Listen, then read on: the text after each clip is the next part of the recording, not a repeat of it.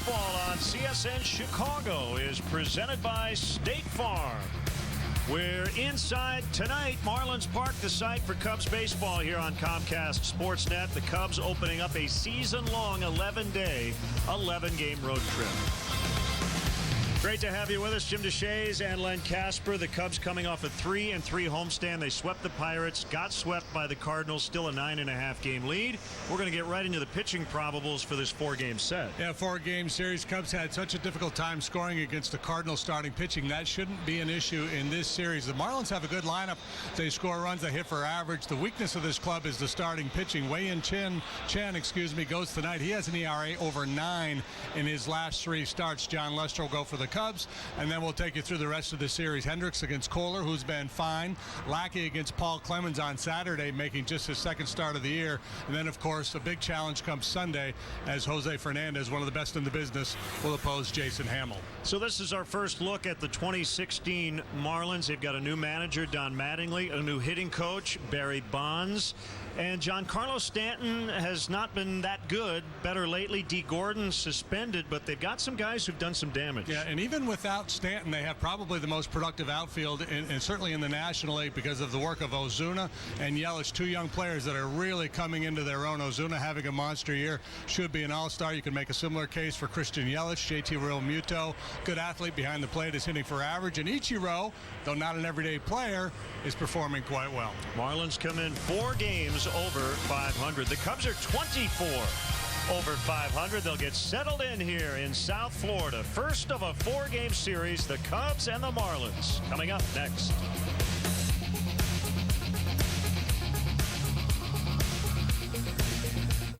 This Camry's got everything I'm looking for. Available features like pre-collision system, V6 engine, Qi wireless smartphone charging. Look at that front grille. Don't forget Toyota Care. Right, Toyota Care. Want to take a test drive? Yeah. Lease a new 2016 Camry with 0 do-it signing and 0 first month's payment. Or get 0% APR for 72 months on Camry. Toyota, let's go places. Now available for kids on DirecTV Cinema. The residents of Zootopia are just like us. They have the same problems. Predators and prey live in harmony and sing Kumbaya. Hey, watch where you're going, Fox. From the creators of Frozen and Big Hero 6. We need to acknowledge the elephant in the room, Francine. Happy birthday. Disney's Zootopia, rated PG. Find movies kids love on DirecTV Cinema. The Drive and Discover event is here at Feeney Chrysler Dodge Jeep Ram in Elgin. Get our lowest prices on our entire inventory. Cars, trucks, minivans, and more Jeeps than we need. All with 0% financing available. Look at this 2016 Wrangler, just $299 a month. Or a 2016 Ram 1500 Quad Cab, $299 a month. Both with 0 due. Or this 2016 Dodge Caravan, only $16,997. Find it at Feeney. FeeneyAutos.com.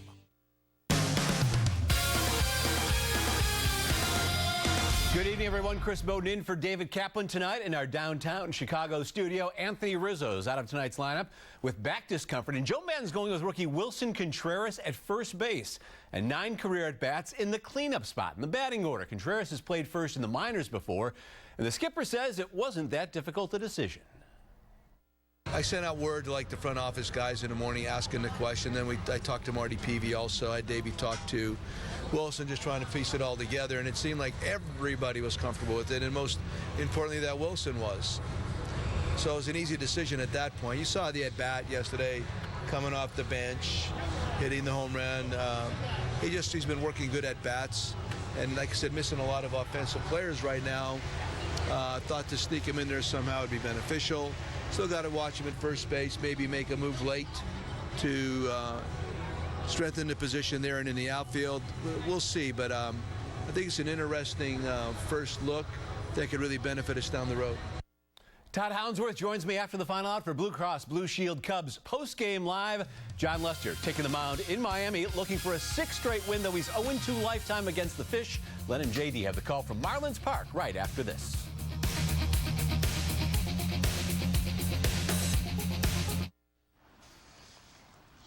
I don't know. I'm thinking right. I think you want to go left. is a place where the right Weber grill might be that one on the left. Pull it.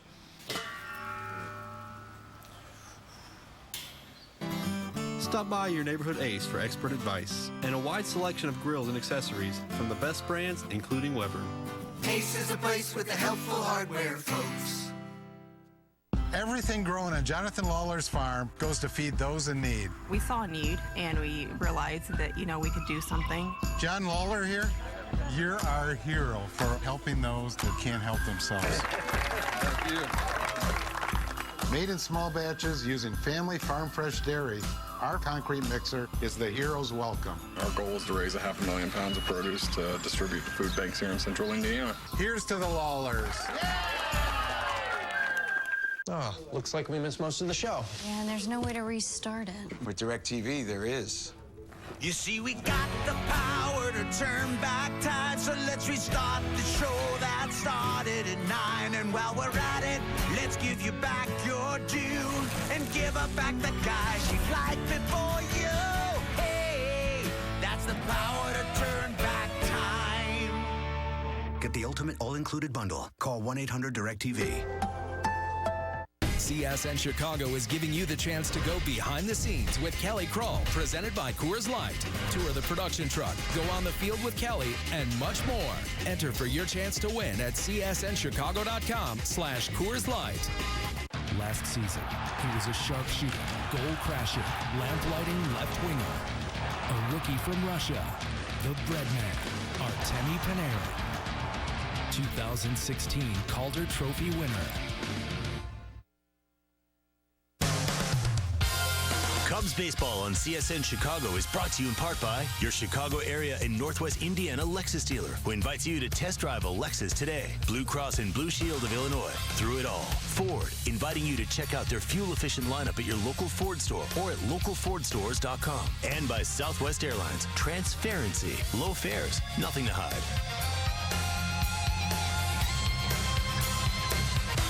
Welcome back to Miami. We're inside Marlins Park. It's hot and it's humid because it's late June here in Florida. And as we get started, happy birthday, partner. Hey, thank you very much. June 23rd. That's a big day. Happy birthday to our colleague Bob Vorwald as well. And my mom, Sharon, celebrating a birthday today. More birthday wishes a little later, but first, it's time now for greater coverage of baseball, brought to you by T-Mobile. Wild game at Fenway today. The Red Sox beat the White Sox, and Big Papi with his 30th double of the season, 614 in his career. Giants a 5-3 winner at Pittsburgh. Joe Panik cleared the bases with a triple. And a big day for Freddie Galvis and the Phillies, a 7-3 winner at Minnesota. And for our Xfinity high-speed action, if you couldn't stay up really late last night, you missed quite a finish in Los Angeles. Here's Vince Scully. Ground ball right by the diving Espinosa, stopping at second, and the ball goes through Taylor's legs. Here comes Kendrick to tie. Puig is on his way. The relay is double clutch. Can you believe it? The Dodgers win it 4-3. The Little League home run for Yasiel Puig. Michael Taylor committed that 3-base error at JD. He went 0 for 5 with 5 strikeouts at the plate. That is a rough night. That's a bad day at the yard right there.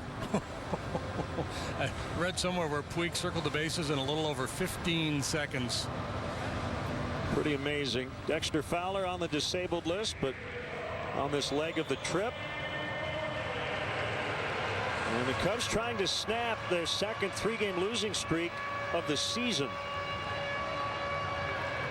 And let's check out the Cubs Southwest starting lineup. Ben Zobrist will be in the leadoff spot. Hasn't done it a lot, but has had a lot of success in that spot this year. Jason Hayward in right. Chris Bryant plays left. Wilson Contreras, he's going to play first base. More on that situation a little later. Javi Baez at third. Addison Russell at short. Miami native Albert Almora Jr. with a lot of family and friends in the ballpark will play center. David Ross, as per usual, catching for John Lester. Cricket Wireless with the Fish defensively. Yelich, Ozuna, and Stanton, a very talented outfield trio here. Big arm on Giancarlo Stanton out there in right field. Run at your peril on him. Prado Echeverria, who's a very slick at shortstop. Rojas Johnson on the infield. JT Real Muto is behind the plate. And the Lexus pursuing perfection starting pitcher, and he's probably just pursuing a good outing because it's been rough for Wei-Yin Chin of late. A 9.88 ERA over his last 3 ball games. He has pitched just 13 2/3 in those 3 starts, allowed 23 hits and 7 home runs. You see the numbers for the year: 4-2 with a 5.22 ERA. Signed a 5-year, $80 million free agent contract back in January after a pretty successful 4-year run with the Baltimore Orioles. That's Vic Carapazza behind the plate tonight. DJ Rayburn will be at first and spinning some records down in South Beach after the game. Bill Welke is at second, and the crew chief is John Hirschbeck at third. And the leadoff man is presented by Binny's Beverage Depot. If Ben Zobrist gets a hit, Binny's Beverage Depot will donate $100 to the Greater Chicago Food Depository. Here we go. Chen facing the Cubs for the first time in his career. Fastball just missed the outside, and we are underway from Miami. Zobrist, the one Cub that has seen a fair bit of Chen because of their days together in the American League. Popped up right side. Miguel Rojas, the second baseman, will grab it. 2 pitches, 1 out. Yeah, expect a lot of outs in the air with Chen on the mound. He's a fly ball pitcher. And as I mentioned, the home run ball has been a big problem for him this year. 1.7 home runs for every 9 innings pitched. That's the 3rd highest home run rate in the National League. Fastball, slider, changeup, and a curve. Very good command when he's right. Jason Hayward takes a strike on a fastball at 91. Another happy birthday wish. Cubs director of ticket services Brian Garza celebrating a birthday tonight as Hayward cranks one to left, but it will land in the mitt of Christian Yelich. 2 outs. One change in this ballpark. They did what most teams do after a few years in a new facility. They've moved in the fences out in center and right center. It is still a pitcher's park, but not quite as drastic as it once was. You can see the new shrubs out there in the batter's eye. That black wall in the back, that was the old wall. So they've moved it in center field 11 feet, and the height of the fence is lowered a little bit as well.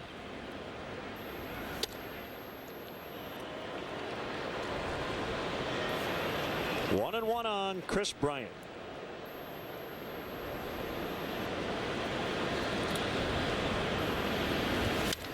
And fouled back.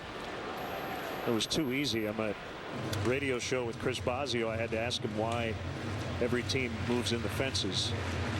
And his response was? Everybody likes offense, but pitching and defense wins.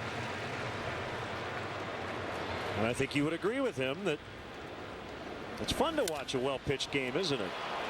There's a base hit for Chris Bryant to keep the first inning alive. Yeah, and I would argue that it's I mean, you move the fences. If the fences are back, it suppresses home runs, but a big ballpark could still yield plenty of offense, doubles and triples. I like a ballpark with maybe a short porch down one line, you know, something quirky like that, some funky angles. This is pretty big everywhere. 335 down the right field line, 344 down the left field line. Really big to the power alley in right center, 392. Yeah, so it's a big yard.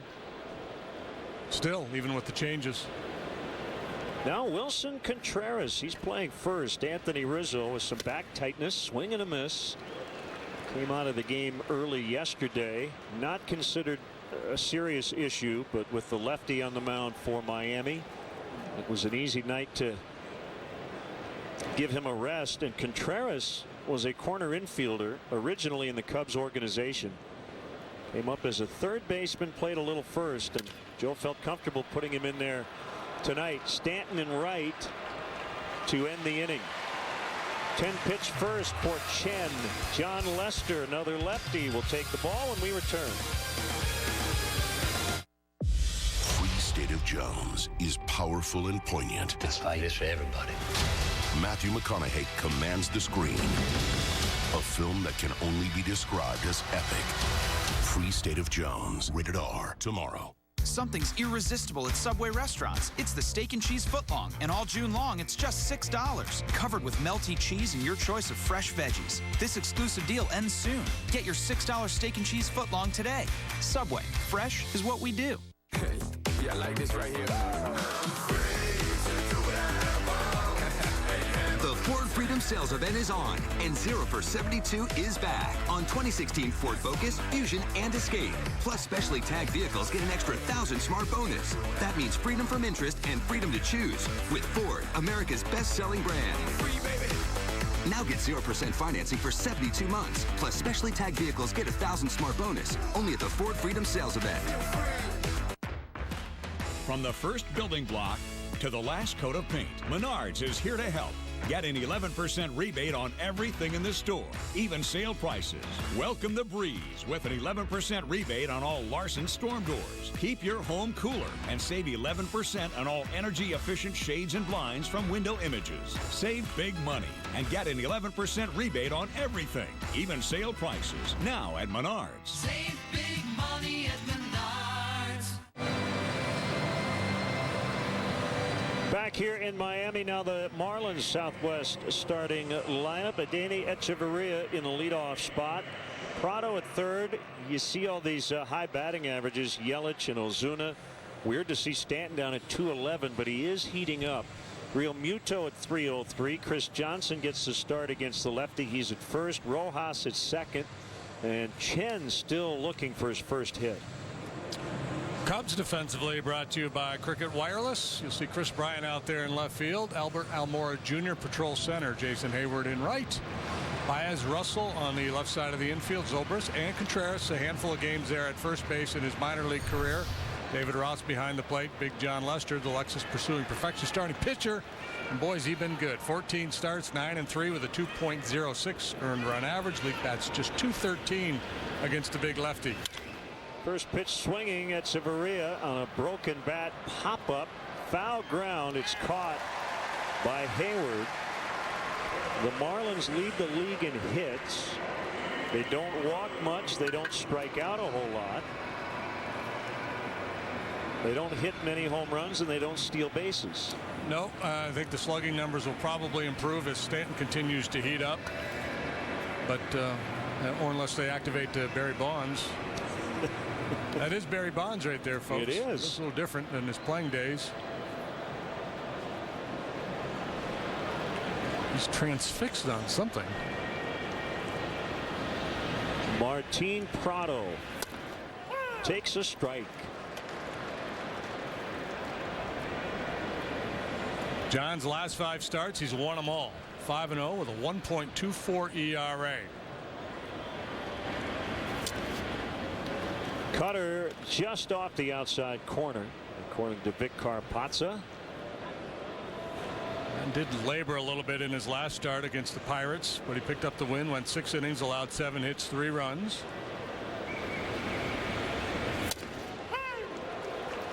2. As you heard the home plate umpire scream, 1-2.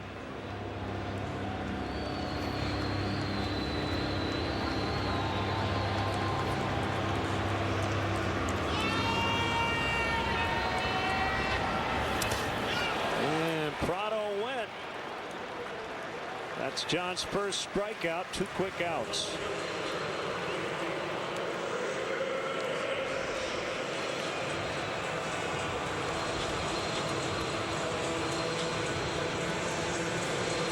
Lester off to a good start. It's Prado swinging at this cutter down and in. Prado, a guy who generally controls the strike zone very well, doesn't strike out much at all. Now the left fielder, Christian Yelich.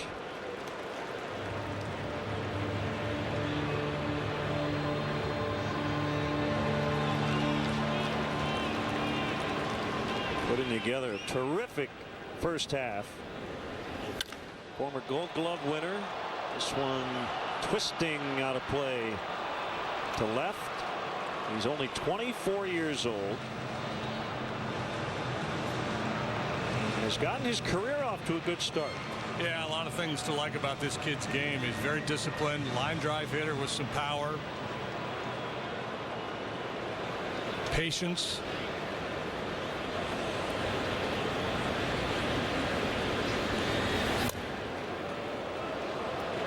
One and two. More of a ground ball line drive type hitter now, but you could see him, the type of hitter, the skill set where he can make some adjustments to a swing and start to hit the ball out of the ballpark with a little more regularity. It's not uncommon to see that with a young hitter. Swung on and missed. Lester goes 1-2-3 with a couple of punch outs. 0-0 after one from Miami. The Honda Take Home a CRV sales event is here with incredible deals. Loaded with standard features like Bluetooth hands-free link and a multi-angle rearview camera. It's no wonder the CRV was named a Kelley Blue Book's KBB.com Best Buy for 2016. Hurry in to the Take Home a CRV sales event and get a great deal today at your local Honda dealer.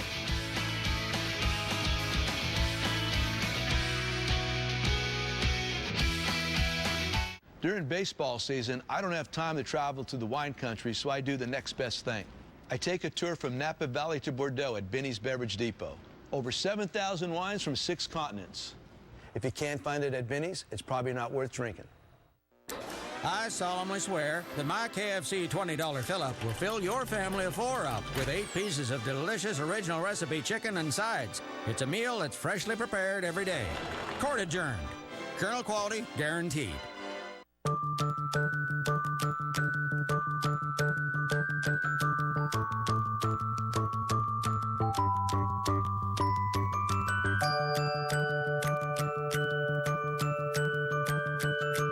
Your home, your auto. They just go together. Combine your home and auto insurance with State Farm. Save time and money. Just another way we're here to help life go right. Talk to your State Farm agent today. Cubs baseball on CSN Chicago is presented by State Farm. Well, it was on this date, June the 23rd. The Coors Banquet Timeless Moment. 2003, Barry Bonds became the first ever 500 player. He would finish with a record 762 career homers, 514 stolen bases, 2,558 walks. Javier Baez sends one foul.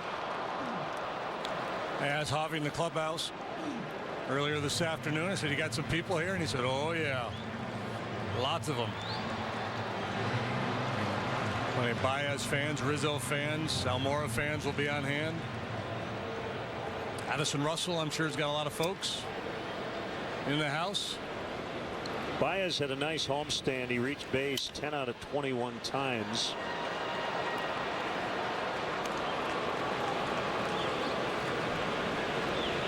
Miguel Montero feels a lot better today. He might be back in the lineup tomorrow after exiting with the right knee issue yesterday. And Joe is thinking about Wilson Contreras in the outfield tomorrow night as Baez chops one to Prado for the out. One thing we know about Joe Madden, he is not afraid to throw the kids into the deep end of the pool. He did it with Chris Bryant last year in the outfield, and Wilson Contreras, to keep his bat in the lineup, may play more than 2 positions this weekend. Yeah, well, you know, when you carry 3 catchers, it's nice to have the flexibility where one of those guys can play multiple positions, and why not find out, see if a guy's comfortable in a certain spot. Here is Russell, and he takes a strike. Joe really liked the way Contreras answered him when he asked him about his comfort level at first. Kind of read his body language, liked how he gave him a, "Yep, I'm good there. Don't worry about it. I'll handle it." Yeah, and I think, being a former third baseman, there's certain nuances to the position that might be a little prickly for him, but he should be fine. The one thing that, I'm not sure about that.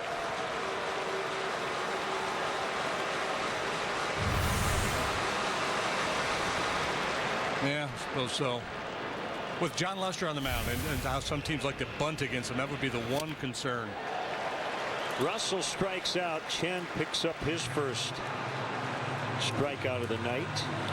And I don't think it's so much a concern that Contreras is there. It's just a concern that Anthony Rizzo isn't, because Rizzo's so good at defending the bunt play.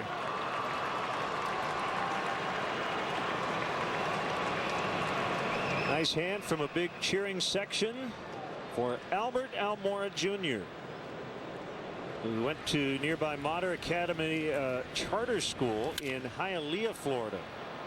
Rainbow to right, long run over for Stanton, and he's there, and that's the inning. And Chen has only had to make 18 pitches here through 2 innings.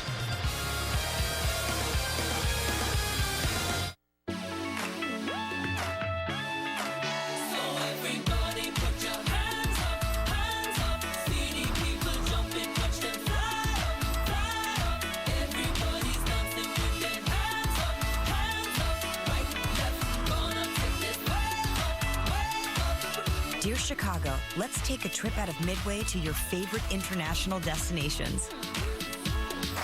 With love, Southwest.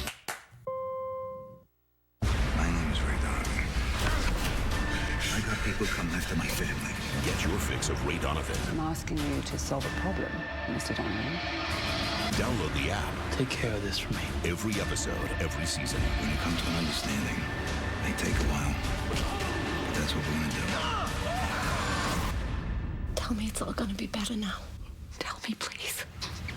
Ray Donovan, seasons 1 through 3 now available only on Showtime. Start your free trial now.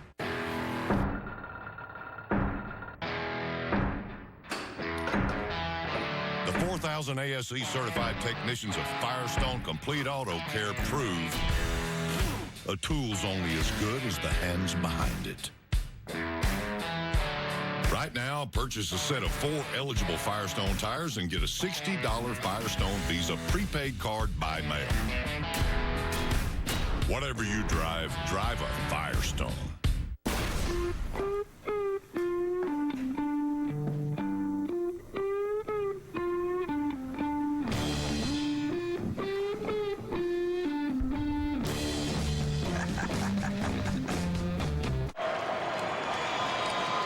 Cub fans, we want to hear from you during today's game. Use the hashtag Cubs Talk on Twitter and be sure to follow @CSN Cubs all season long for the latest news on the boys in blue.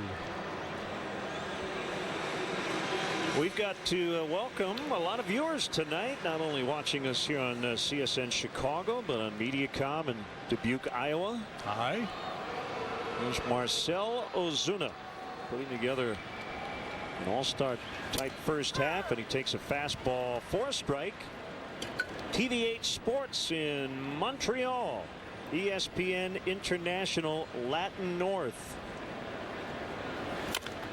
Fox Sports Africa. And those viewers watching on MLB Network, welcome. So it's a diverse group we've got tuning in here tonight.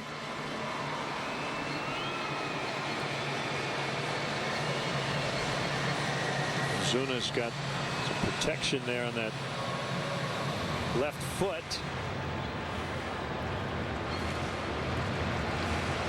Ozuna putting up very big numbers. 15 home runs, 323 batting average, 571 slugging. He's been wearing out left-handed pitching.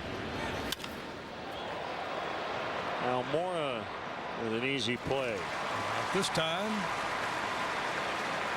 Now Giancarlo Stanton, who had really been slumping until very recently. On June 15th, which is 8 days ago, his batting average was down to 193 after a 29-game stretch during which he batted 118 and slugged 216. And he's 8 for 21 over his last 5 games.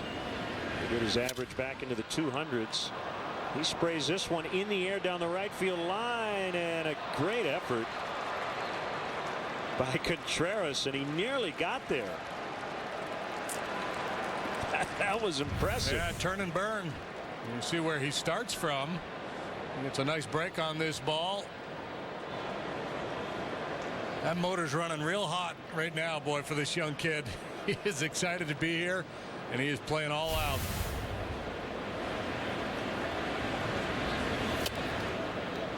Inside on Stanton, 1-1. A year ago, already had 25 home runs.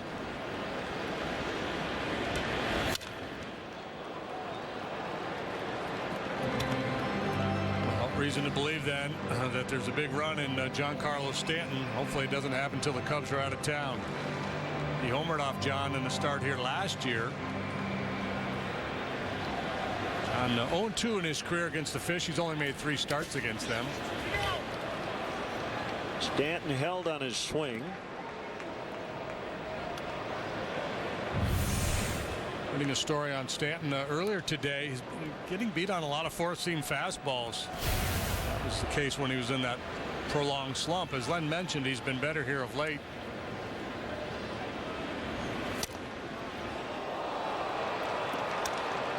Full count, 3-2.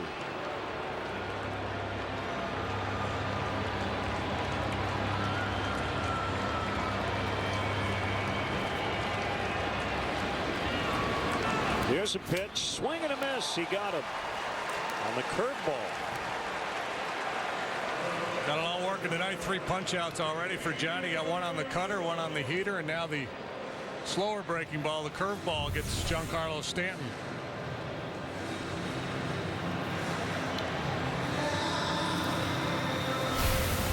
He has struck out more than a third of his plate appearances. JT Realmuto, 4th among major league catchers in batting average. He just hooked one foul into the 3rd deck. You get the sense this game is being played with a timer. I mean, guys are going up there just hacking. Yep.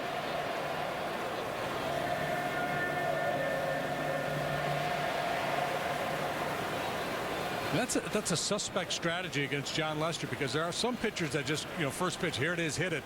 Not him. I mean, he's always trying to make a pitch.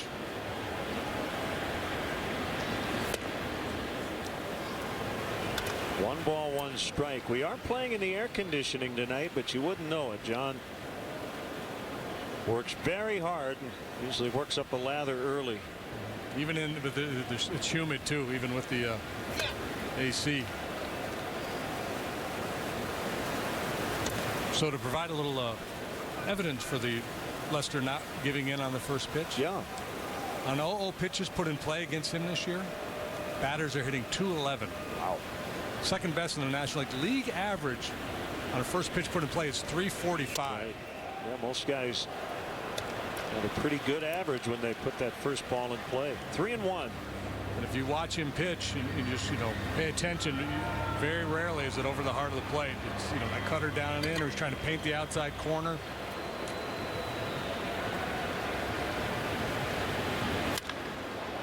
Other ball hit a ton, but way foul.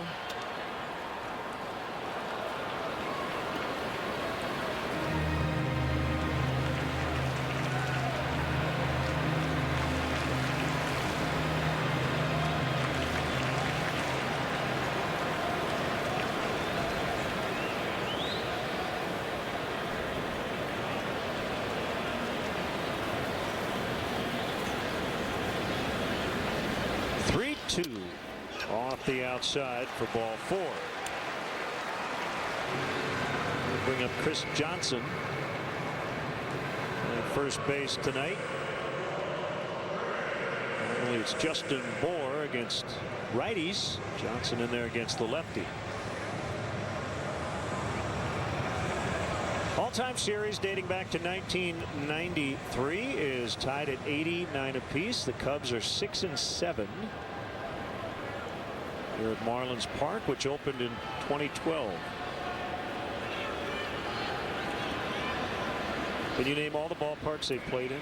Pro Player Stadium, Joe Robbie. It's two of the names of the same place. Sun Life. Sun Life, yeah. Marlins Park. Yes. Ross makes a catch. The Arthur Stadium. Dolphin Stadium and Landshark. Remember Landshark. Briefly, Landshark Stadium. Andy Graham. Knock. Who's there? Scoreless after 2.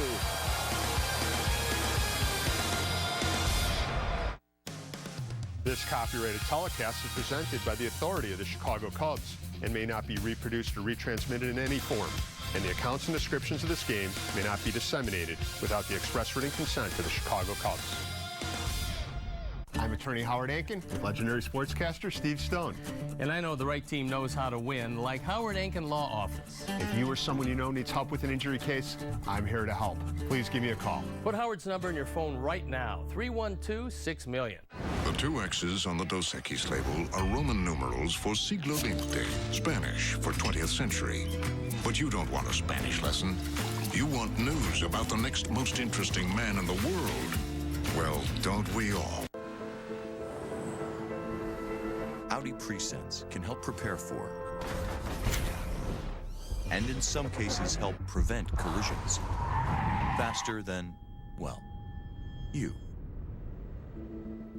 This is how an Audi earns its rings.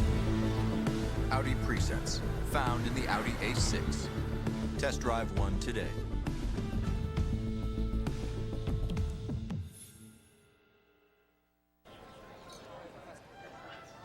Summer's here, but we're the ones bringing the heat.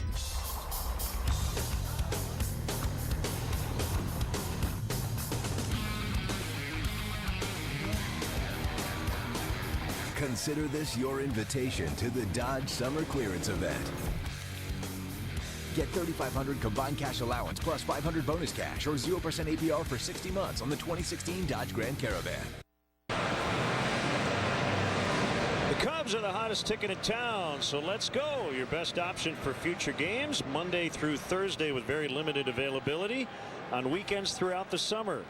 Don't wait, plan now. Visit Cubs.com today.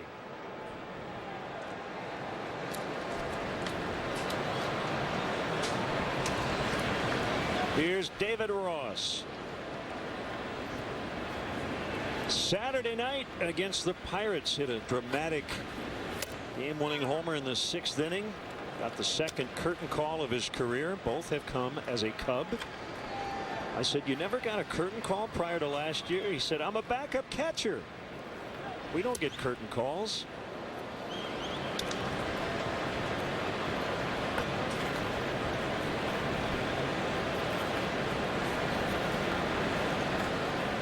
The 1-1 from Chen.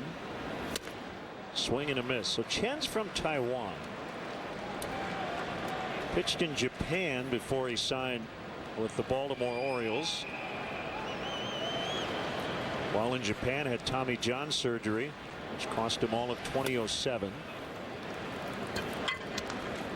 You see his birthplace in the media guide. It's pronounced Kaohsiung. Ross deep left and foul. Home run distance. Thought he was going to give it a Carlton Fisk to keep it fair. Yeah, a little body language, try to will it into fair territory. A little dance step, a little hitch and go. I'm watching, I'm running, I'm watching.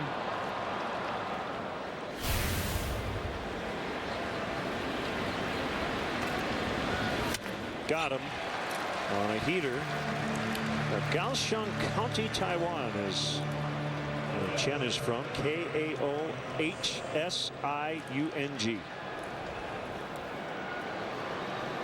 Pitched in the Olympics. 04-08. And in Japan, employed by the Chunichi Dragons. Strike on Lester. Well, gaining confidence, no doubt, as he rolls along here tonight after going through a real rough patch. 46 and 32 as an Oriole. and obviously high expectations signing that multi-year deal here. Figured to slot in behind Jose Fernandez. He was their opening day starter. The Chen.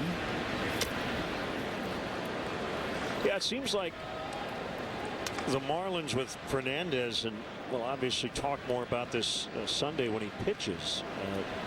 They've really mapped it out pretty well to keep his innings in line. He actually had his last start pushed back. And I go back to Steven Strasburg a few years ago. He started on opening day, and they basically threw him out there every 5 days until he ran out of innings in early September. I think the goal here is they'd like Fernandez to pitch all the way to the end of the season and still have a few innings left for possible postseason if they make it. Lester grounds out, 2 away.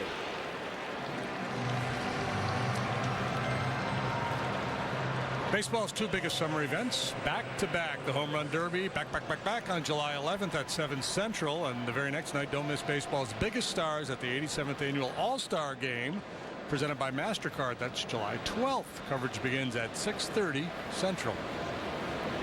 We give you everything. It's back-to-back, and even though we say 11th, we're going to let you know that it's the 12th, just so there's no misunderstanding. Next year's All-Star Game will be played here.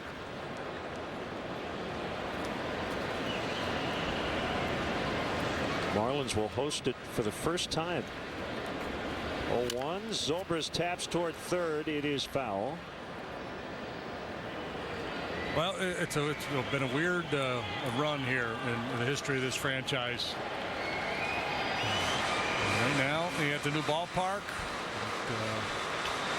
Not putting a lot of fannies in the seats. Near the bottom of the league in attendance. I'm looking for World Series banners hanging. I don't see any. Gotta be something somewhere, right? Oh, there they are. Way out in the left. Not very prominently displayed. That's what I mean. I mean, they've had a lot of really ugly years, but along the way they've managed to win 2 World Series. They have never won a division. They were a wild card team both those years. Yeah, 2012 first year of this park. Remember, they famously or infamously spent a ton of money. They had Ozzie Guillen as their manager, and then they dismantled pretty quickly because it did not go well. Yeah, and that's it's kind of been their story. They dismantle after success. It's Jeffrey Loria, owner and CEO, bought the team prior to 2002 after selling the Expos to Major League Baseball.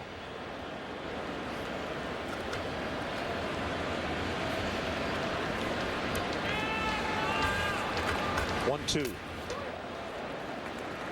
2-2. Zobrist very familiar with Chen, facing each other in the American League East. 15 out of 41 lifetime.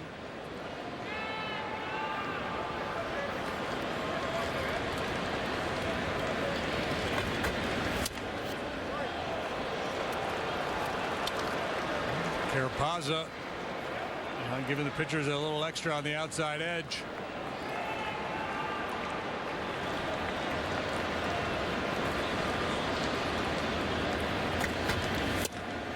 Ball, strike 3, and the inning is over. Cubs with just 1 hit through 3 and no runs were scoreless midway in the 3rd.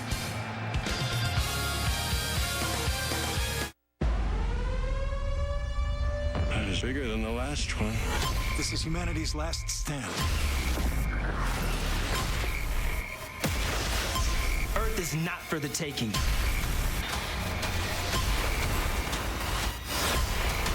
Strap in.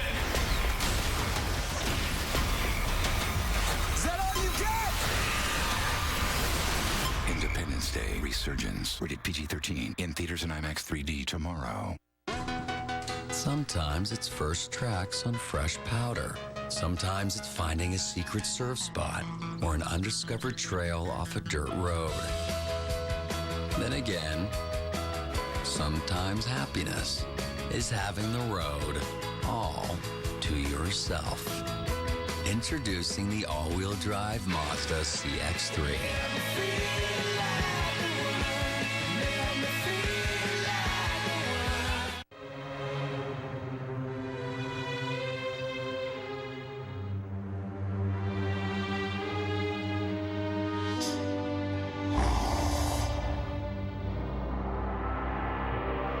Steak used to cost an arm and a leg. But now you can get new tender braised steak and melted cheese wrapped in a warm flatbread for just $1.49. Taco Bell steak flatbread sandwich. Eat it for them.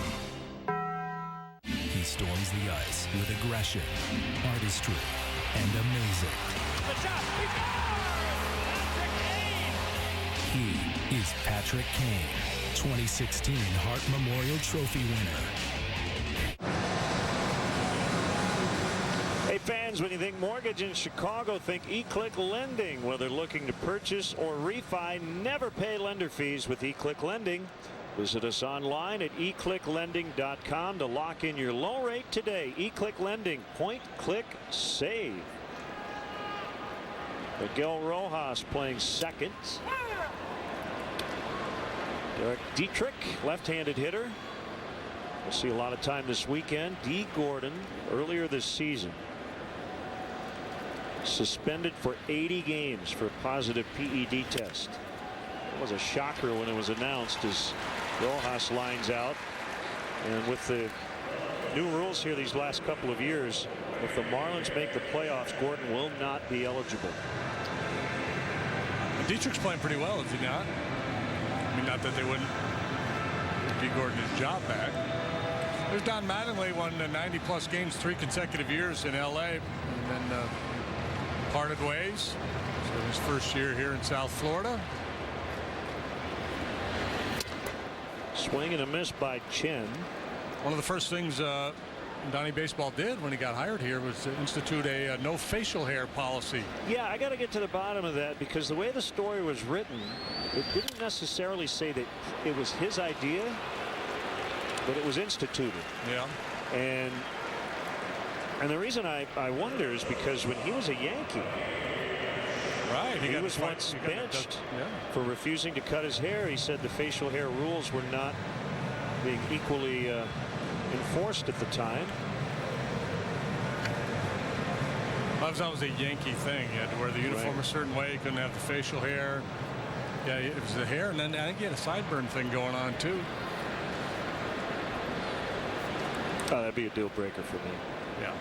Here's Echeverria as he shows bunt and takes the pitch low, or rather outside for a ball. Glove first guy, Echeverria. 244 now. $189 versus left-handed pitching this year. In the past has performed well against southpaws.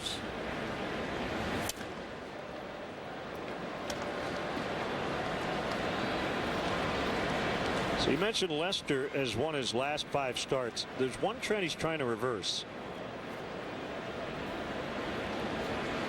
That being his last 4 starts.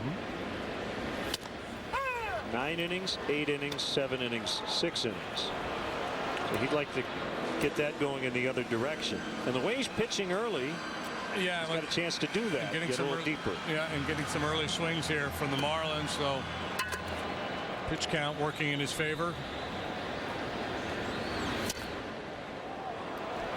This is a battle of wills. He continues to try to pick away at that outside corner, and he can't get Vic Carapazza to open up that zone. Doesn't want to start throwing it over the big part of the plate, but he's probably going to have to make a little bit of an adjustment.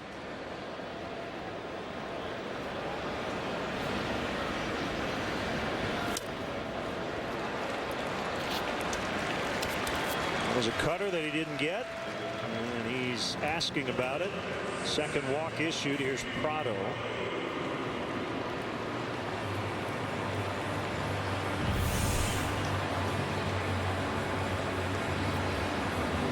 Just a skosh off the inside corner, but you get a sense of what the hitters are up against when you face John Lester. I mean, he is so tough-minded and has such good control.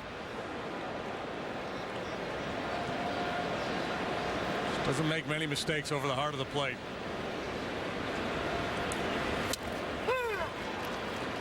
Prado has done his best work on the road, hitting over 400 away from Miami. 228 here at home going into tonight.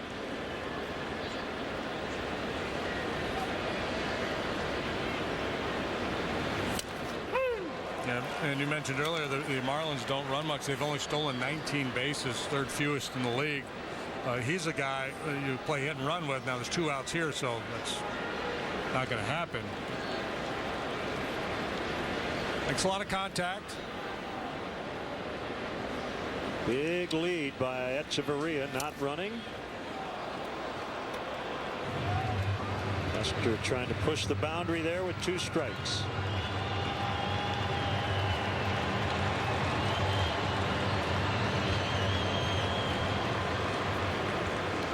Prado struck out first time on a cut fastball down and in, well short of the plate.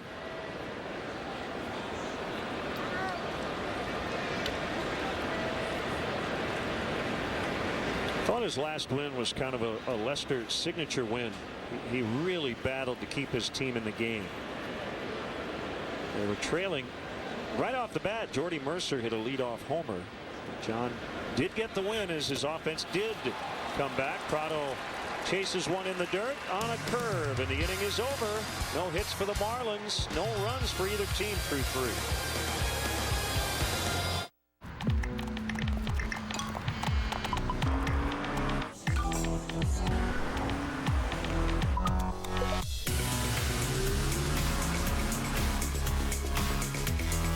Some things are simply impossible to ignore. The strikingly designed Lexus NX Turbo and Hybrid, the SUV that dares to go beyond utility. Lease the 2016 NX Turbo with 0 due at signing for $409 a month for 36 months. See your Lexus dealer. When a moment turns romantic, why pause to take a pill?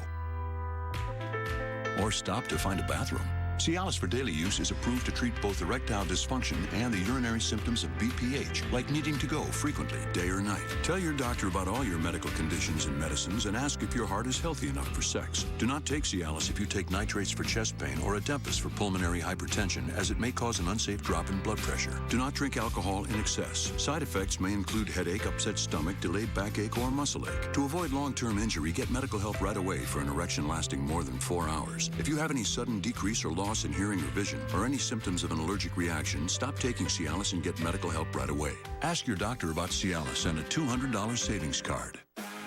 T-Mobile hit it out of the park. We doubled our LTE coverage to cover over 305 million Americans. And our new extended range LTE goes 2 times farther and works 4 times better in buildings than before. Switch to T-Mobile for major league coverage today. The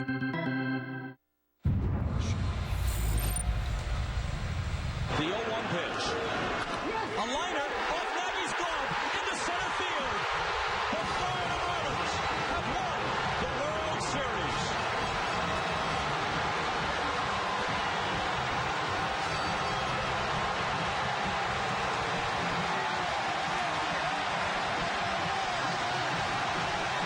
First of the 2 World Championships.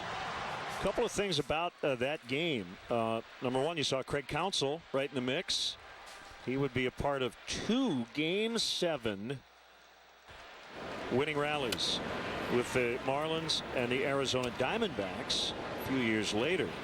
The other note is that game was started by Al Leiter, who was sitting about 11 feet to our left. Broken bat, floater into center, and it'll drop for a base hit, and it gets by Ozuna. Hayward to second. He's going to try for 3. And he's in, and the ball airmailed, and it hits the boundary right in front of the dugout. So Hayward at third with nobody out. And listen to the Cub fans in attendance here. You saw the Puig Little League home run earlier in the ball game, the highlight, and Jason Hayward just misses one himself. This is uglier than that feature out there in center field. A little routine center base hit, and Ozuna just completely butchers it. And then the throw in towards third base almost goes into the stands. A single and an error on Ozuna.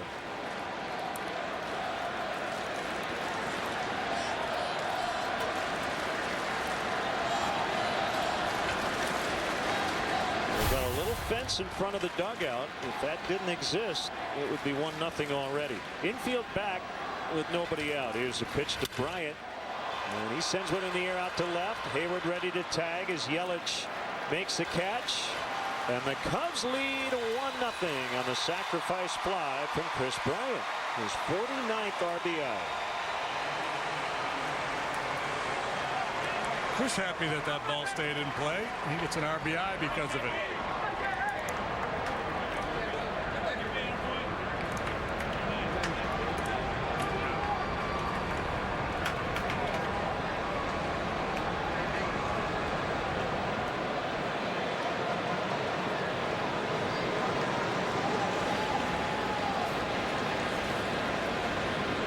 Here's Contreras.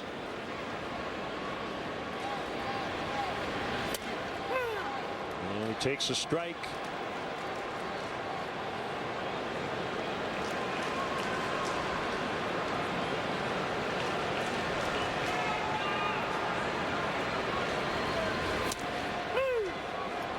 Oh, 0-2. You mentioned Chen with the 5-year free agent contract.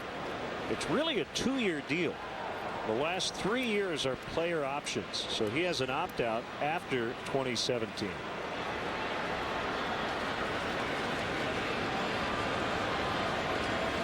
It's that elevated heater. Too elevated to make Contreras think about it. Now Chen has to exercise those 3 options together within 4 days after the 27 World Series.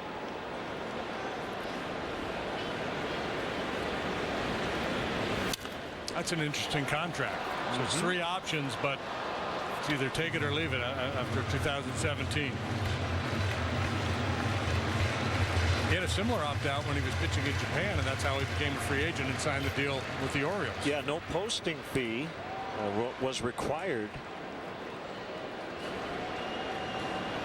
as he signed with Baltimore.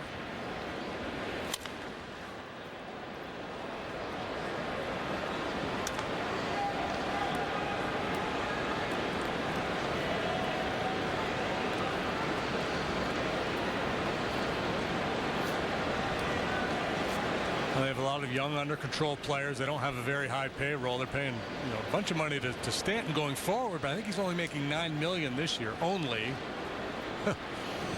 Right. That jumps to 14.5, and then it'll be at least 25 million for quite a while. Diving stop, Echeverria throw to first, save. Contreras beats it.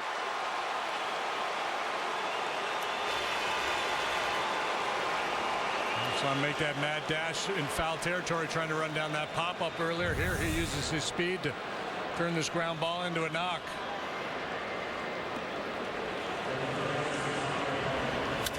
And Echeverria, he does everything right. I mean, he was quick to his feet.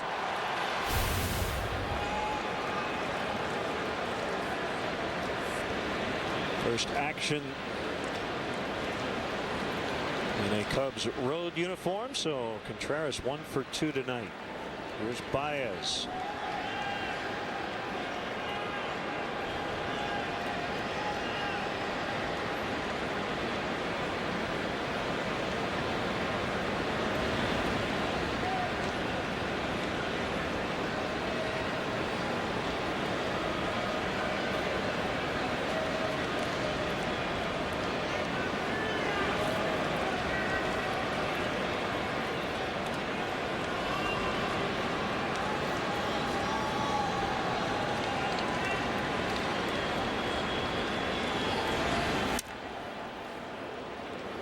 Curve misses. Ball 1.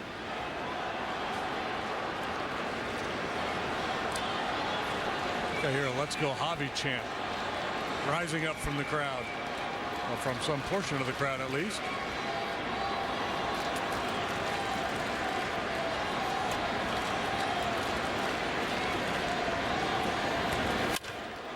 Line shot deep left. It'll get to the barrier. Contreras on his way to third. Baez to second. He's got a double. And the Cubs trying to add on here after already taking the lead. There's a pretty good exit velocity on that one. That ball was really blistered by Baez. This ball intended to be outside corner, has a little cutting action into the heart of the strike zone, and that is one powerful swing of the bat. Waggle, waggle, whack.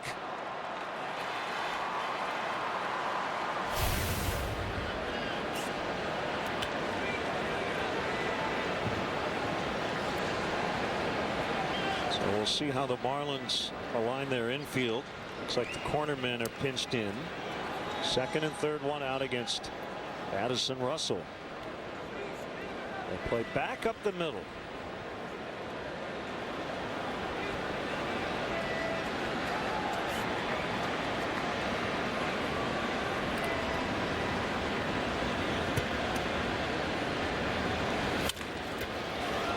And that's going to keep the runners right where they are as Russell grounds to third. 2 down.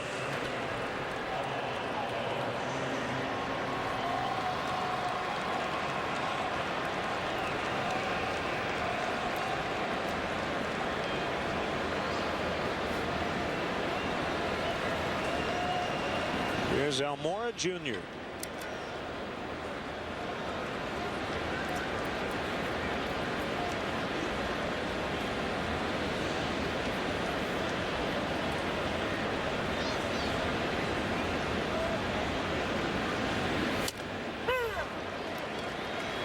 Strike called, and Real Muto will meet Chen halfway.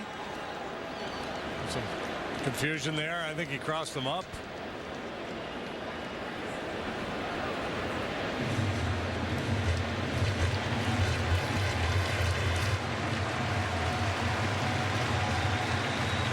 Almora Jr. with a chance to pick up Addy here.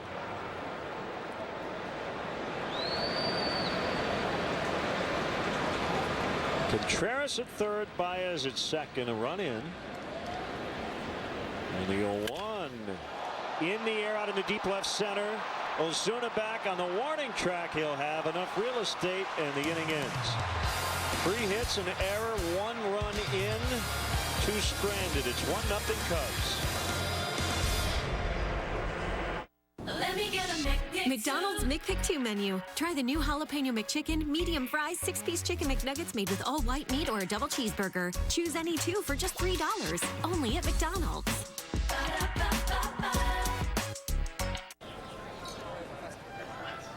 Summer's here, but we're the ones bringing the heat.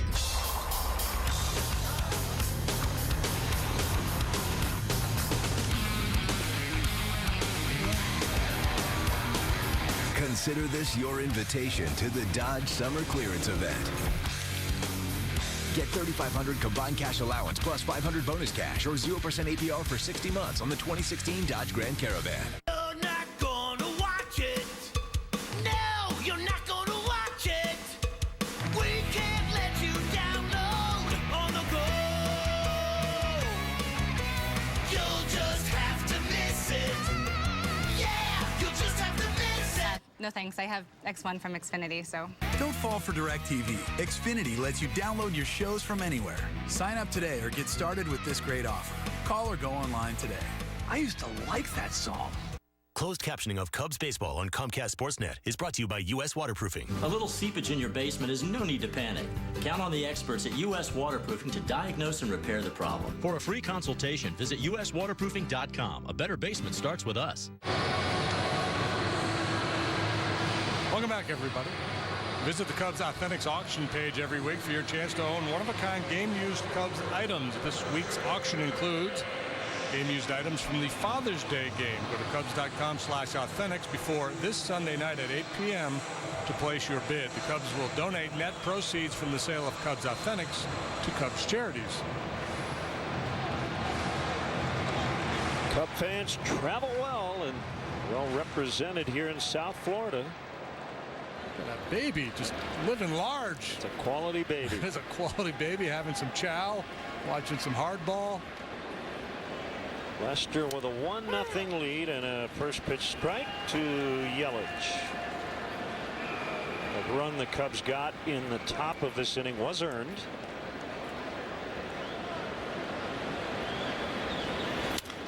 Fouled away. How about that? 11 out of 12 first pitch strikes from John Lester here tonight. He's intense. He's got his game face on him. Yeah, he always does, but tonight he's maybe up a notch. Team's lost 3 in a row. So, come on, boys, jump on. I'll carry you.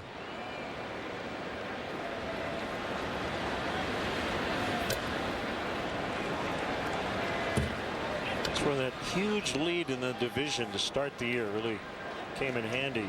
Cardinals picked up 3 games on the Cubs with that sweep, but they're still 9.5 out. Cardinals are off tonight. They'll play in Seattle tomorrow. There's a base hit, and the Marlins have their first hit of the night. Leadoff single by Yelich here in the 4th. No surprise that it was Yelich.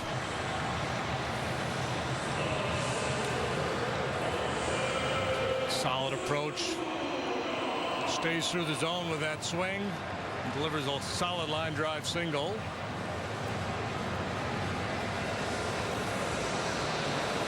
Now, this is a cat you got to watch out for. Ozuna against lefties this year, hitting .417. That was coming into play tonight with an .833 slugging percentage.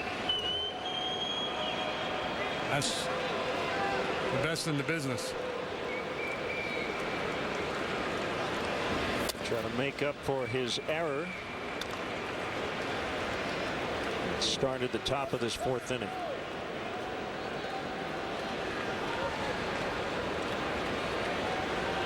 He had a 36-game on-base streak earlier this season, the longest such streak in the majors in 2016. 2-0. Well, last year he struggled early, and did they send him out at one point? Or? I think they did. Yeah. Yep. Seemed a little irrational. Yeah, he went back for about 3 weeks in the middle of the year to AAA.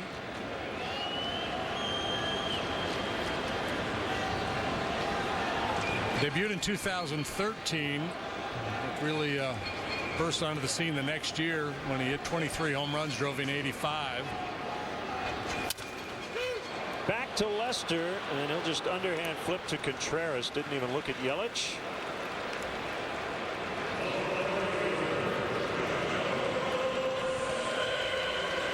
Yeah, it's been in fire to second, not in John's comfort zone, and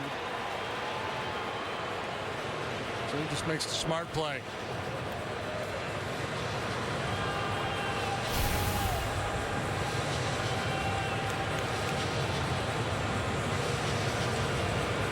So tying run now in scoring position here, Stanton.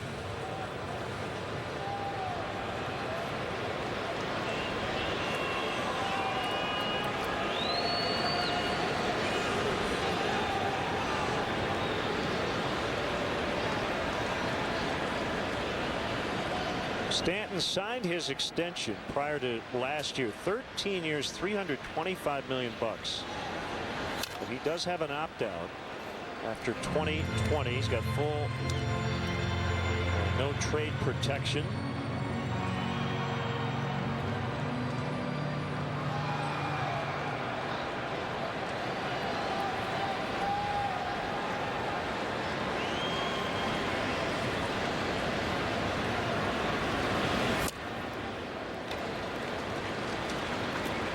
Stan just 26 years of age.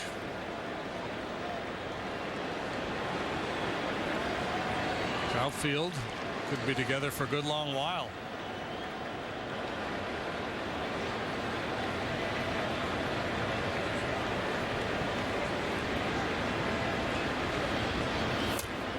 Seems like if the Marlins are serious about contending for a wild card spot or even running down the Nationals in the division, they would need to add some starting pitching. Yeah, I think that's fair to say. 4.5 games behind the Nationals, 1 game behind the Mets. Yeah, they're in the wild card mix for sure. Currently 4th in the wild card, top 2 make it. So 1 behind the Mets, who are in 2nd, a half game behind the Cardinals, who are in 3rd. Runner goes, Yelich got a good jump, and he is out. What a throw by Ross. It took a perfect throw to get him, and Ross delivered. And the tag by Baez. Yeah, and John Lester, you know, a lot of pitchers will use a quick slide step with the man on first. He still gets rid of it in a hurry when there's a man on second. Maybe not to the degree that he does with a man on first, but that's all about David Ross. And boy, has he been a weapon. And these teams try to exploit John's inability or lack of desire to throw to the bases. He said, I got you covered, big fella. Two outs, nobody on. 3-2 now on Stanton. The great hands by Javi Baez. How many times have we seen it? Last spring, 2 springs ago, Joe raving about his tagging ability. In the air, deep right. Hayward at the wall, and she's gone. And we're tied at 1.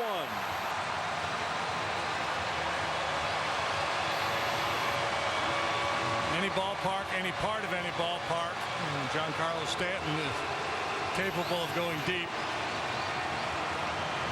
It's number 14 for him. He got one off John Lester last year. John's start here in Miami.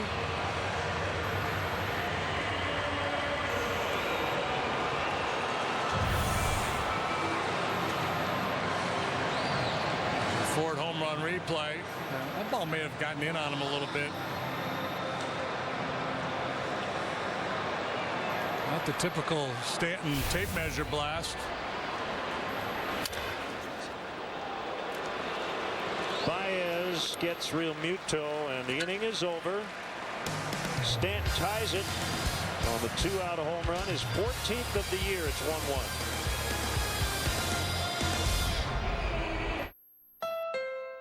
Honda knows in today's hectic world, it's good to leave everything behind. But when it comes to your car, you want to get everything you can. It's why we put a multi-angle rear view camera, text message reader, and dual zone climate control standard in every 2016 Accord, with a redesigned body to match. Nothing compares to a Honda. The restyled Accord, the best-selling car in America. The simple truth is, sometimes life isn't just. Someone crosses over the line, the best laid plans fail, or the sky falls, and lives are changed forever, and people suffer. And when that happens, you might find a system that is not just. That's the reason I began my career, because even when life isn't just, there can be justice, and everyone deserves justice. Bill Jacobs Mini online feedback. The most amazing car buying experience ever. Customer service was excellent. I'd recommend them in a heartbeat. Great experience. Right now at Bill Jacobs Mini, get 0% financing for up to 72 months on all 2016 Mini Countrymen. That's Bill Jacobs Mini. Honestly, the best experience I've ever had buying a car.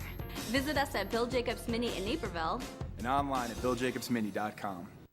Cubs, Marlins, tomorrow at 6 on CSN.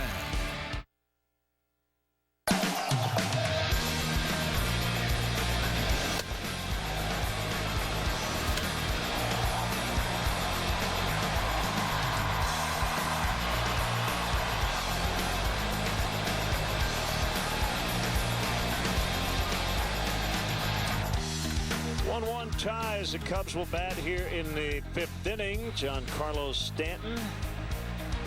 Unfortunately, his bat is starting to heat up. And he's always been good against the Cubs. By the way, he does not wear the face guard, the extension, against lefties. But you'll see it against righties.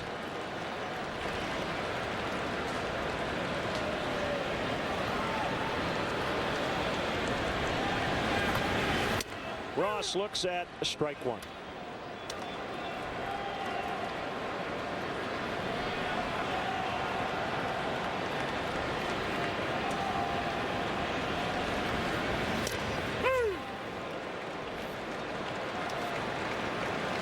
Her 11th career homer for Stanton in 106 at-bats against Cubs pitching over the years.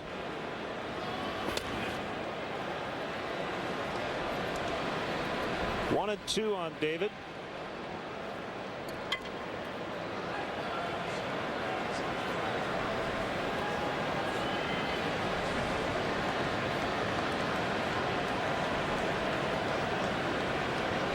Chen with the pitch, and Ross could not hold. Strike three. It's a different Chen we're seeing tonight than Marlin fans have seen over the last month or so.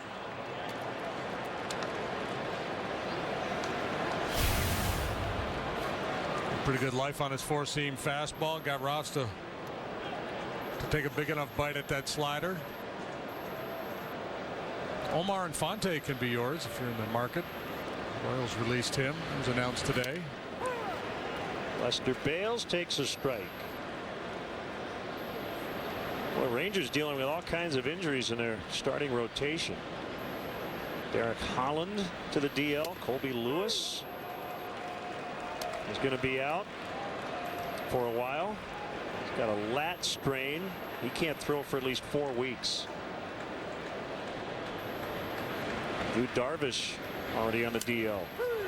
Called strike 3. You see the Rangers record? I think they're only a game and a half behind the Cubs for the best mark in baseball. Winning a lot of games. A lot of close games they've been winning. On Wednesday, July 20th, sit ringside with Cubs manager Joe Madden and Cub players for the second annual Respect 90 main event at the Wintrust Bank building in Chicago, which will feature several local youth boxers at various skill levels, as well as a special main event bout. A portion of the proceeds will benefit youth boxing programs in Chicago's underserved communities. To purchase tickets, buy a table, visit Cubs.com/Madden. Strike called on Zobrist. Tigers beat the Mariners 5-4 in 10 innings in Detroit. Adrian Sampson was scheduled to start for the Mariners. He left the game before throwing a pitch. It was supposed to be his second start in the big leagues. Made a warm-up pitch, and then he was done. Right elbow discomfort. So Vidal Nuno became the starter of record, but Sampson's name appeared in the box score in the pitcher's spot in the order.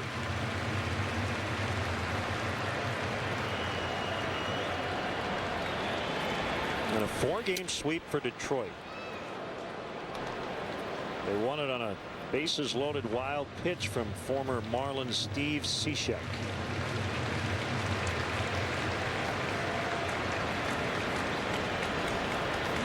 Two and now full.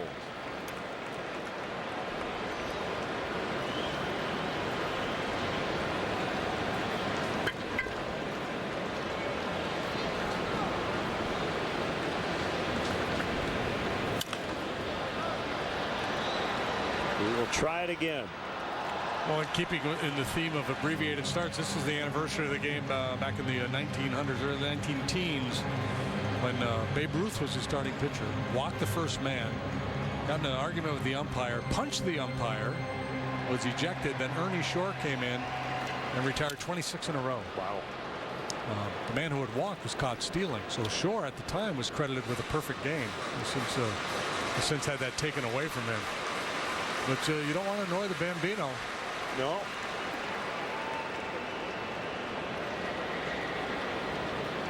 Ruth was suspended for 9 days and fined $100. Deflects off the glove of Chen. Rojas will make the play. Would you say that day the Babe was ruthless? He was indeed. And his team ended up being that way too.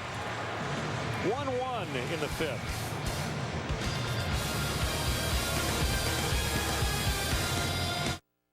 You ever feel like you're spinning? Like you're stuck in the same place in life? Just going round and round and round? Yeah, man. Been there. No, actually spinning. Oh, we can fix that by going to Midas. They have a great selection of tires. Sorry, Doug. I thought you were trying to get deep. Get up to $70 back on 4 select Michelin, Goodyear, or Cooper tires. And up to an additional $70 back with a Midas credit card. Make an appointment today at Midas.com.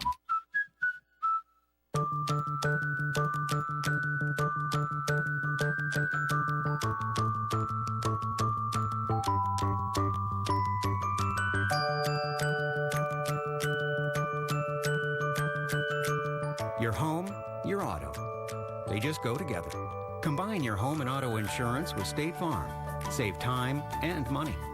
Just another way we're here to help life go right. Talk to your State Farm agent today.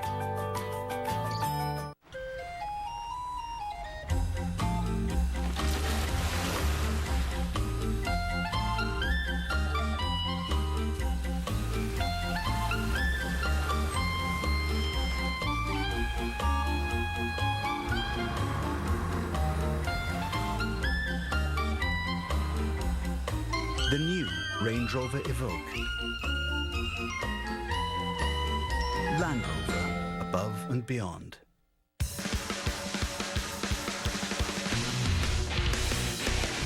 Hi, everyone. Chris Bowden pinch hitting for David Kaplan tonight, and this is your Coors Light Cold Hard Facts Sportsnet Central update. The NBA draft is tonight. The Bulls hold the 14th overall selection at 10:30. We'll bring you Draft Central. Mark Shanowski anchors our coverage from the Advocate Center. He'll be joined by Kendall Gill and our CSN Chicago.com Bulls insider Vincent Goodwill to break it all down. That's tonight at 10:30 on Draft Central. Todd Hollandsworth and I will see you later on Post-Game Live. For now, back to our version of Crockett and Tubbs. Len and JD in Miami. Chris, nice to hear your voice. Thank you. 1-1, Cubs and Marlins. Chris Johnson, the batter. Here's the 0-1 from Lester. Now 2 strikes on the veteran corner infielder. He likes to swing the bat. Yeah, he's a line drive hitter. Doesn't walk much. Never hit for a lot of power. Chipped away at his playing time in recent years.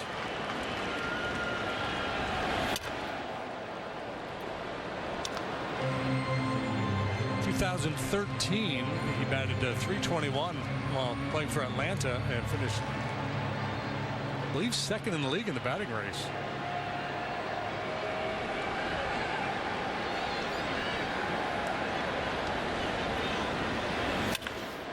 Line shot foul.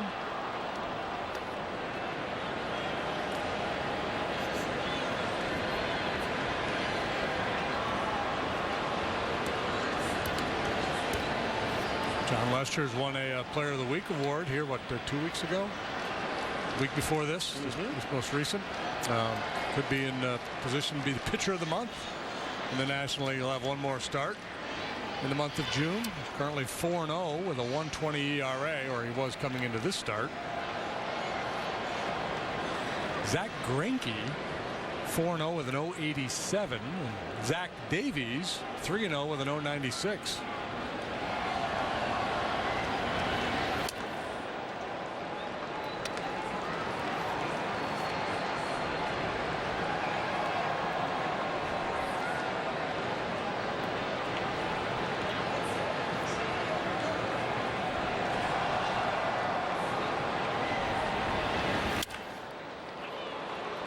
On the ground to Baez. High throw, tag applied, but late apparently.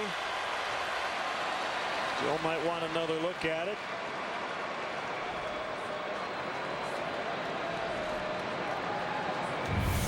A fairly routine play, but the throw sails on Baez. Contreras, yeah, I think he got the tag on him. I thought he did at first look.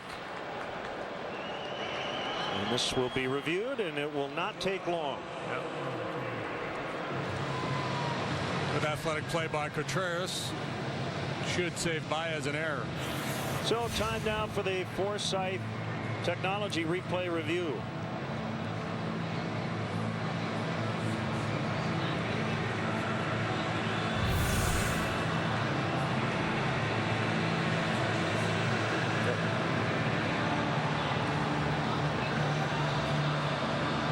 I'll push all my chips in on this one.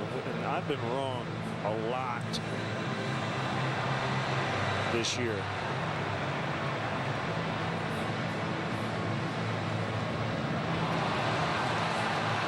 Usually you can gauge, by the home crowd, but there's so many Cub fans here. I think the cheering is Cub fans cheering that, yeah, he's going to be out.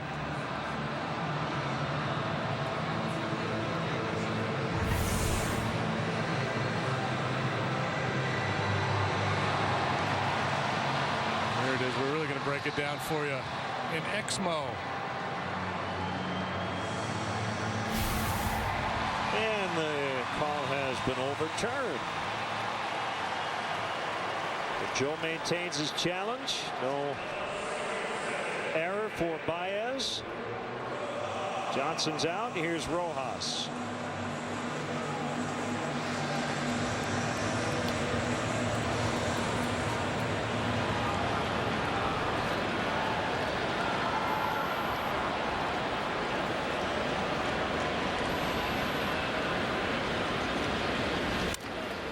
Running to third, Baez will barehand, and he'll throw, and he throws it away. And Rojas has got to head back to the bag quickly because he did make one quick movement towards second. That's one Javi's just got to eat, but it's hard to take that aggressive nature out of his game. Yeah, he makes so many spectacular plays. When you tell him to, rein it in, and it's just a matter of kind of settling in at the big league level and getting a sense of who can run and who can, and relying on that internal clock.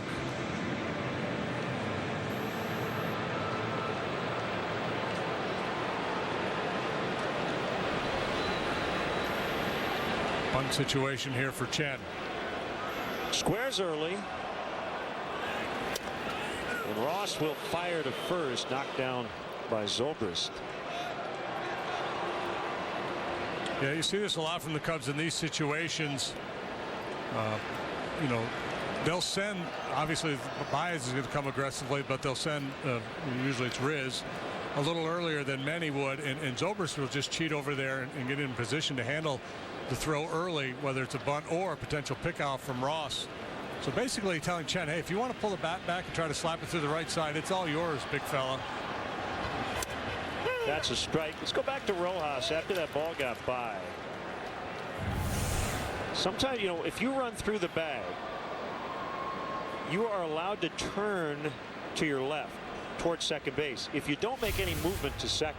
But clearly there he did, and that's why he made sure to slide back into first, because he was in play. Yeah, one step in the direction of second base and you're in jeopardy.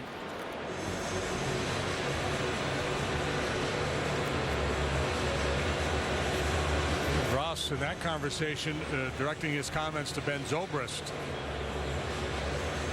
So we'll see if they change it up a little bit, how they defend this potential bunt.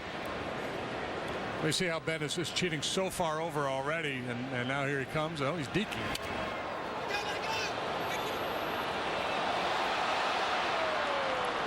That's exactly what David Ross told Ben. He said this time he might be pulling it back and swinging, so let's go ahead and act like you're going to come over and position yourself at first base, but slam on the brakes and cover the infield. Contreras had that ball foul and then didn't grab it, and then it stayed foul, which was fortunate. And I think Rossi was telling him to let it go. Was he? I thought so. I thought I heard him say let it go. I thought it was already foul. He was a little closer, so I will defer to him. Contreras makes a catch, throw to first. A little late. That would have been fun.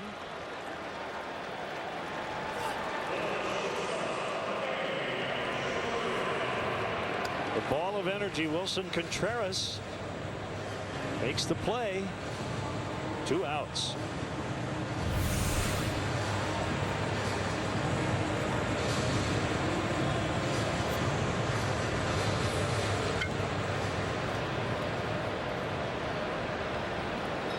You can't keep him behind the plate all the time.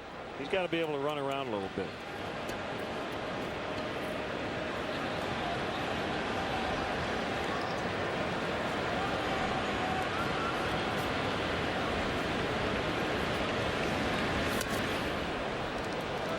I'm just imagining his manager over there thinking of the possibilities, watching him on the field, running around in the outfield maybe tomorrow. There will be a comment from Joe after the game tonight or before the game tomorrow along the lines of, I like the way that played. Talking about that man. Fouled off by Echeverria. Rojas might be a pitch away from getting himself picked off here. These guys, we see it all the time with these base runners against John. They get twisted up in knots. They'll take that big lead, and they don't go. But a big initial lead followed by an aggressive secondary lead. And you see David Ross, he's like salivating with an opportunity to pick a man off.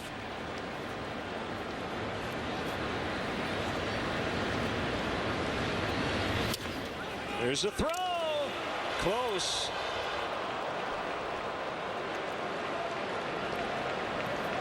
Yeah, he was in no man's land, and Ross nearly got him.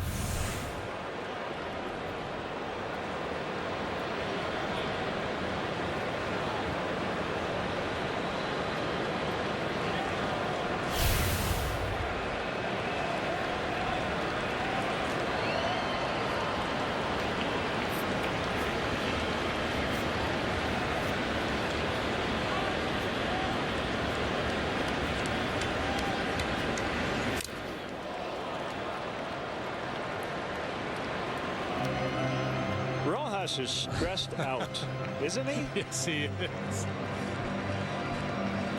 Barry Hill, longtime first base coach, assisting.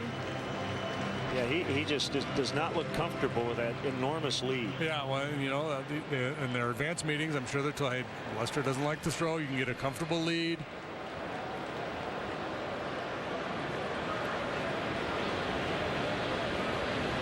This time he runs, and Ross will not make a throw.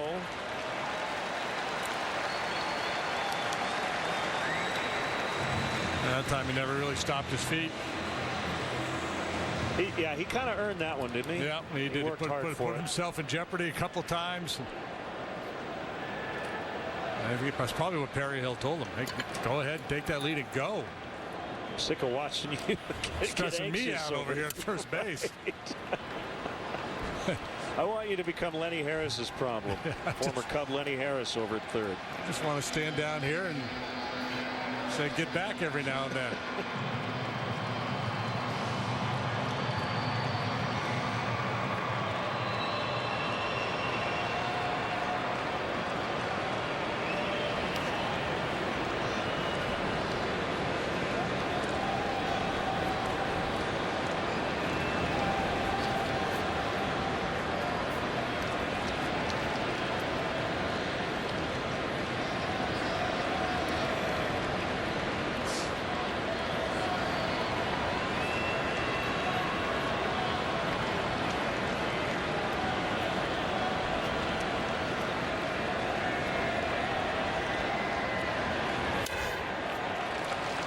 Ball four.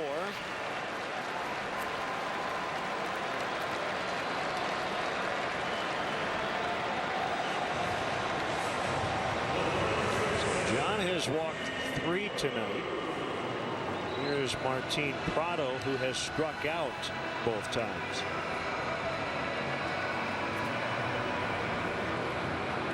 John walked 3 last time out. 3 in his start against San Francisco. It was one really bad one all year. And then 3 here tonight. He's not walked more than 3 in any start.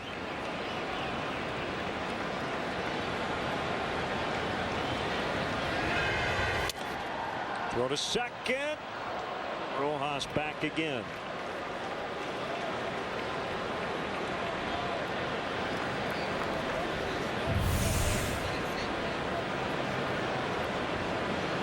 Rojas is living on the edge out there.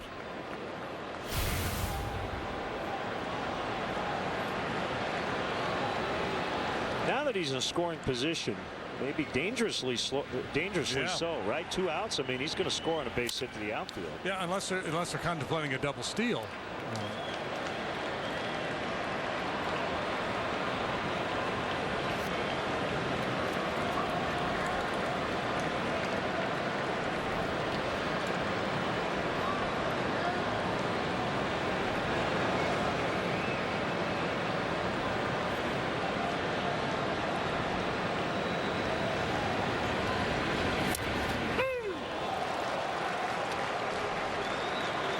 Two.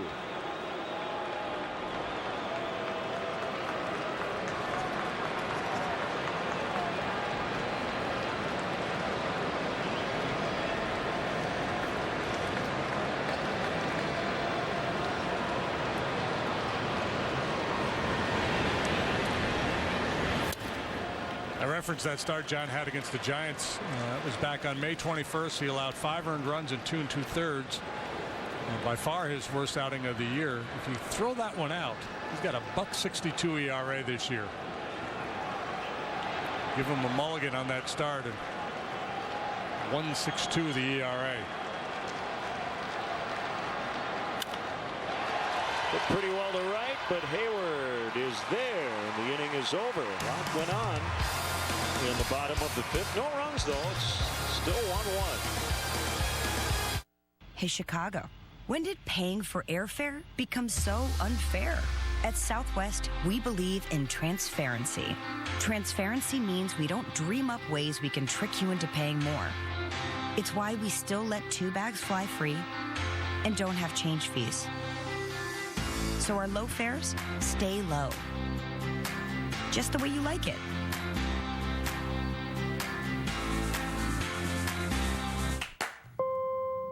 We are here at Benny's Beverage Depot. And Joe, what's it like to be the Cubs manager? I use the word often, it's kind of groovy. You know, it's really a blast. Can't deny it.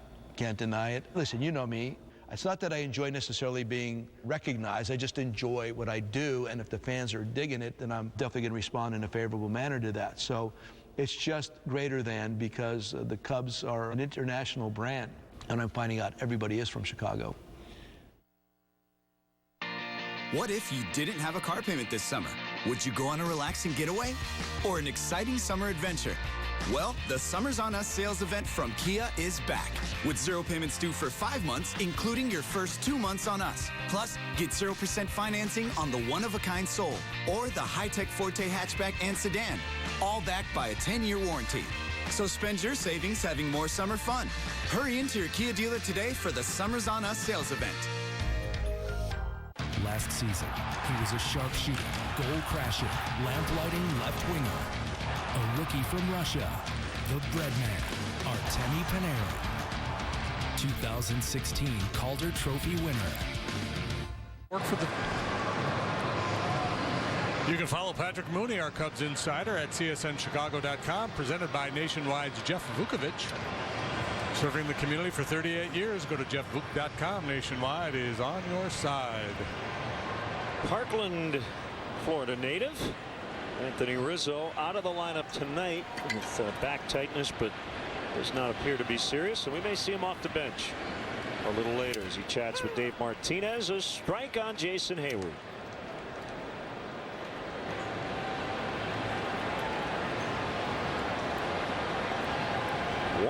Sixth inning. Soft liner, the lead, the grab by Prado.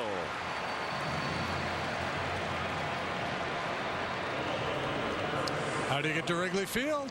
Practice, practice, practice. The Cubs suggest taking public transportation. The Cubs offer a free bike check, now located by the Addison Red Line station. For drivers, the Cubs provide free remote parking and shuttle service on night and weekend games. For information, visit the A to Z guide at Cubs.com. Bryant with a single and then a sacrifice fly.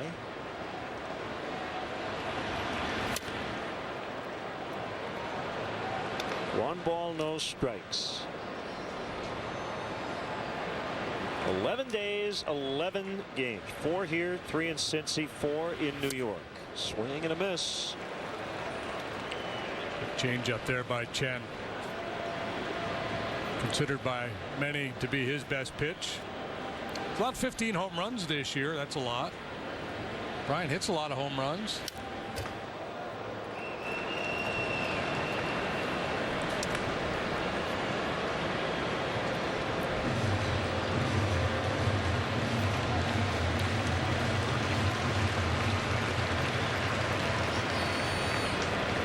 Just saying.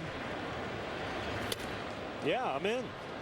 Well, it was earlier this week.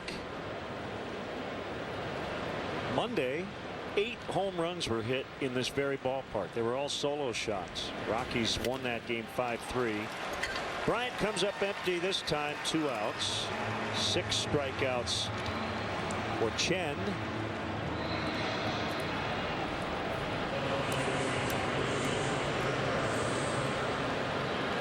Now Contreras for the 3rd time.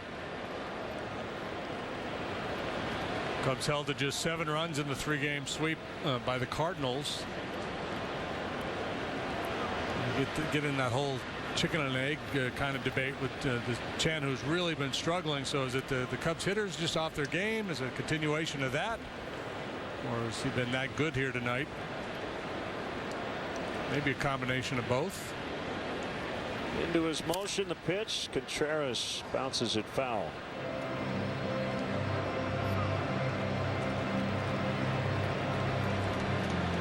He got some early swings early in the ball game, got some quick outs, was able to keep the pitch count down.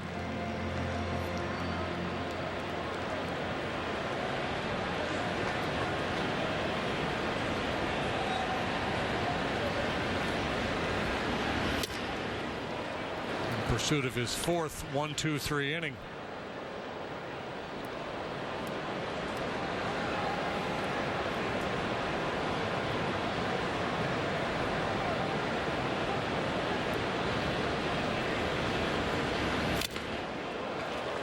That's the pitch there. That four-seamer up above the hands. Hitters are having a hard time laying off.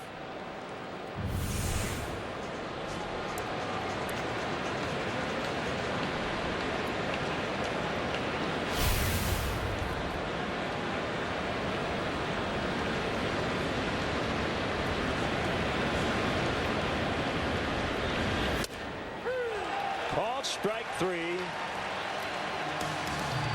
to end the inning. Cubs go down in order for the 4th time tonight.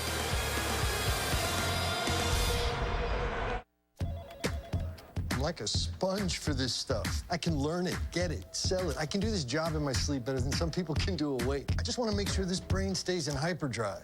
Hey, we hear you. That's why AARP created Staying Sharp. It's more than brain games. It's a personalized 360 approach to brain health with assessments and tools that can help you keep your brain sharp. If you don't think this is right for me when you think AARP, then you don't know ARP. Get to know us at aarp.org/possibilities. Sunday night, get ready for a brand new episode of Beer Money. It's Chicago's favorite sports trivia show, where fans test their knowledge for a chance to win cash. Beer Money, presented by Coors Light, Sunday at 7 on CSN Chicago.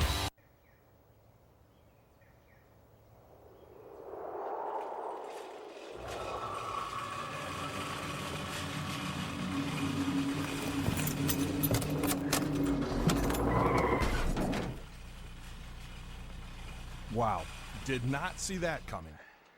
Something else you didn't see coming? Outstanding customer service delivered by collision pros who ensure your low point ends on a high note. You may not see it coming, but you'll know where you're going. Get to Gerber. What did you do before typing was as easy as talking? Before you had 2 cars in one? Before fast became an understatement? What did you do before the most advanced BMW 5 Series ever? We only make one thing, the ultimate driving machine. Visit your Chicagoland BMW centers today. Sports Talk Live, presented by the all-new Chevy Silverado. Weeknights at 5:30. Hey, welcome back, everybody.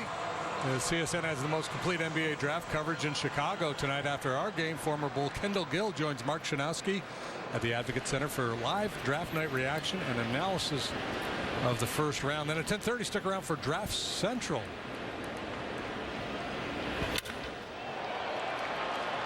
In is Bryant, and he's got it for the out. Chris Bryant robs Christian Yelich of a base hit. Tight game. Big play by the big man. Yelich, who hits a lot of balls the other way, tries to dunk one there in front of Bryant, but not today.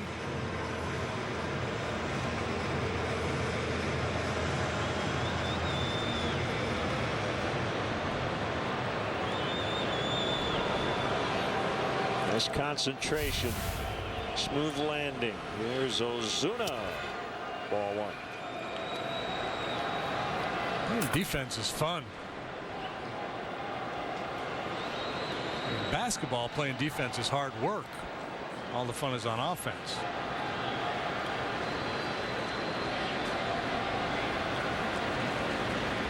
Lester home. Boy, 2-0. It could be 0-2.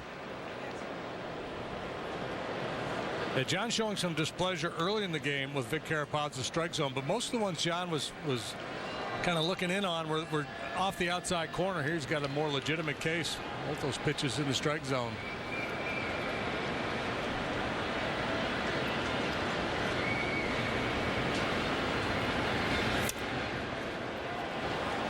Case could be made for that one too.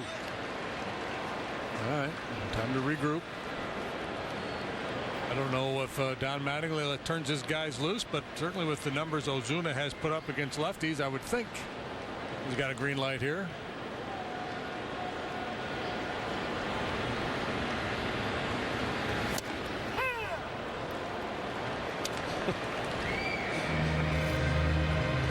You get that call.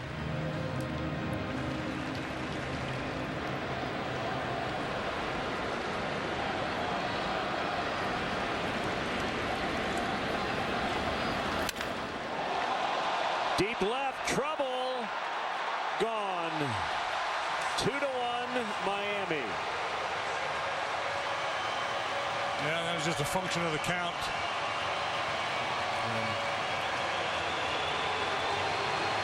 Got squeezed a couple times, put Ozuna in a hitter's count, decided to challenge, and Ozuna continues to punish left-handed pitching. Well, he's been punishing everybody, but really inflicting a lot of damage against southpaws.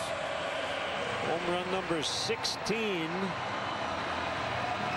They give the Marlins their first lead. Our Ford home run replay.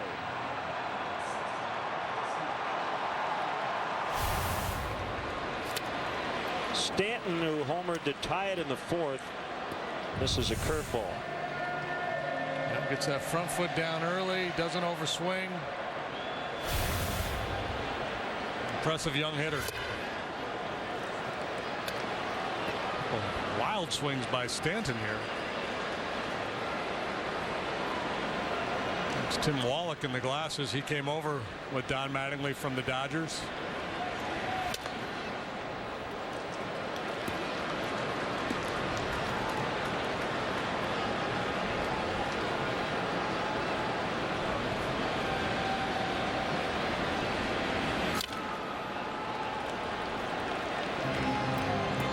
Stanton has ridiculous power to the opposite field.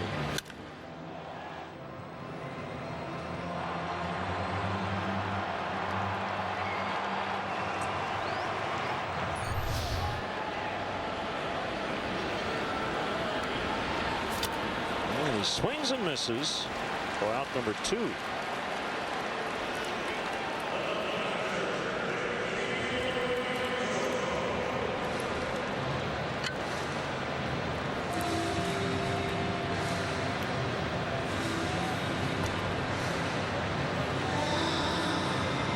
Bring up the catcher, Real Muto, hitting 6th in their lineup.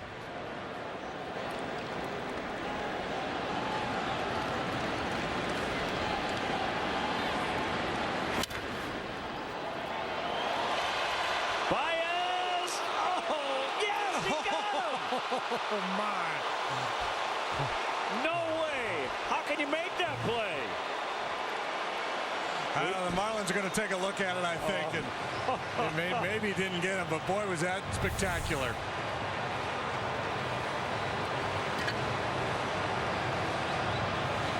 Please be out.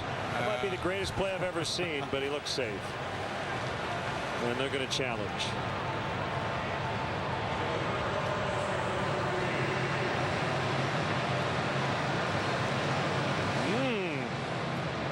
What do you think? I don't know. I think he may have beaten it. But if I'm in New York and I'm charged with replaying it, I'm like, yeah. I'm giving him a half a second for style points, and I'm calling him out. At this very moment, I hate replay. I just wish the inning had ended on that play. Yeah. Foresight technology replay review. Javi, great try. He said, probably safe.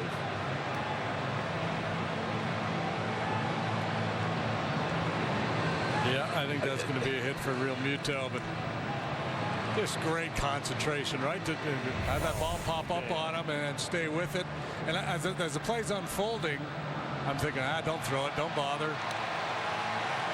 And safe. Well, the wild throw. Right. You get that, but you get this. Yeah. So that's why Joe says, I will not take the aggressive nature away from my young players.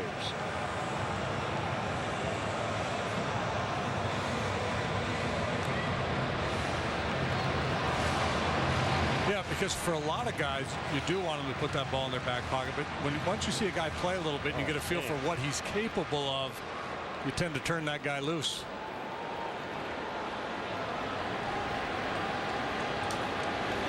Well, Muto gets a single out of it. Muto runs well for catcher. He led all catchers in stolen bases last year. He only had 8 of them, but it was good enough to lead all catchers. And he's got 3 steals this year in 5 tries.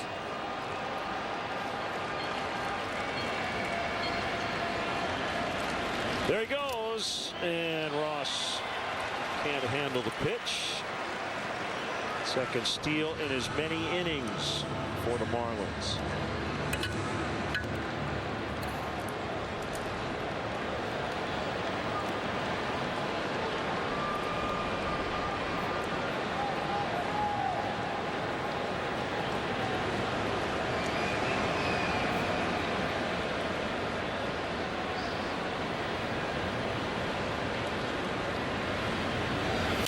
Goes again. This one hit into the left field corner. Foul by a couple of feet. Johnson 0 for 2 tonight, but he's had a couple good swings. A couple balls hard in that direction. Foul. Drifts out onto that front foot. Not really a pull hitter. He's the guy that typically uses the whole field. As a matter of fact, they shade him a little bit the other way in the outfield.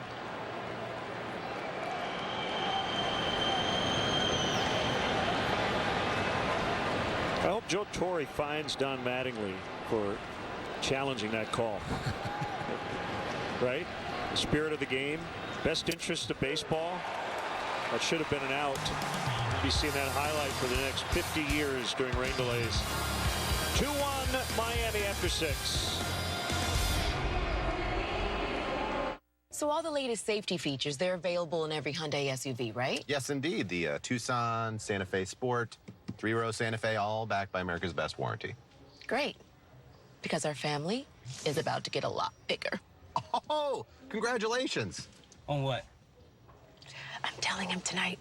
Lease the Tucson for $159 a month or the Santa Fe Sport for $179 a month. What's up? Hello? Remember when taking a bath and going for a swim became the same thing for a few days? Then keep the tradition going at Bass Pro Shop's Family Summer Camp. Plus, check out huge savings for summer fun during our 4th of July sale. The honor and discipline displayed by our military has inspired me on the mound and in my music. That's why I've always supported programs to raise money and awareness for our injured troops and their families. USAA, insurance, banking, and investments tailored for the military community. Jack, you got to try the sandwich from Subway. It's better for you and delicious. Can't be both. Well, you don't believe me? We're used car salesmen. Of course I don't believe you. What's it going to take to get you into this sandwich? Throw on the chips. Let me check with our manager. At Subway, our new premium chicken is raised without antibiotics. Try it today in our sweet onion chicken teriyaki or rotisserie style chicken. Both raised without antibiotics. Subway, fresh is what we do. Welcome back, everybody. Host your most valued clients and guests in Wrigley Field's largest luxury suite, the Fannie Mae Bleachers Suite. This climate-controlled, all-inclusive area provides guests with a unique view of the ballpark and the center field batter's eye. Perfect for socializing and networking, with Wrigley Field serving as the backdrop. For more information and a purchase, visit Cubs.com/premier.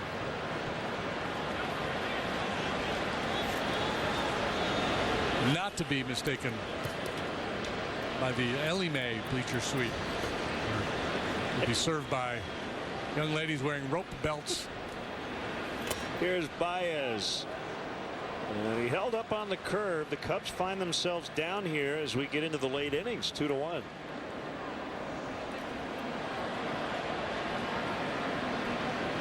Yeah, get to this stage of the game, you start to contemplate the bullpen. The Marlins bullpen has been pretty solid.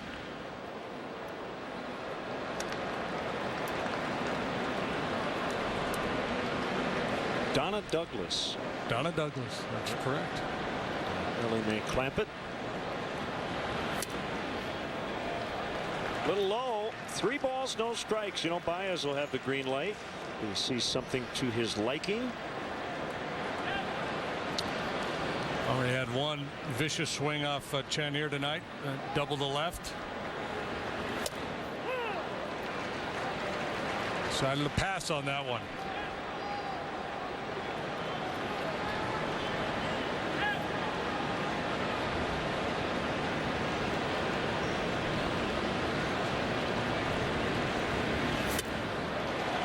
Let the good one go and chase the 3-1 changeup.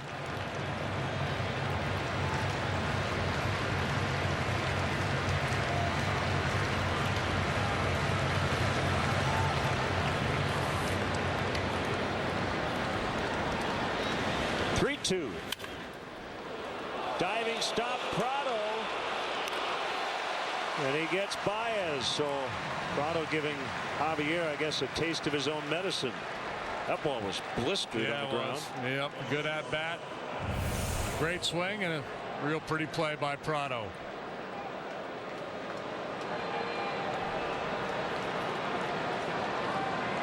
Still worth looking at the play that was nearly made.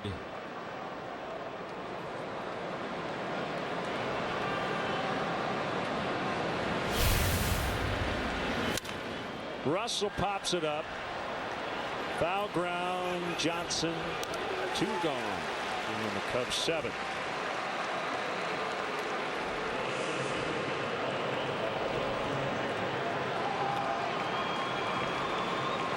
Remember early in the year, and for much of the year, the storyline with this Cub lineup was just dispatching starting pitchers. Man, they're out. They were averaging less than 5 innings per start for a good chunk of the season. And they have not taken a walk tonight. Here's Albert Almora Jr. 10 in a row now retired by the lefty Chen. Well, you know, influx of young players with a little bit of different approach. No Rizzo in the lineup. Fowler on the DL. Montero usually sees a lot of pitches.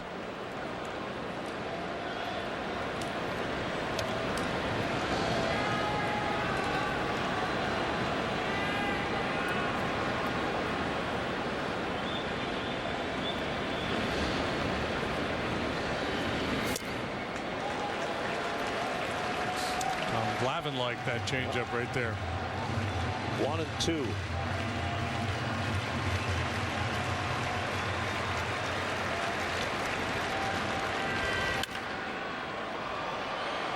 Morris stays alive.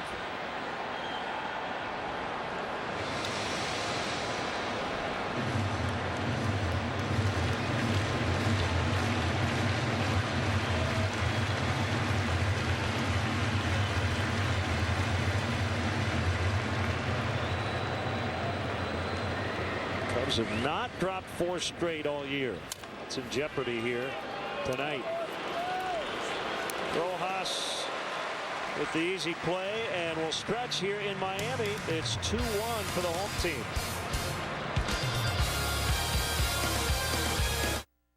Hi, how can I help you? Hi, we're on the adventure of a lifetime and we need something that can keep up.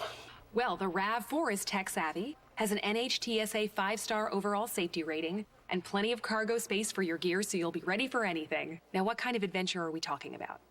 You're looking at him. Aw, double trouble. Lease a new 2016 RAV4 with 0 due at signing and 0 first month's payment. Or get 0% APR for 60 months on RAV4. Toyota. Let's go places. The free man of Jones County. We gonna change some things. You cannot own a child of God. No, you cannot. Free State of Jones. Rated R. T-Mobile hit it out of the park. We doubled our LTE coverage to cover over 305 million Americans. And our new extended range LTE goes 2 times farther and works 4 times better in buildings than before. Switch to T-Mobile for major league coverage today.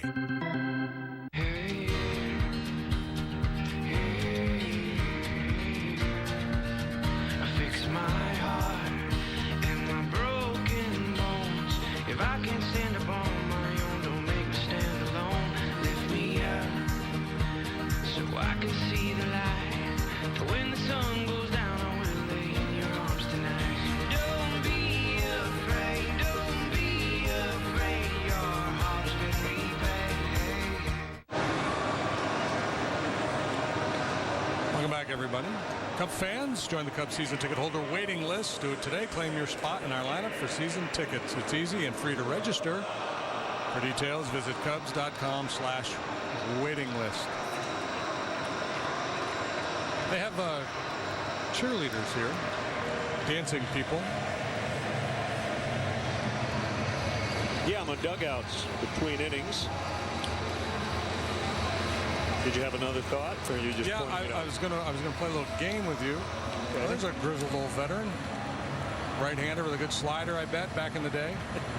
I was gonna say, if you look at the outfits of the dancing people, what does it remind you of? Oh, We'll get a shot of them here in a bit, and people at home can play along. Strike called on Rojas.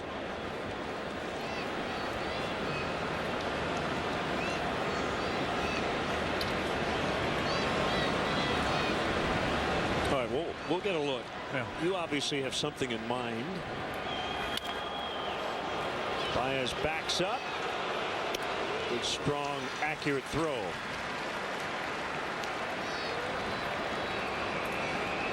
Yeah, I don't know. It's hard to see when you see the whole deal. There you go. Yeah. You ever play the game Simon? Simon.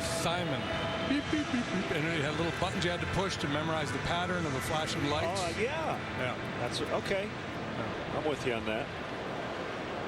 That's all I got. I was going more toward the Austin Powers thing.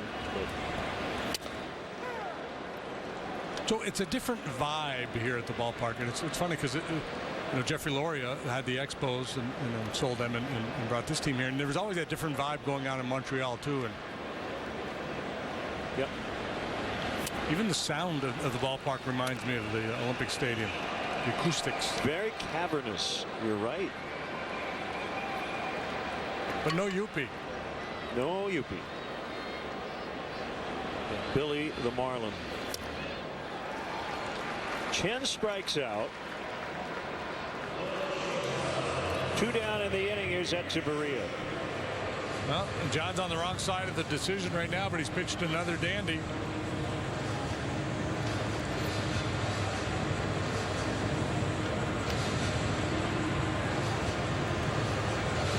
Due up second in the top half of the 8th, so this will be it for him.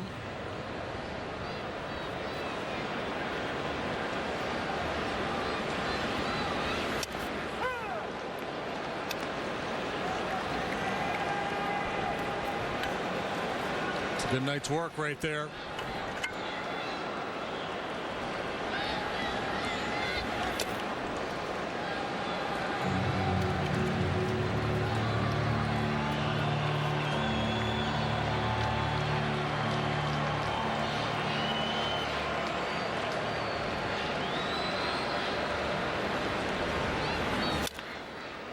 Two bounces to Russell, and that's that. Lester's been really good tonight, but he's down a run. Up to the offense here late, 2-1.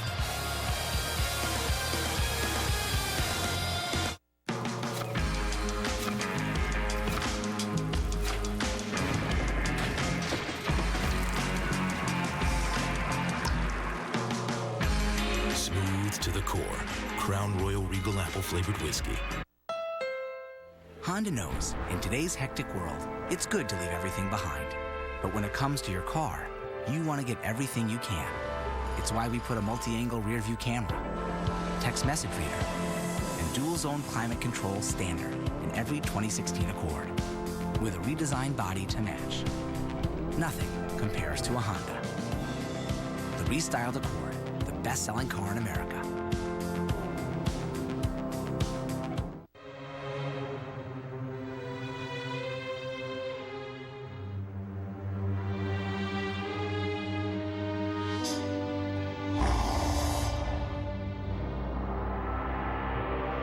Steak used to cost an arm and a leg.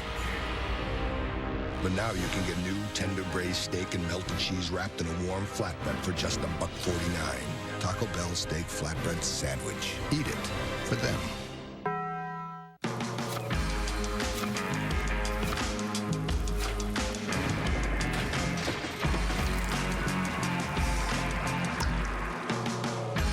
Smooth to the core. Crown Royal Regal Apple flavored whiskey. It's time now for the Coors Banquet Timeless Moment. Happy birthday, Jim DeShays. Thank you, Len. You made 2 starts on your birthday, and you had a 1.42 ERA. Oh. Do you remember those 2 starts? No, I do not. You have details? No. Oh. I thought you'd provide those. I don't recall. Well, you were good. As has John Lester tonight, and he's done after 7. Matt Caesar is a pinch hitter on deck. My question is, did I get a knock? Any chance I got a knock on my birthday? You gave up 4 unearned runs in one of your starts in '86.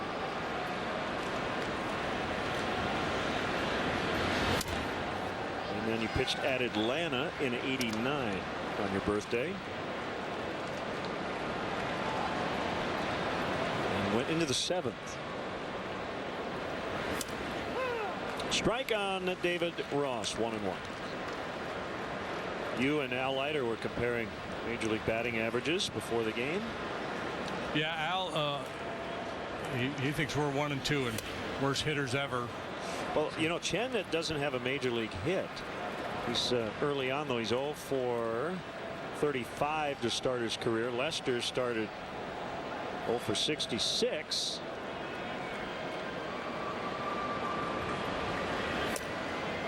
What did Al end up hitting? Like a $114 or something. Oh, that's way better than me. I mentioned Al started Game 7 of the '97 World Series here.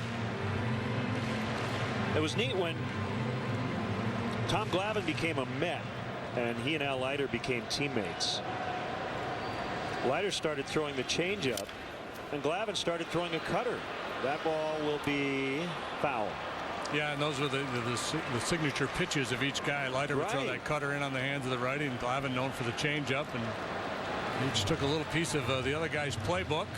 He hit .085 in his career. He went 45 for 530, but he did hit a triple once.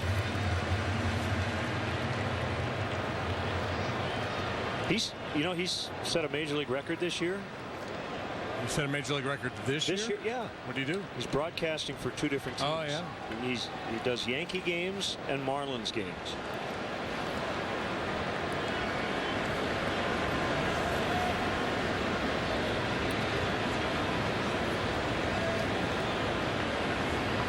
From Toms River, New Jersey. I assume the Yankees know he's here. Yeah, probably. He goes under a pseudonym. David Ross, deep left. We are tied. A home run.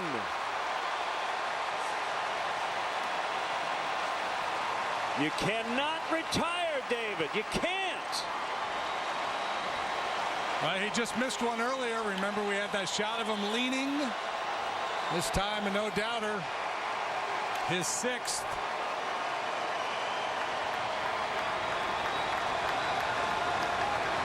Cub fans responding as David Ross ties the ballgame. He made that great throw earlier. It's his 6th on the year. I'm sure he's got some people here at the ballpark tonight as well. Yeah, his family's here. Ford home run replay. Was it going to be fair? That was the question.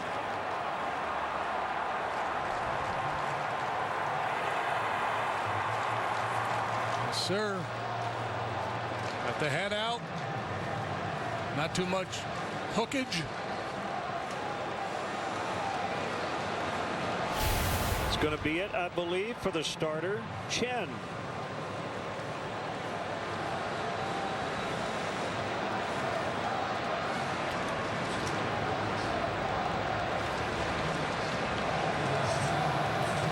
So the call has been made. It is a Midas Tire and Auto Service. Call to the pen. Marlins will go into their bullpen before the Cubs do. 2-2 in the 8th. $1 window siding and door installation, 102 Pine Street. Let's go, guys. It's Feldco to the rescue with $1 installation on all windows, siding, and doors. Plus no money down and no interest until 2018. It's Feldco's biggest sale of the year. That's $1. $1 installation on all windows, siding, and doors. Hurry, $1 installation ends soon. Call now. For quality windows, siding, and doors, call 866 for Feldco.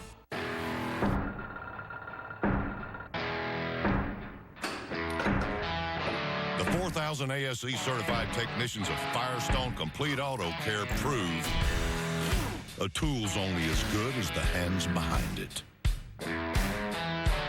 Right now, purchase a set of 4 eligible Firestone tires and get a $60 Firestone Visa prepaid card by mail. Whatever you drive, drive a Firestone. Ace is the place with the helpful hardware, folks. I had a question about the Ace Rewards program.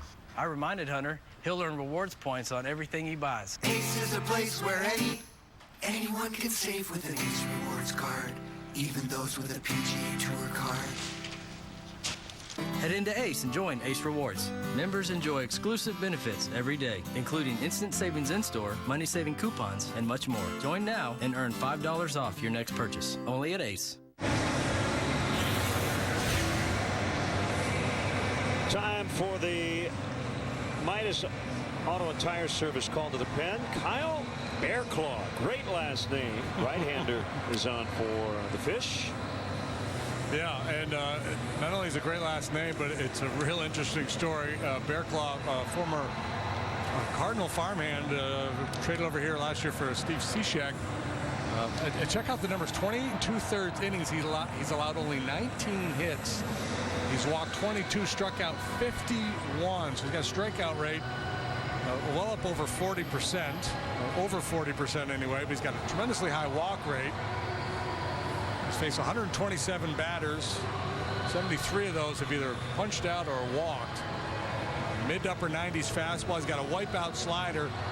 He has struggled with control throughout his professional career, so it's a very uncomfortable at bat when facing the Bearclaw.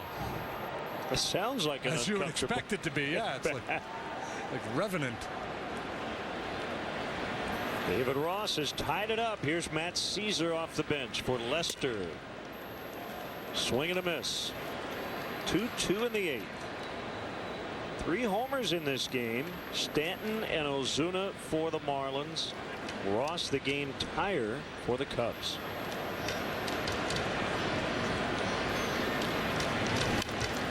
He bunts it foul to third.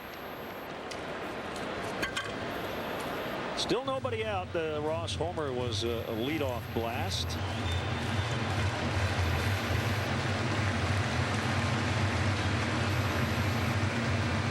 You know, Mark Gonzalez, the beat writer for the Tribune, covers the Cubs. Yes, I know Mark. He went to high school with Bearclaw's mom. I did not know that. No.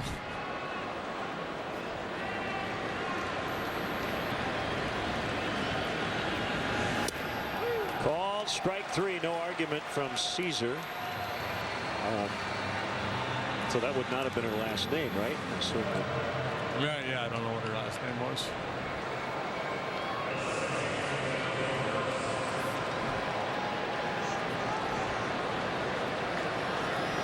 Here's Zobrist.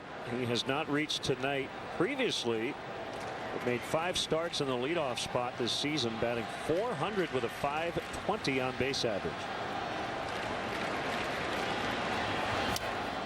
That's a strike. So says marginal with Carpazza.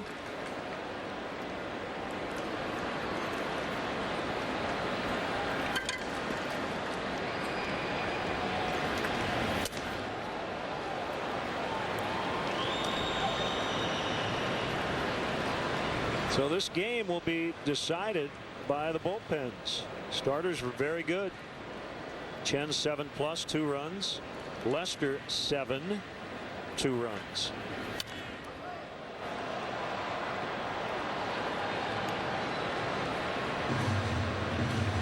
I guess fitting. Both guys pitch well enough to win, but neither one deserved the loss. And we'll take a hard-fought no decision.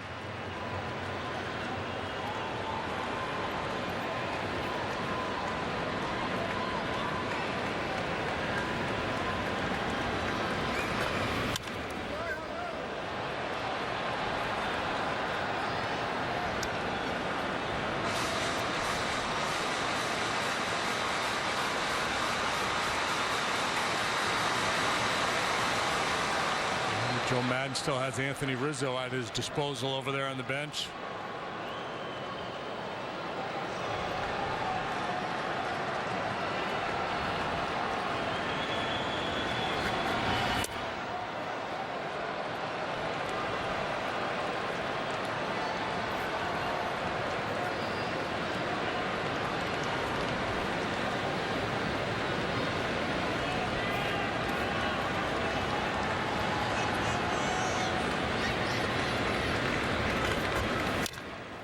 Still 2-2.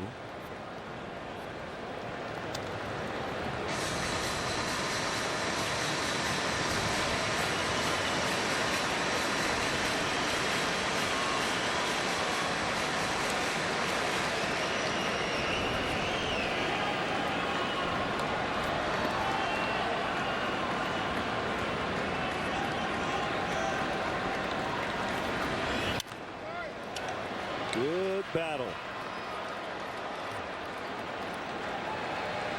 Been 0 for 3 tonight. 0 for 10, counting his last 2 games plus tonight. Hit .217 on the homestand. It's 5 out of 23. So you know, there's a pretty good run coming his way here in fairly short order. The pitch bounced in front of home plate. Full count. We'll get settled in here. This is the first of a 4-game series. Night game tomorrow. Late afternoon starts Saturday. Early afternoon getaway day starts Sunday.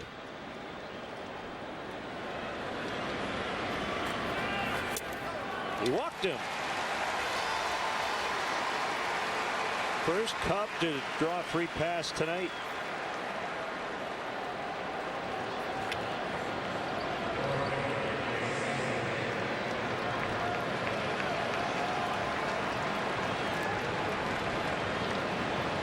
Don Mattingly letting Real Muto know that there's a chance Zobrist could be moving.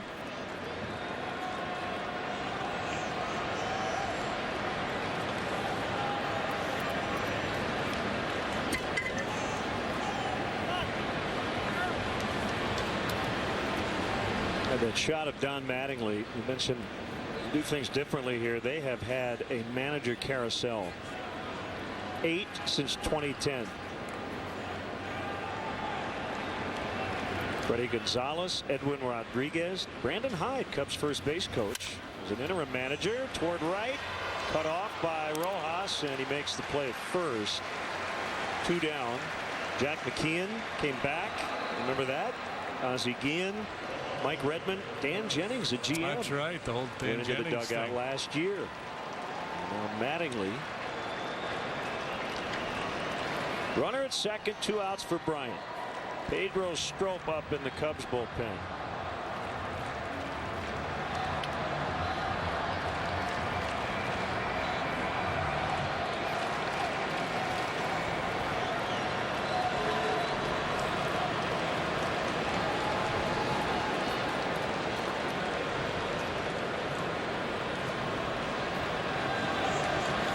Well, they're going to walk Bryant with the rookie Contreras on deck. Well, that one almost ended up in the zone. Well, it's ironic. He struggles finding the strike zone. And here when he's trying to throw an intentional walk, he almost throws it over the plate.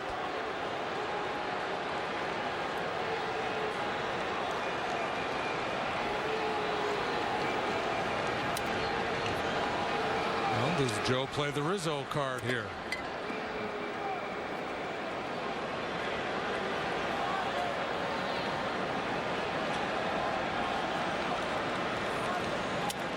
Well, it's possible they could make a rule change where you don't have to make the 4 pitches.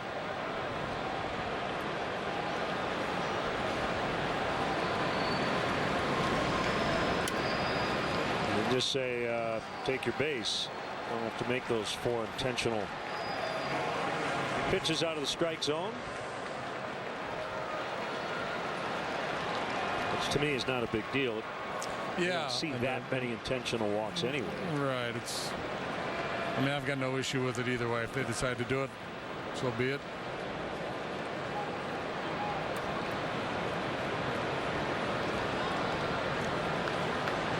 Wilson Contreras.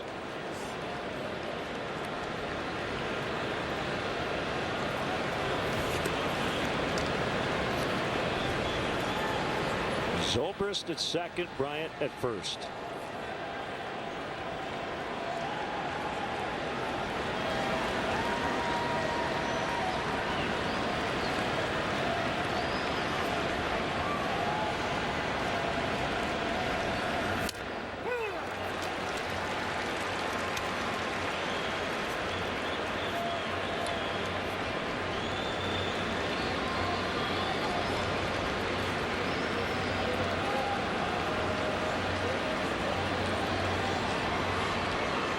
One strike.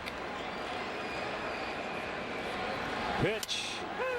0-2. That's a tough slider.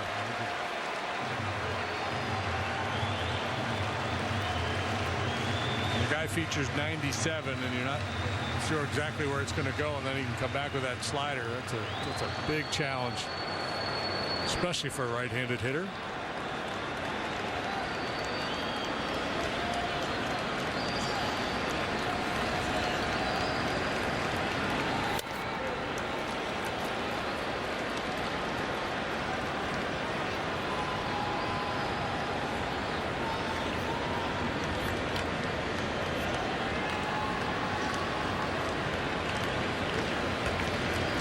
Team has had one lead. Cubs led 1-0. Marlins had a 2-1 edge. They were now tied at 2. And the pitch.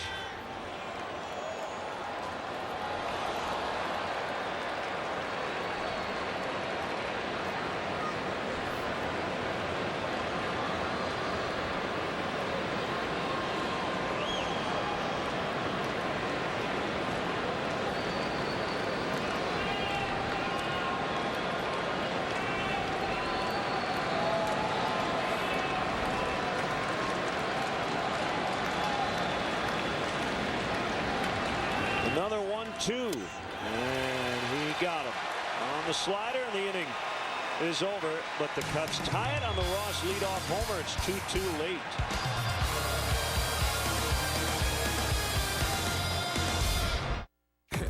Yeah, I like this right here. The Ford Freedom Sales Event is on, and 0 for 72 is back on 2016 Ford Focus, Fusion, and Escape. Plus, specially tagged vehicles get an extra 1,000 smart bonus. That means freedom from interest and freedom to choose with Ford, America's best-selling brand. Now get 0% financing for 72 months. Plus, specially tagged vehicles get 1,000 smart bonus. Only at the Ford Freedom Sales Event. Is price important? You bet it is. Hello, I'm Dan Fields of the Fields Auto Group. It's the best price. You know it's the right price. A low price and a whole lot more, like our Fields amenities that include free loaners, free car washes, and our Fields cafes. Those other things are just perks, extras. It's not like it's built into the price. Exactly. A low price and Fields amenities at no additional charge. I got more car for the money. It's what we do. Fields matters because you matter. The Drive and Discover event is here at Feeney Chrysler Dodge Jeep Ram in Elgin. Get our lowest prices on our entire inventory. Cars, trucks, minivans, and more Jeeps than we need. All with 0% financing available. Look at this 2016 Wrangler, just $299 a month. Or a 2016 Ram 1500 Quad Cab, $299 a month. Both with zero due. Or this 2016 Dodge Caravan, only $16,997. Find it at Feeney. FeeneyAutos.com. Cubs, Marlins, tomorrow at 6 on CSN. Hi again, everyone. Chris Bowden, our Comcast Sportsnet studios, filling in for Dave Kaplan tonight with this Sportsnet Central update. The Bulls took Michigan State's Denzel Valentine with the 14th overall pick in tonight's NBA draft. And tonight at 10:30, we'll bring you Draft Central. Mark Shanowski anchoring our coverage from the Advocate Center. He'll be joined by Kendall Gill and our CSNChicago.com Bulls insider Vincent Goodwill to break down the Valentine pick and the rest of the draft. That's tonight at 10:30 on Draft Central. Todd Hollingsworth and I'll see you after the final out for the postgame show. For now, back to Len and Jim in Miami. Chris, thank you. Make sure you follow In Game Live on CSNChicago.com. Presented by State Farm. Pedro Strop is on. First man out of the Cubs bullpen tonight. Strop 1-1 with a 2.60 ERA. Really doing a nice job. He hasn't walked many at all this year. 2-3-4. Prado, Yelich, Ozuna. Stanton, if anybody reaches. 0-1. Well, 2 strikes. 27 2/3 innings pitched by Strop this year. He has struck out 41, walked only 8.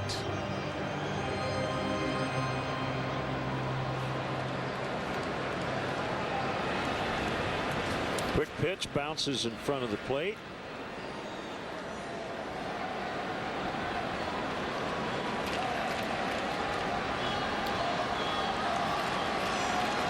Former teammate of Wei-Yin Chen in Baltimore. Called strike 3 on a slider.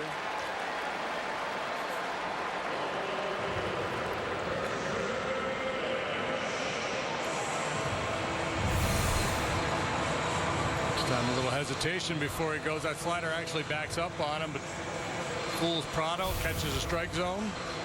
It's the third time Prado has punched out tonight. It's pretty rare.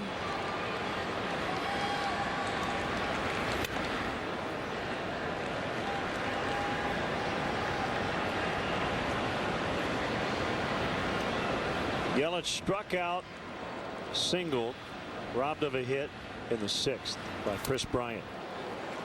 1-1.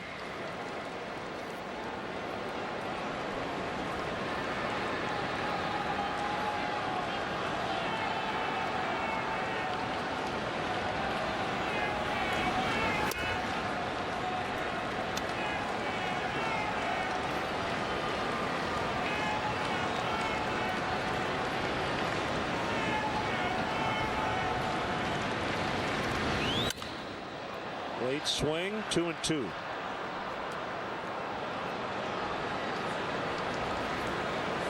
Guessing the roof will be closed all weekend, right? Late June. Yeah, I would think. Pretty hot down here.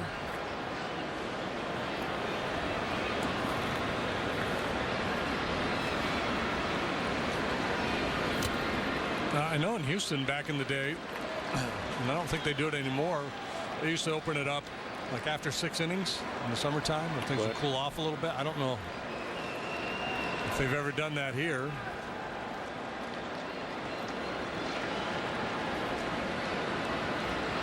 (3-2) to Yelich. Ball 4. I'm not saying the weather's consistent here, but the highs coming up the next 10 days: 90, 90, 90, 88, 90, 90, 90, 90, 90. And of those 10 days, the low is 79 8 times. Yeah, and then with the humidity, yep, can make it very uncomfortable. You get that feels like of closer to 100.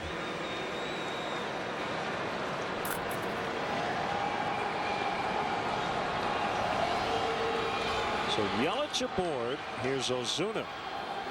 He homered to give the Marlins the lead in the 6th. It was off John Lester. Line shot to left.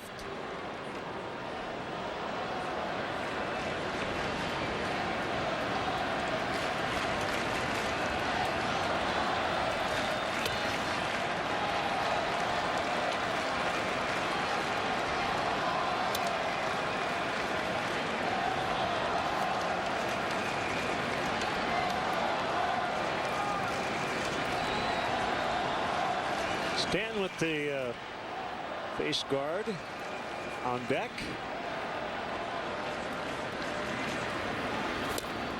Swing and a miss on the slider.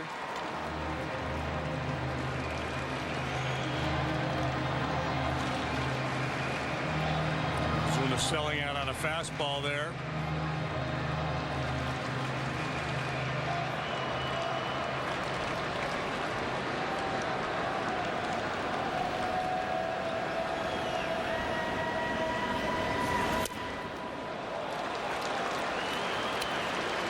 Pedro really wanted that one.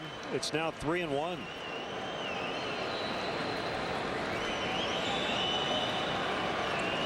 It's a 3-1 fastball that Ozuna got from John Lester for the home run last time up.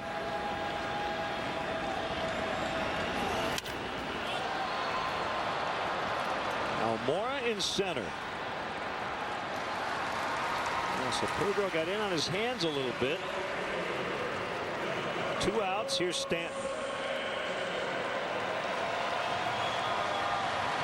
Good action on that heater moving in. A little two-seam runner in on the hands to induce the weak contact. One dangerous hitter dispatched, and now he'll deal with King Kong here. It's the run moving in toward the hands. That gets away. So now Yelich at second.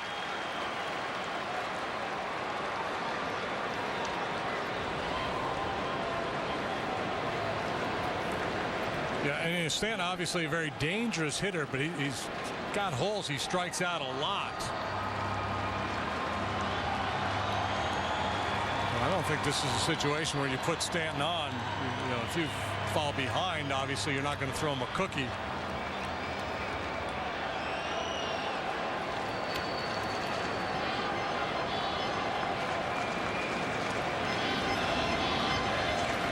It's just a matter of whether Stanton is aggressive or willing to accept the walk if they pitch so carefully to him.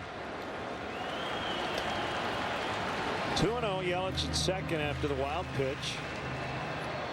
Muto waits. He should be sitting slider here.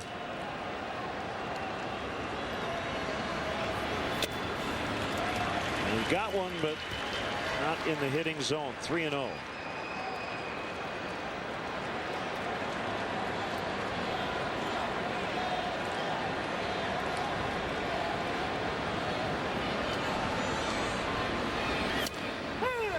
I love the nature of baseball. You get that shot at Joe. Here we are in a 2-2 game, bottom of the 8th. Go ahead run and scoring position. He's hanging out, talking to his coaches, having a coffee. Contrast that with what you see from an NFL sideline in a similar situation. 3-2. You know, Bobby Knight in the fourth quarter, or the second half, I guess, for college hoops. Second half of a tight game.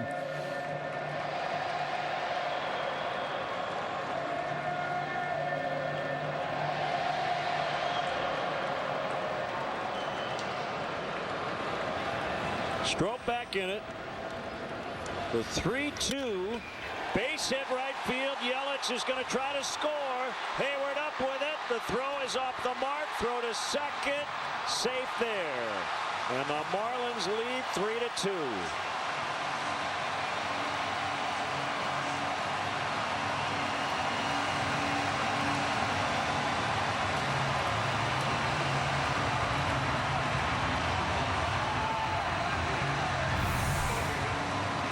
Yelich with the secondary off with the crack of the bat with 2 outs. Hayward got on it in a hurry, but Yelich had a real good jump there. We're not going to throw him out.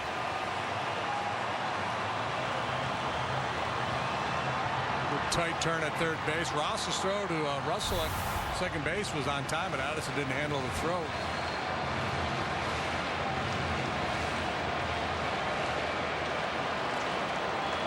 So the Cubs will have to get it done in the 9th. Stroke trying to get out of this 8th, and he nearly hit Real Muto. A.J. Ramos is the Marlins closer. He has been perfect in save chances, a right-hander.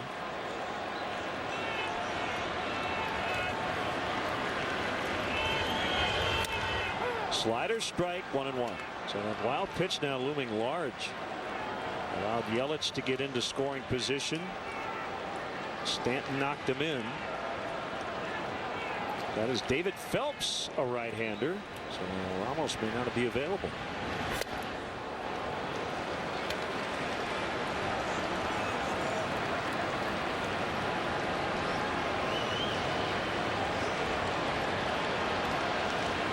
Ichiro on deck.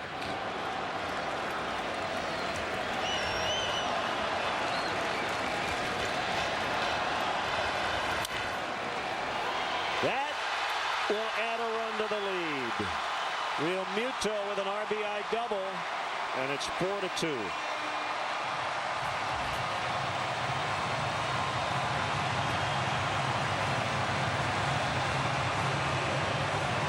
A rough one here for Stroke.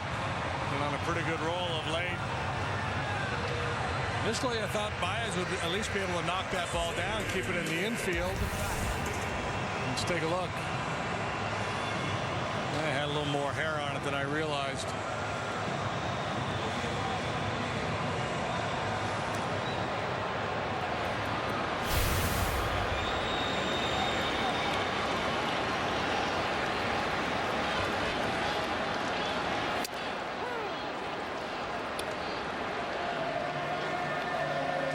Largest lead for either team. Ramos has worked 2 in a row and 4 of the last 5, so looks like it'll be Phelps in the 9th, and boy, how big is it for them to give him an extra run to work with.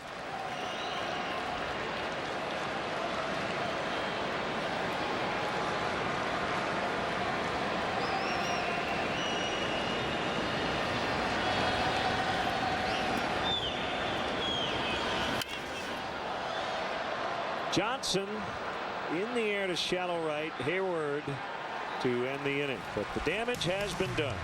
2 runs in. It's 4-2 as we head to the ninth.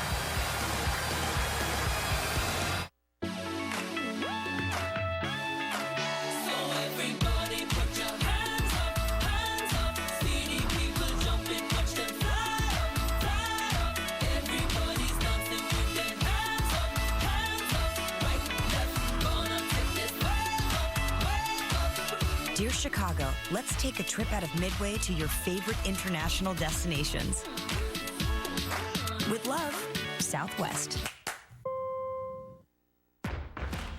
From the first building block to the last coat of paint, Menards is here to help. Get an 11% rebate on everything in the store, including thousands of sale price items. Whether you're remodeling your house or creating a backyard getaway, you'll save 11% on all of it, so you can finish your latest project and start planning the next big thing. Get building with an 11% rebate on everything, even sale price items. Now at Menards. Save big money at Menards. Call you back.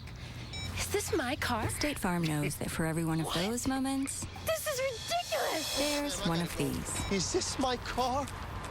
What? This is ridiculous. This can't be happening. This can't be happening. Oh, it's happening, sweetheart. Oh, it's happening, sweetheart. Shut up. Shut up. That's why State Farm is there. What a day. With car insurance for when things go wrong. What a day. But also here with car loans to help life go right. State Farm. Cubs fans, put on your rally caps for an exciting finish. Brought to you by New Finish Car Polish and the #1 rated scratch remover, Scratch Doctor.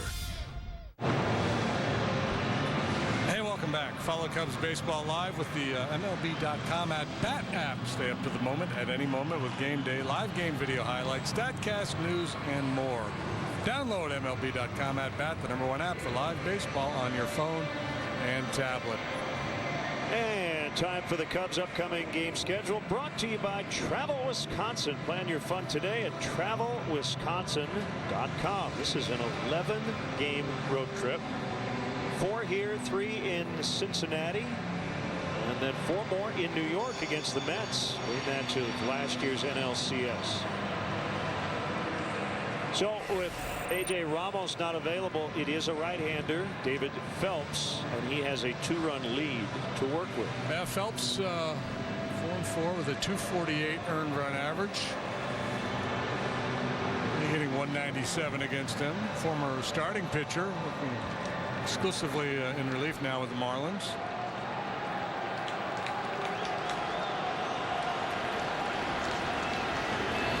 And the pitch to Javier Baez, a swing and a miss. Trying to find a way to just create a little traffic. Phelps with 2 saves so far. 29 years old. St. Louis. And went to the University of Notre Dame.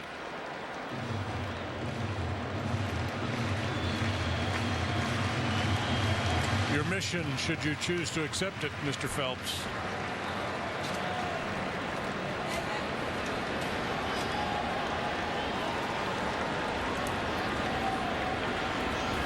Got him. And a high fastball for the first out.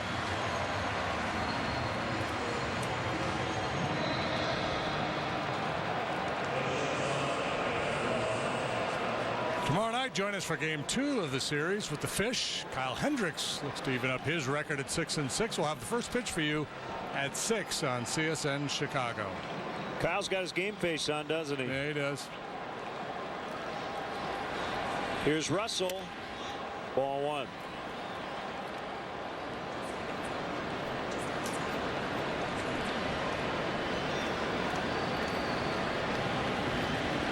$25,291 the paid crowd here tonight, and a lot of Cub fans in attendance. Cubs are in jeopardy of their first 4-game losing streak. I assume I don't know. Everybody else in baseball has lost 4 in a row at some point. I don't know. I've not dug in on that. Yeah.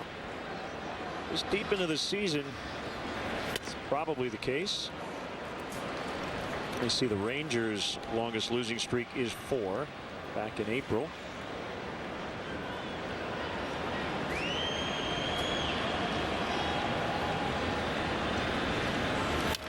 But it's not over yet. Down 2, and they've got 2 outs to go. A good swing there by Russell. Just got to force Phelps down in the zone a little bit with that elevated fastball.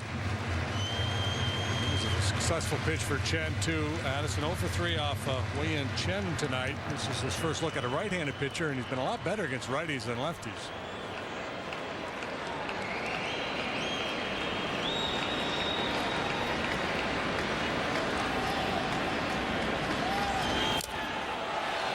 Staying alive.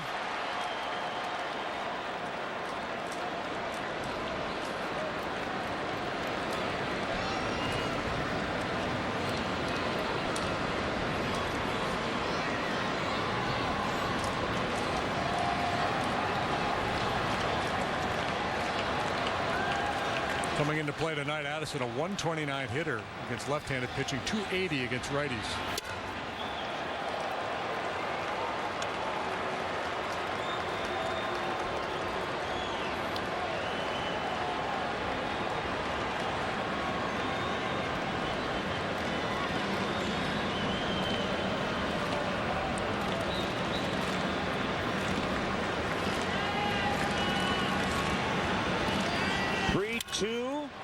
Right field and a base hit. Cubs needed a base runner to get the tying run to the plate.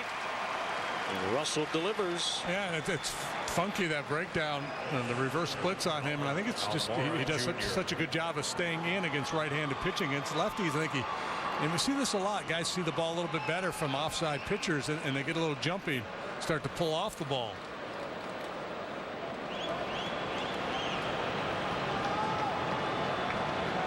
Pete Abraham, who covers the Red Sox for the Boston Globe, tweeted earlier, Red Sox and Indians, the other major league teams that had not lost 4 in a row going into tonight, along with the Cubs. Shallow center, and it drops. Russell will get to second.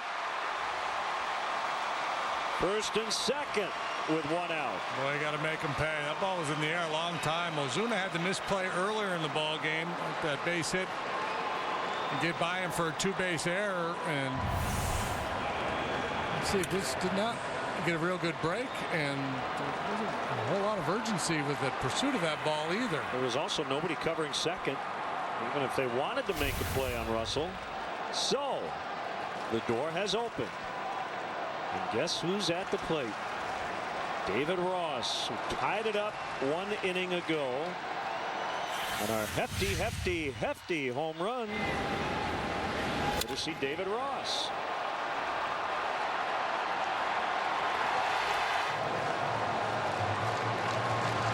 Not only did he step on home plate, he stepped right in the middle of home plate. Won't leave any doubt.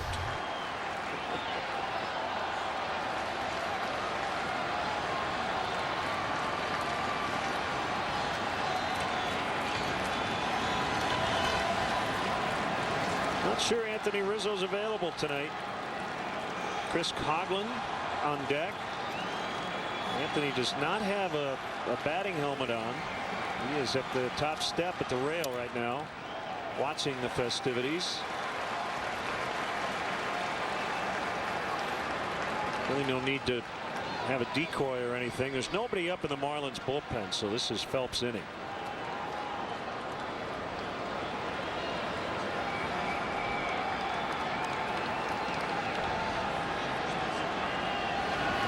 Which is interesting, and I don't know if Mike Dunn, what his workload has been like lately. He's the one lefty out there in the bullpen.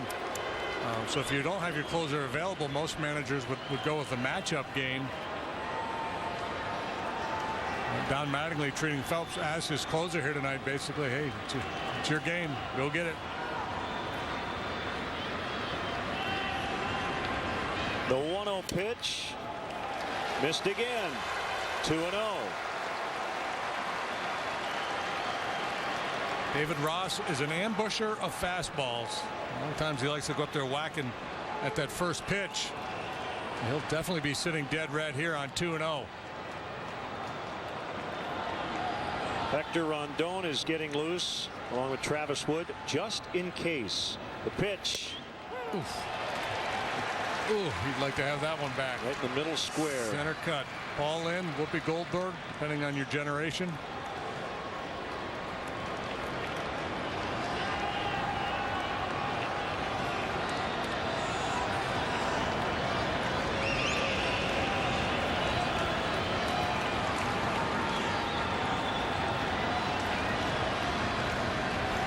The 2-1. Now, pitch number 3 looks like the best one he might get. And the tendency, I think, for a lot of hitters, too, when they take a pitch like that, to say, well, I'm not going to let that happen again, and then you end up chasing the ball out of the zone. But this is a nasty pitch. That's a 91-mile-an-hour cutter that starts on the plate.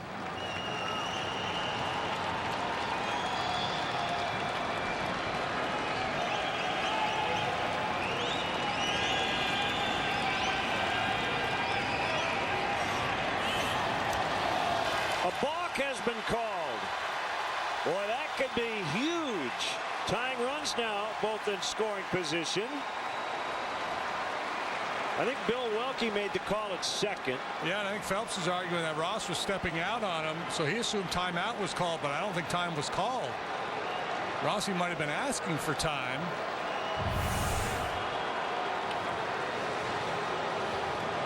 Oh, no, he stepped off. He's good. That's a bad call. Yeah. He stepped off and then stepped further back. Watch, he steps off and then he steps further back. But so it looks like a balk. Okay. Well, I want to see the foot. I thought he kind of didn't get the foot all the way off. No, he didn't get it off though, did he? Maybe not. Yeah. Maybe not. Maybe he didn't break the rubber. Yeah, it got caught. His spikes got caught on the rubber. So I think it's the right call.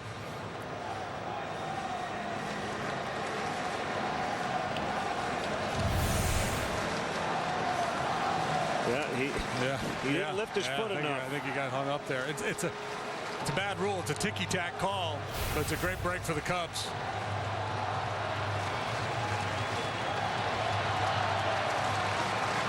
So 2-2 on Ross.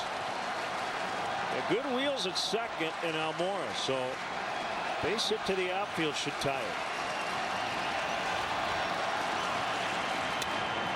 3-2. Amped up, a little extra adrenaline, but misfiring.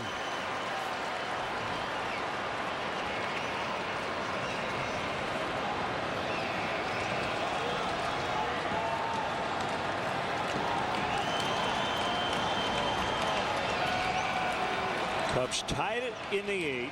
Marlins put up 2 in the bottom of the inning. And the Cubs are threatening again here in the 9th.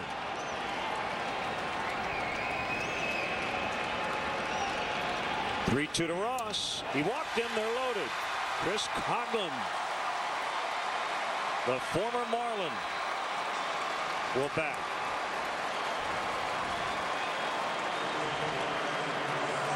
And it looks like action now in the Marlin bullpen. C.J. Edwards is going to come out and run for David Ross. There's Mike Dunn. He was just playing some catch. He's just now getting back to the rubber. Coghlan was the National League Rookie of the Year with the then Florida Marlins in 2009 when he hit .321.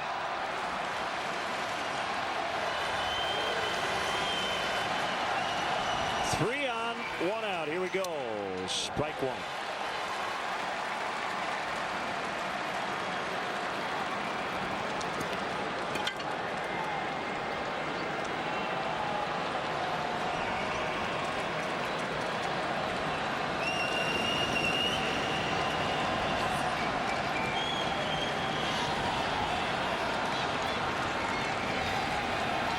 Phelps gets the sign. Here's the pitch. 0-2. And now the Marlins are playing. They are not playing no doubles in the outfield. Even though a double probably gives the Cubs the lead, they're going all in, just trying to hang on to this 2-run lead. So they want a fighting chance to throw a man out at home on a base hit to the outfield.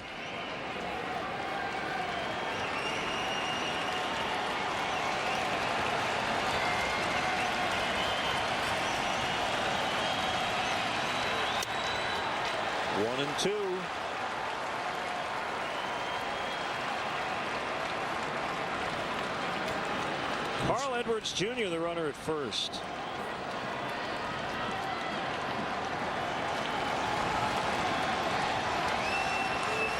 Anxious moments for him.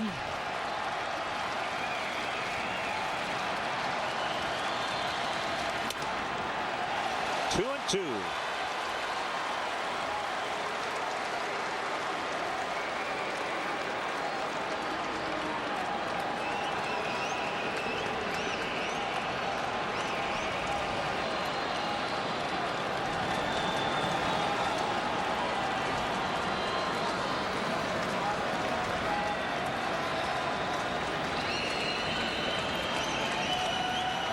Oh, good hack at that one.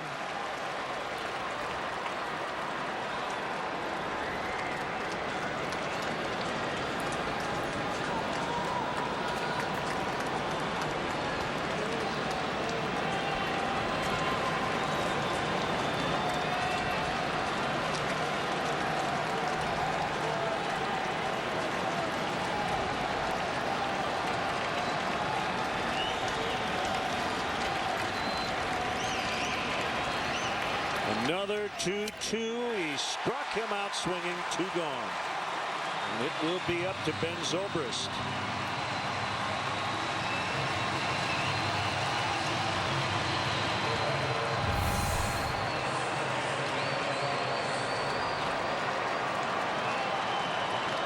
Maybe the last guy Don Mattingly wants to see step into the batter's box for the Cubs in this situation.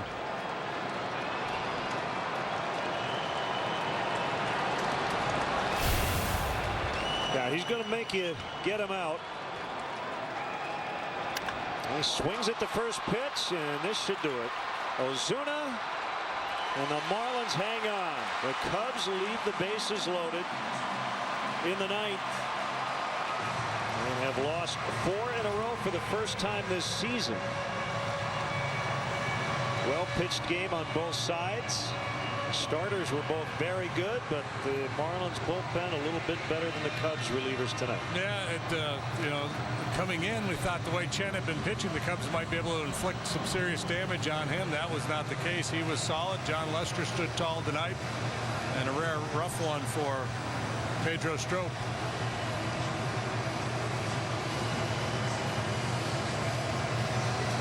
Toast of the game is presented by Binny's Beverage Depot, and we're going to give it to David Ross.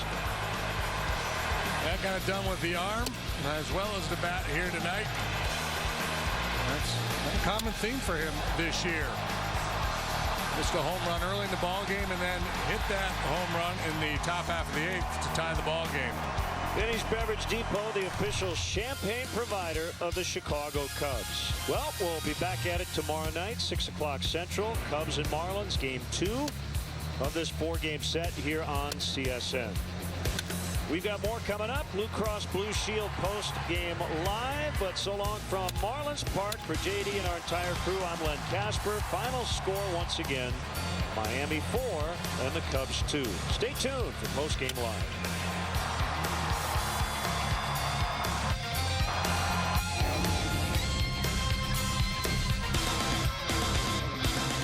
Hi, everyone. Chris Bowden pinch hitting for David Kaplan tonight as we get set for Blue Cross Blue Shield Cubs postgame live alongside Todd Hollandsworth. Cubs now with a 4-game losing streak, their longest of the season so far as they begin this 11-day, 11-game road trip, the longest of the season. And this Cubs offense during the course of the 4-game losing streak having a little trouble getting going. You have a roster that's kind of taped and glued together right now with all the injuries, but there was an opportunity tonight against the starting pitcher. Well, you would think so. Going up against Chen tonight, you know, he's had his struggles and certainly had his struggles at Marlins Park. You thought maybe there was some opportunity there. You look at the young players that started in the lineup tonight. It's a good glimpse of what the future might look like. But again, getting back to the ball game, John Lester, outstanding performance. When you watch games like this and think over this 4-game losing streak, 3 of these games have basically been decided by or late by 1 run. The first 2 in the St. Louis series and this game tonight where you had a chance to win a ball game. Small things matter. Marlins come up with them. Cubs do not. Yeah, missed some opportunities early in the ball game offensively when they scored that run in the 4th inning, and then some mistakes by Pedro Strop in the 8th inning lead to a 4-2 Marlins victory. We'll break it down a little bit further next on Blue Cross Blue Shield Cubs postgame live.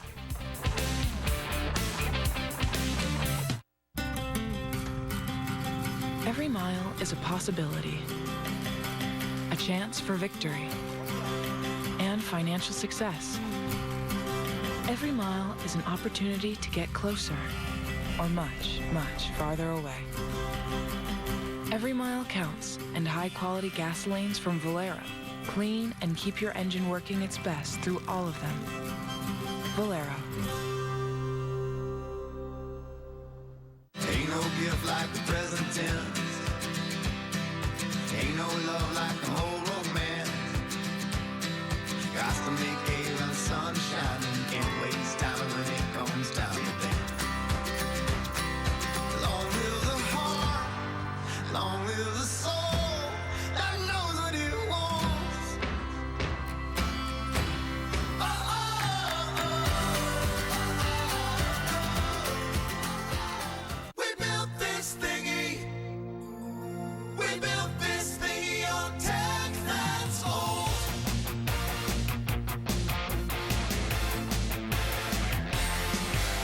We built this thingy. But we built. Yeah, Xfinity built this newer thingy that lets me search with my voice. We're good. Don't fall for DirecTV. Find shows faster with the X1 voice remote, only from Xfinity. Sign up today or get started with this great offer. Call or go online today.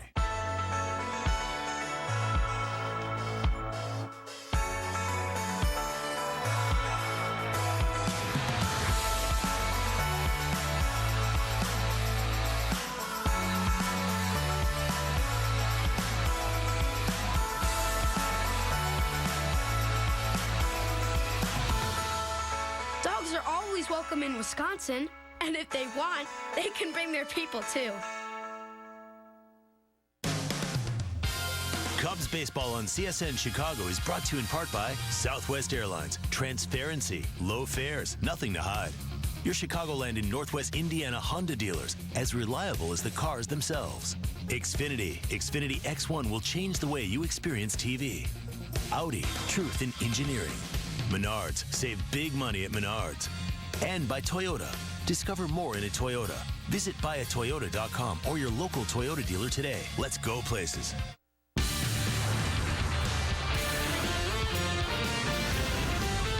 This is Cubs Postgame Live, presented by Blue Cross Blue Shield of Illinois. Get him out. He swings at the first pitch, and this should do it. Ozuna, and the Marlins hang on.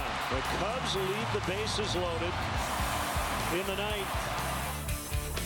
A 4-game losing streak now for the Cubs, who dropped to 47-24 after opening this 11-game road trip with a 4-2 setback in Miami to the Marlins. Hi, everyone. Welcome into Cubs Postgame Live, presented by Blue Cross Blue Shield of Illinois, alongside Todd Hollinsworth. I'm Chris Bowden, pinch hitting for David Kaplan tonight. You got two good ingredients tonight. Defense was good. Starting pitching was good. Bullpen let you down, as well as the offense. Well, yeah, Strope there in the 8th, 9th inning right there. Things just got a little dicey. I mean, that's just it. You felt like you saw a few too many sliders. But again, kind of getting down to the small things that matter. You think back to the wild pitch that put Yelich into scoring position right there. Sets up an opportunity to score the game-winning run they add on right there. So that's really what this comes down to. And I think that's the reminder that we have to see through this 4-game losing streak, that when you play against good teams, and the St. Louis Cardinals played tough against the Cubs, as did the Marlins again tonight, when you get good starting pitching, the little details of these games are what ultimately decide the winner, typically. Yeah, it comes without Anthony Rizzo in the lineup tonight. That back stiffened up after initially injury in yesterday's loss to the St. Louis Cardinals. And again, John Lester gave the Cubs what they needed for the most part tonight. 2 mistakes, but let's go through the highlights. And the Cubs were able to get on the board first here, as in the the 4th inning, Jason Hayward singling, and then whoops, it goes right past Marcell Ozuna. Well, some laziness on Marcell Ozuna's part right there. A little too nonchalant. It's going to cost him a 2-base error. Jason Hayward getting all the way around to third. Way to hustle. Almost got all the way around with the Little League home run right there if the ball would have left the field. But again, ultimately, putting a runner in scoring position for the Chicago Cubs as the offense starts to churn. Chris Bryant singled in his first at-bat in the first inning against Wei Yin Chen, but then came up through here, getting the ball deep enough for the sacrifice fly to bring Hayward in. Certainly what you want to see right there. Got an off-speed pitch, a changeup up at the top of the zone, easy pitch to elevate. He's probably kicking himself, maybe thinking he could have gone deep with that pitch, but again, gets the sacrifice fly right there.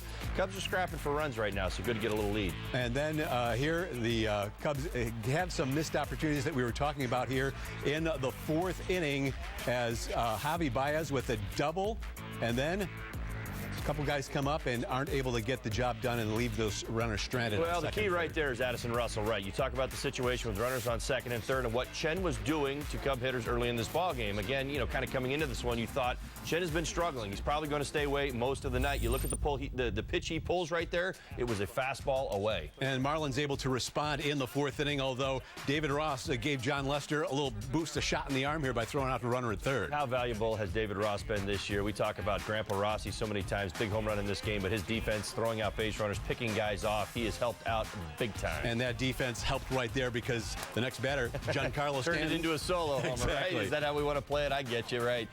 Stanton, good swing of the bat right there. He's starting to heat up. He's their big slugger, but you see him fifth in the lineup because Marcell Ozuna has actually been your more typical number 4 hitter this year. Stanton has really started his season off slowly, but picking it up of late. And before the Marlins had their second solo homer of the night, Chris Bryant made sure it was a solo homer with defense here as well. Yeah, great to see Chris Bryant. It almost looks like he's got a little smile on his face right there. But again, his breaks are getting so much better. He looks so comfortable out there. I think playing the outfield is only going to get better as his jumps get better. And Ozuna able to make up for that mistake and put them on top with a big swing of the bat. Yeah, this really is the one that probably stands out the most when you think about John Lester's performance. Listen, Ozuna is the best right-handed hitter against left-handed pitching in baseball, people, slugging .838 coming into tonight.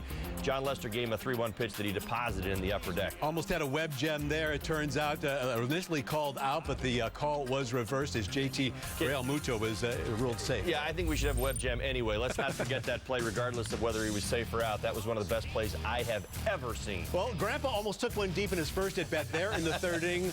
We thought he might be trying to do the Carlton Fisk stay fair inside the pole. Didn't happen that time, but he got it back in the 8th. Yeah, well, almost the same pitch, right? Just a little farther away, and he's able to keep it fair. If you think back to the one he missed foul on, it was a little bit more in on his hands. That one, a little bit more getting your arms extended. Huge swing of the bat right there for Rossi. I mean, I think even people around, we were all like, well, you're going to pitch it for Rossi? No, I kept thinking, you know what? As a matter of fact, I did say this. He hit one foul. He seems like he's on the fastball tonight. Give him another crack at it and comes up with a big home run right there. That after a couple of strikeouts early in the game, and that was it for Chen. Ross's home run chasing him. Cubs unable to come through any further in the 8th inning, and then the bottom half, Pedro Strop runs into some issues, especially starting with a one-out walk that kind of started the dominoes rolling. Yeah, well, you know, listen, Yelich is a great hitter, but I thought he was just a little too careful right there. I talk about this an awful lot. As a former player, you know, your relievers, and as good as Pedro Strop has been all season long, this isn't, you know, getting on Stropey, but, you know, you don't want to see that, you know, that walk that kind of sets things up. You give him a free pass, and it sets up the situation. You got the wild pitch, puts Yelich at second base. You put yourself in a hole behind Stanton. Stanton comes up with a 3-2 base hit the other way, and then you add on with Realmuto driving one down the line right there for the 4-2 Marlins lead. And that's the way it would be, because in the 9th inning, even though the Cubs were knocking on the door after Javi Baez struck out, and let's keep in mind, too, Miami without their normal closer here who had worked for the previous 5 games. Yeah, Phelps gets in there. He's got a live arm as well. He's had a very good season, but Ramos, their typical closer, has been doing a fantastic job. You were wondering how this was actually going to play, and this is the hit right here where I started to sense some momentum. When this one fell in, you know, Ozuna not able to get to the ball, second base not able to get back on the ball, you now set the table, and you're going to get a balk call right there to put runners at second and third. So, Chris, we've now set up that situation, you know, that we saw earlier in the game where we got runners on second and third, and we've got a run-scoring situation, and we have less than 2 outs. So, again, this is what it comes down to. David Ross has a really nice at-bat, works himself back into it. We're going to load the bases up here with only 1 out. But Chris Coghlan pinch hits, strikes out swing there, a big out for Phelps, and then Ben Zobrist. Usually don't see him this anxious going for the first pitch. I think the guys in the booth were kind of surprised by that. Well, yeah, I think we were as well. But, again, it was a first pitch fastball out over the plate. And, you know, as many times as we've seen Ben Zobrist get on top of that ball, drive it in the gap, hit it out of the yard, I probably wouldn't call, you know, get on him for that. I mean, it was a good swing of the bat. He's also got a cutter. And guys with cutters, you don't want to mess to. You also don't want to get to that cutter. So I understand that aggressive approach right there. Still one swing of the bat away from tying up that ball game, but just some missed opportunities. I mean, even if you were to flip it around, you know, Coghlan's and Zobrist at bat, you get a sacrifice fly there. You still have another at bat, even with 2 outs and an opportunity to get some things done. So really, to me, it kind of came down to 2 key at bats with runners in scoring position and less than 2 outs, the inability to get them in. In the 4th and 9th innings right there. By the way, Zobrist in an 0 for 11 funk right now. He did draw a walk tonight. Time for our Elk Grove pitching recap. John Lester took the mound today, coming off of 5 consecutive wins, going up against what we said was a struggling Miami Marlins starter. We'll get to him in a moment. But as for John Lester, 2 real mistakes, what could have been a lot worse if not for a couple of defensive plays in front of those solo home runs. Well, right. When you look at the bottom line, you see the 5 hits. He only did give up the 2 solo homers, 3 walks again. Sometimes, again, pitching on the corners, and that's it. I thought maybe this might get a little complicated as we move late. If you watch this entire game from start to finish, you realize that the strike zone, especially right-handed hitters to both lefties, including Chen, the strike zone away was opening up. I mean, it kept growing as the game was going on, and both pitchers were doing a fantastic job of exploiting away. You see these highlights right here. Away, away, away, away. There was a lot of action out there. You think back to the Stanton home run. He started to look away. He drove it out away. Marcell Ozuna was the one hitter that John challenged on a 3-1 pitch, and I thought, is that the guy? He's been so good against left-handed starters this year, Marcell Ozuna has been, that he challenged him, tried to get the cutter in there and didn't get it in there, and Ozuna put it in the upper deck. And John Lester has been so good so far this month. As you take a look at the numbers in June, wasn't able to come away with a career-high 6 consecutive victory tonight, but by and large, you'll take 4-0 with a .146 ERA and that strikeout-to-walk ratio as well. Now let's take a look at the Marlins starter tonight. Wei-Yin Chen came in really struggling. Last outing, 2 1/3 innings, and he allowed 6 runs, got chased early. But the Cubs were doing some chasing against him here tonight. Well, and again, that's just it. I think that part of this is that they, I saw a little pulling off. I mean, again, sometimes it's the uncertainty of not seeing a guy. Now, Chen's been a career American leaguer, Baltimore Orioles. He's now come over to the Marlins. And most of these Cubs, other than Ben Zobrist, really haven't seen this guy. So what was the approach going to be tonight? And again, as we saw this game progress, that outside corner opening up, Chen lived out there, and Cubs hitters needed to make that adjustment. It just seemed like the younger hitters weren't able to make the adjustment quick enough. Chen had so many struggles, and I know that if they were able to get to him early, he probably would have imploded based on his last 3 starts and based on his track record at home. He has not pitched well at Marlins Park. By definition of pitcher's park, he has an ERA near 6 going into tonight. So there were a lot of things working against him, but the knowledge between the two, from Chen to the Cubs, I kept thinking he's probably going to stay away an awful lot tonight. Then you factor in the home plate umpire in that growing strike zone off that corner to the right-handed hitters. You got to be able to make those adjustments. And when he got out of that 4th inning jam, it was the start of retiring 11 consecutive Cubs before David Ross was able to go deep. Time for our first break here on Cubs Postgame Live, presented by Blue Cross Blue Shield of Illinois. When we come back, Joe Madden putting his rook in the cleanup spot at first base. We'll discuss. Cubs Postgame Live is presented by Blue Cross Blue Shield of Illinois. Through it all.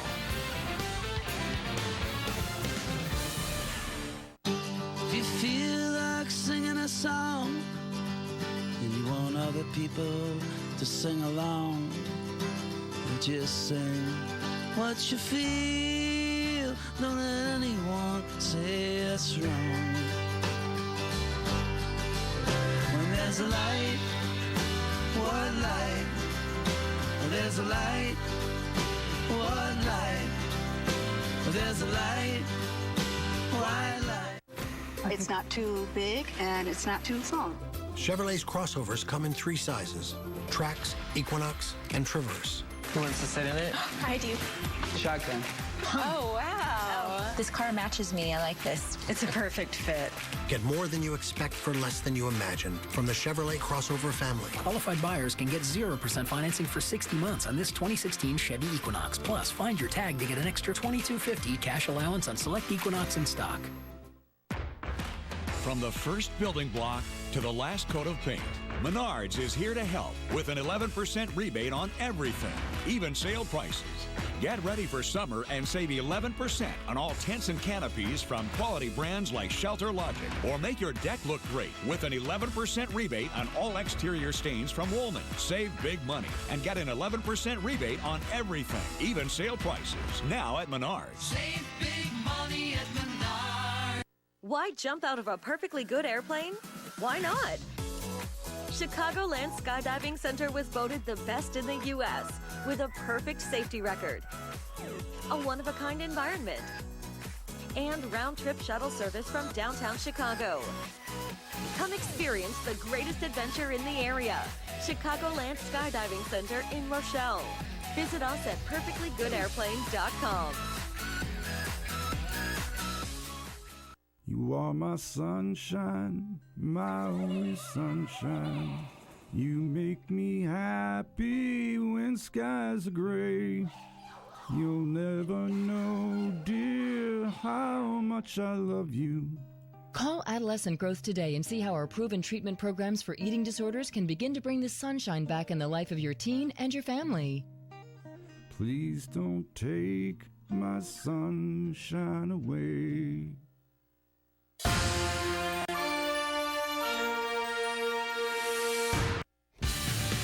Welcome back to Cubs Postgame Live, brought to you by Blue Cross Blue Shield of Illinois. They fall tonight in Miami to the Marlins to open a 4-game series down there, 4-2, as Pedro Strop gives up a pair in the bottom of the 8th after David Ross tied it up in the top half. Welcome back alongside Todd Hollinsworth. I'm Chris Bowden filling in for David Kaplan tonight. Let's take a look at the Cubs lineup so far tonight. And Ben Zobrist, the only guy who really had a knock, didn't have a knock because everyone else at least came through once, but you're not seeing any multiple hits right there. And everyone trying to pitch in, but what was lacking was the big hit in the timely fashion. You go back to that 4th inning and you think maybe there was a little bit more of an opportunity, but when you look at the score, you know, I mean, we didn't have a particularly hot hitter. I mean, David Ross did come up with a home run late, and again, connecting the dots is what I like to say. When you look at a score like that, if it's connected, you think maybe you had a 3 or 4 run inning. You go back to that 4th inning, it only turned into the 1 run. We took advantage of the error from Ozuna in center field, but that was it. Again, an opportunity to score some runs, get a bigger lead.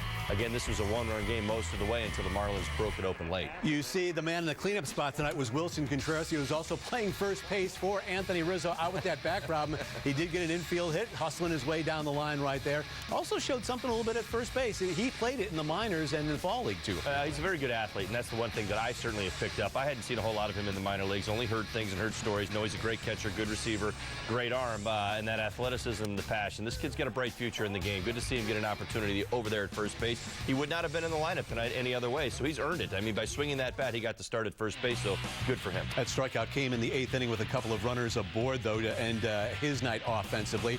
Now for the Honda winning box score, take a look at what the Miami Marlins were able to do, and a couple of guys in the middle of that lineup able to come through.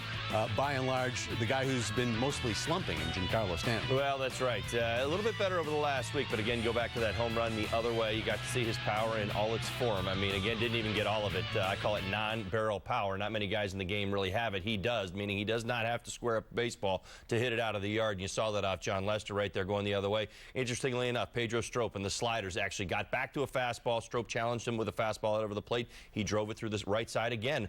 Runner in scoring position, going the other way, staying inside of a baseball. So a big run there. So he had a real nice night for him. He is our UPS Store taking care of business player of the game, as I mentioned. Really hadn't been coming through all season long, heating up a little bit lately. Some of his numbers, he was just hitting .211 on the season, but did come in to this game career-wise against the Cubs in 28 games, 10 home runs, and 20 runs batted in. Marlins have been a surprisingly good team, I think, opening a lot of people's eyes so far, and they've done it without this guy swinging a big stick. Well, it's exactly right. Well, it's because Marcell Ozuna has been one of the best hitters in the game. You got Christian Yelich, who's a great hitter as well. They've stayed healthy. Their pitching's been okay.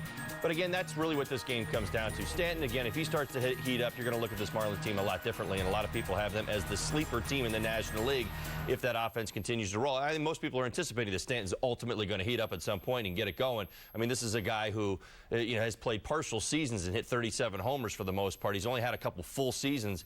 He's a 50-homer threat if he's out there every day. So they get him going, they definitely turn into a legitimate wild card contender. Time for another break here on Cubs Postgame Live. And as we head to break, our Four Seasons heating, air conditioning, and plumbing. Who's hot and who's not this season with 2 outs and runners in scoring position.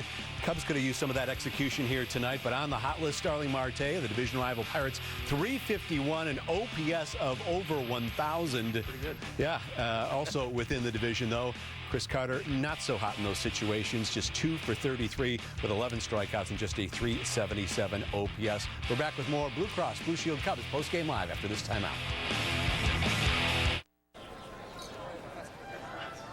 Summer's here, but we're the ones bringing the heat.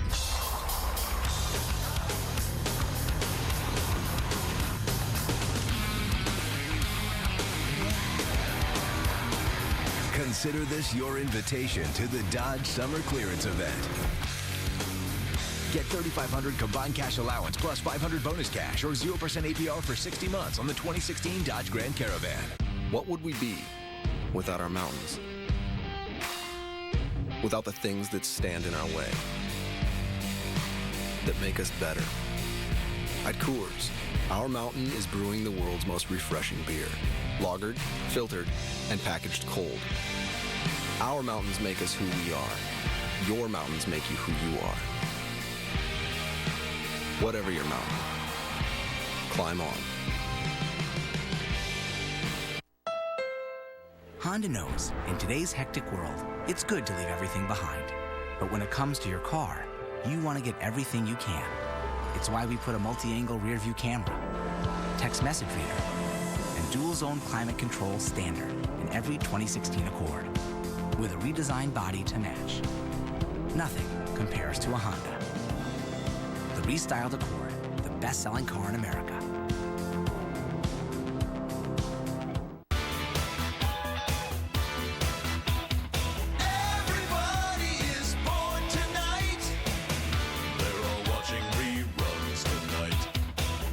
Yeah, not us. Nah, no reruns here. Yeah, we have X1 from Xfinity. Everybody crochet tonight.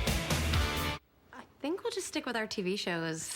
Don't fall for DirecTV. Get 4 times more TV shows and movies on demand with Xfinity. Sign up today or get started with this great offer. Call or go online today. There's a sound a ball makes when it catches nothing but net.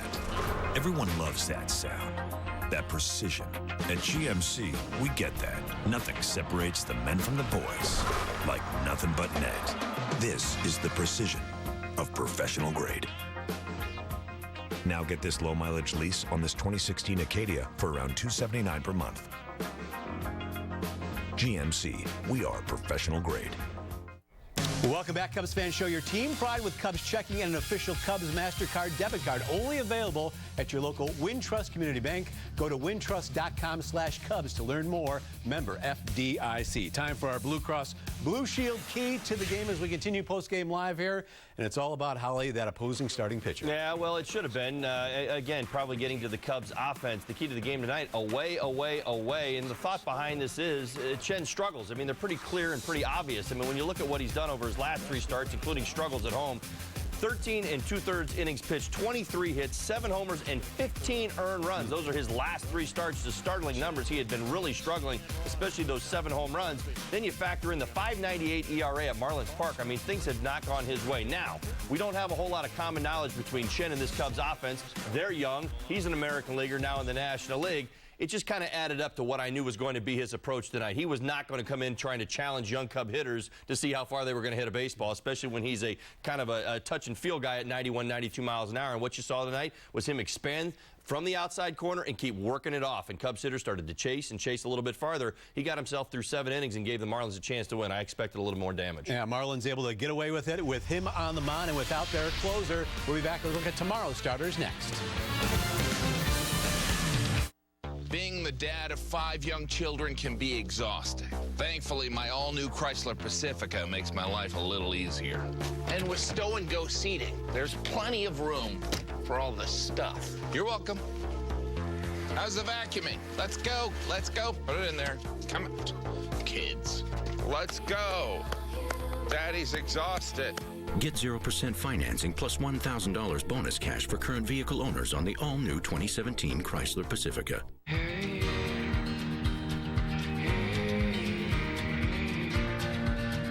fix my heart and my broken bones. If I can stand up on my own, don't make me stand alone. Lift me up so I can see the light. When the sun goes down, I will lay in your arms tonight.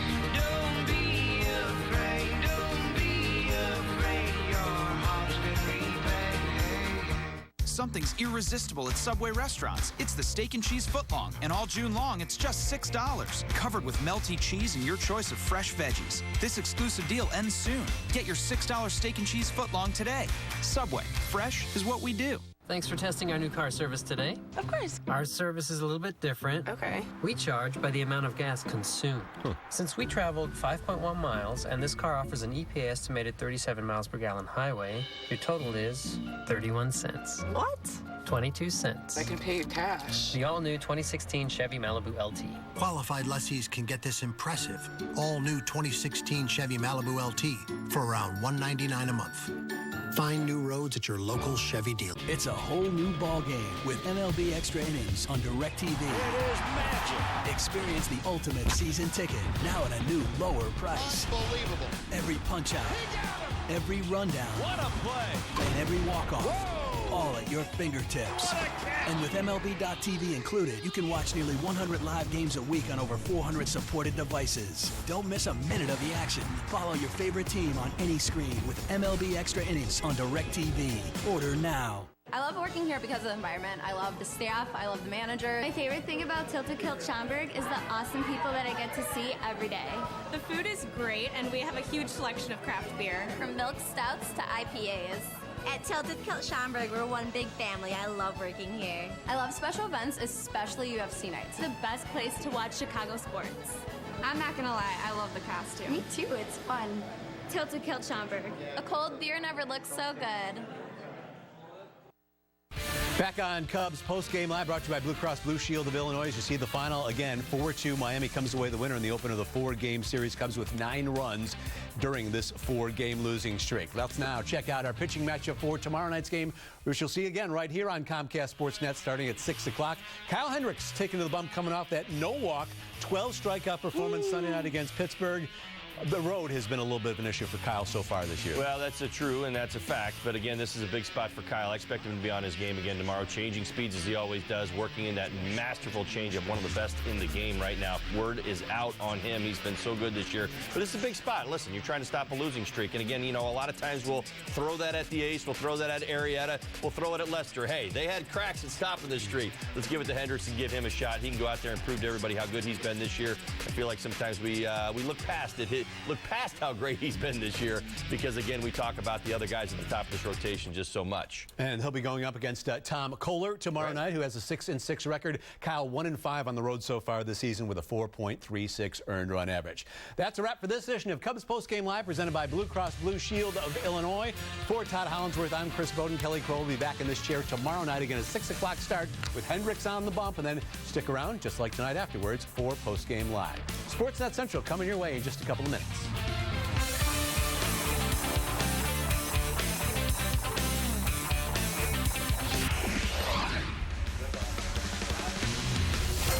With the 14th pick in the 2016 NBA Draft, the Chicago Bulls select Denzel Valentine from Michigan State University.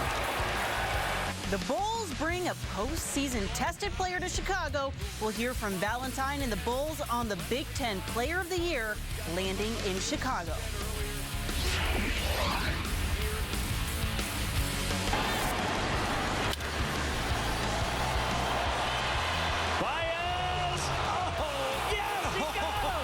Oh, my.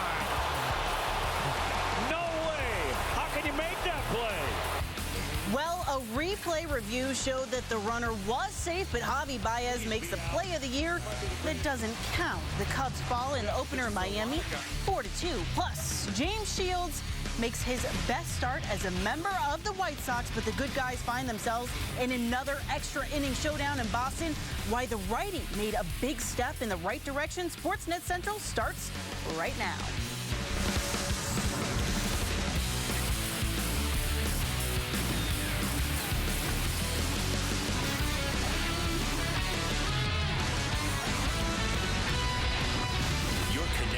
To Sportsnet Central, presented by GMC.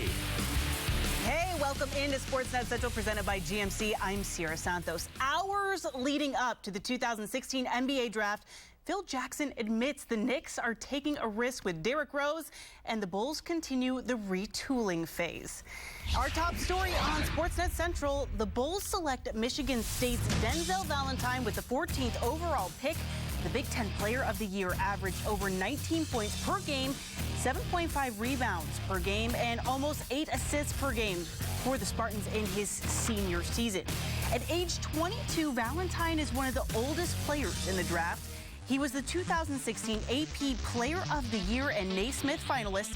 The versatile small forward is the first player in Big Ten history to record over 1,300 points, 700 rebounds, and 500 assists. He shot just under 45% from beyond the arc in his senior season. For reaction right now, we send it out to the Advocate Center and our Bulls Draft Central team of Mark Shanowski, Kendall Gill, and Vincent Goodwill. Guys, take it away. All right, thank you very much. Obviously, a situation where the Bulls had a number of options with the 14th pick in round one. We thought that they might take a chance on a wing player that might fit. They ended up going with a proven quantity in Denzel Valentine. Here's a guy who was the Big Ten Player of the Year, chosen by a number of outlets as the National College Player of the Year. And, Kendall, you know what you're getting with this guy, a very solid selection. Right. You know, I always say I don't like a guy that's all sizzle and no steak. Okay, I think that Valentine is a steak guy because he can play the game. And he's not going to wow you with his athleticism or his speed. He just knows how to play the game, and that was evident because he was Player of the Year in college basketball. Well, I think the big thing for him is he can play multiple positions. Although he's only 6'5", you can play him at 1, 2, or 3, averaged 8 rebounds and 8 assists, was a really good playmaker, improved his shooting to about 45% from 3. I think that's such a big thing when you talk about running Fred Hoiberg's offense, being able to play not only with pace, but being able to spot up and shoot off the driving kick. I think that's huge.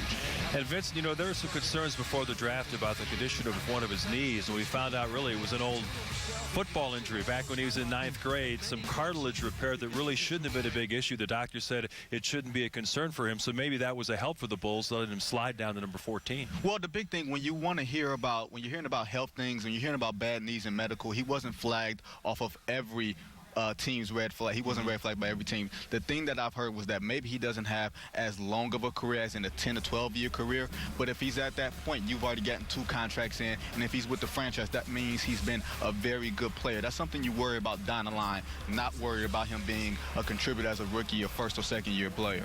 And Kendall, the nice thing about him is he can play the 2, he can play the 3, he could even probably play some 1 in certain situations. Excellent court vision, a really good passer, averaging nearly 8 assists per game during his senior season at Michigan State. How do you envision that Fred Hoiberg might use him in his rotation? Well, much like Golden State uses Draymond Green, who happened to go to Michigan State as well. This guy can play multiple positions, can play point forward, also can play the point guard from the shooting guard position. So, you know, whoever's at point guard, he may not have to have the ability to bring the ball down all the time. You can give Valentine that responsibility, and also he's an excellent passer. That's the one thing that I did notice about him while I watched him at Michigan State. Yeah, his passing ability might be his #1 overall skill. Well, as a possible lottery pick, Denzel Valentine was invited to the Barclays Center for the draft proceedings tonight. Let's hear what he had to say to the media following his selection by the Bulls. I'm just very excited to be a part of the Chicago Bulls organization and you know, ready to get started. You know, I know they got a lot of good players, you know, already there, but I'm just ready to go in and contribute the best I can and, you know, try to get as many wins for the organization. Reed Horner, WFUV. Being an older player in this draft, some would say you have less potential or room to grow compared to 19, 20-year-olds. Is there any validity to those statements, or? I mean, you can never win. You know, I feel like in my place, being a senior, I just got better every year. And, you know, why is that going to stop now? You know, I feel like when I get to the next level, I'm just going to keep on getting better. I mean, you just keep on getting better. Those guys that have more potential on me, they're supposed to keep getting better, so I will keep getting better. Thank you. Terrell Johnson, New York Beacon. What are some other advantages that you have as an older player? I mean, you know, I was able to, you know, grow as a person, you know, off the court and, you know, on the court. You know, I developed skills. You know, my shooting percentage got better. You know, I got more comfortable playing ball screens, you know, learning the game.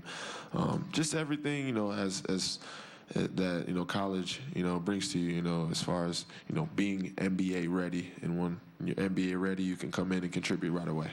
What's something that coach taught you that will stick with you, that will help you at this level?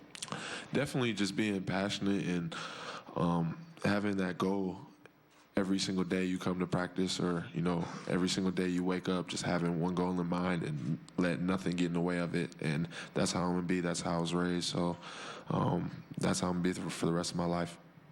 Denzel, I know you were sitting there, you had your arm around your mom there.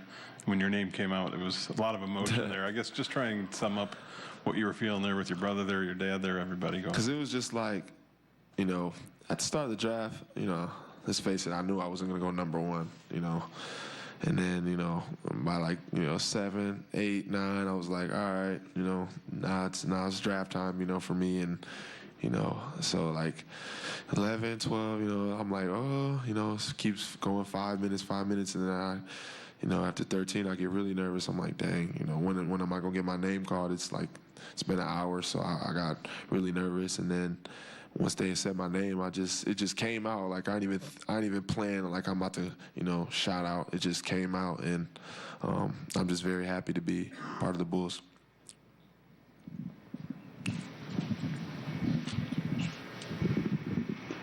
Denzel, Steve Kyler, Basketball Insiders. First of all, congratulations. There were a lot of things being said in and around the draft, knees, concerns, how durable you could be. You tried to answer a lot of that. Do you feel like that maybe contributed to you not going maybe as high as you thought you were going to go?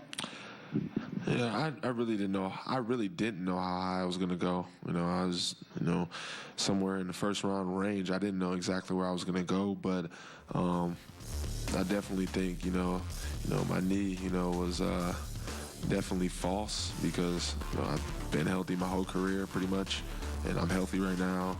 I may have a little bit of wear and tear, just like everybody else will. So I'm just excited to get going and happy to be with the Bulls. Well, that was Denzel Valentine talking about the knee issues, and before the Bulls made their selection at number 14, there was a lot of drama going on inside the Advocate Center. Lots of rumors being reported nationally about the possibility of a trade involving Jimmy Butler going to either Boston or the Minnesota Timberwolves, which would have been fascinating if you'd gone back to Tom Thibodeau. Can't imagine those conversations between Gar Forman, John Paxson, and Tibbs. We'll start with Vinny. Obviously, you have two phones going. You were listening to a lot of things, talking to sources. How close did they get to moving Jimmy Butler tonight? It depends on who you talk to, honestly.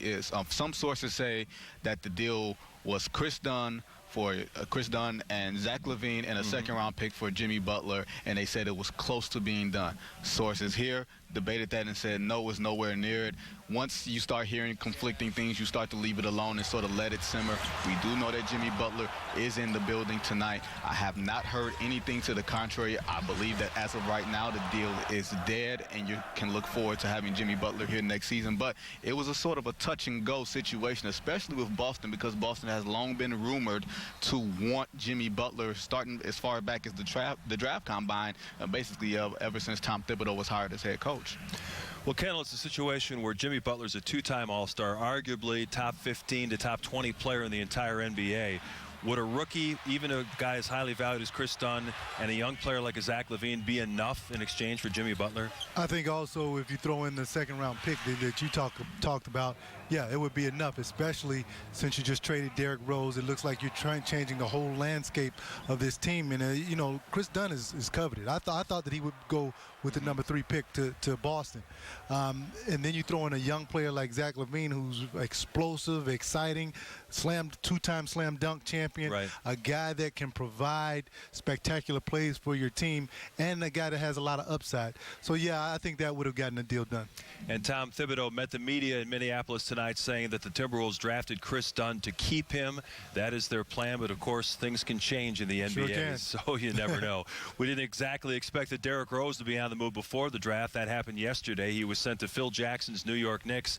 And today, Phil met the media explaining why they decided to take a chance on Derrick Rose entering the final year of his contract. Here's Phil Jackson. He had obviously a disrupted season last year that was started right off the bat in training camp with the occipital fracture that he had around his eye, and he started the season with face, mask, and had blurred vision and some things that really set him back. But I thought he recovered really well towards the end of the year. Our last game with him, I felt, his game was impressive to me. So, we know he's had issues. It's the unfortunate part about our game, but there's always risk-reward in everything you do in this business. Very interesting thoughts from the Zen Master. Of course, they were running the triangle offense with the Knicks, and in the triangle, Kendall, as you well know, the point guard position is not as valued. Now they hired Jeff Hornacek, who's probably going to bring in a faster system that he ran with the Phoenix Suns. They want to use Derek's ability in the open court. It seems like they're going to move away from the triangle and maybe feature Derek's speed and ability to attack the rim. Yeah, they have to. They brought in Jeff Hornacek. That's not one of Phil Jackson's guys.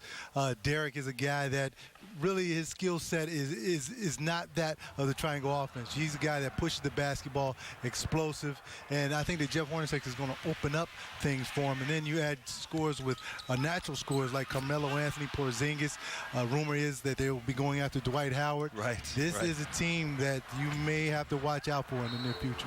What do you think about Derek's future in New York, Vinny? Well, I think it's a one-year tryout. I think we can all basically agree on that. I think with Derek moving forward, one-year deal, max money, having the opportunity to be on the New York stage and not have to be MVP Derrick Rose, and he can be the third or fourth best player on the team, that may allow him to free himself up to be basically the best of the rest of Derrick Rose, as we're going to see.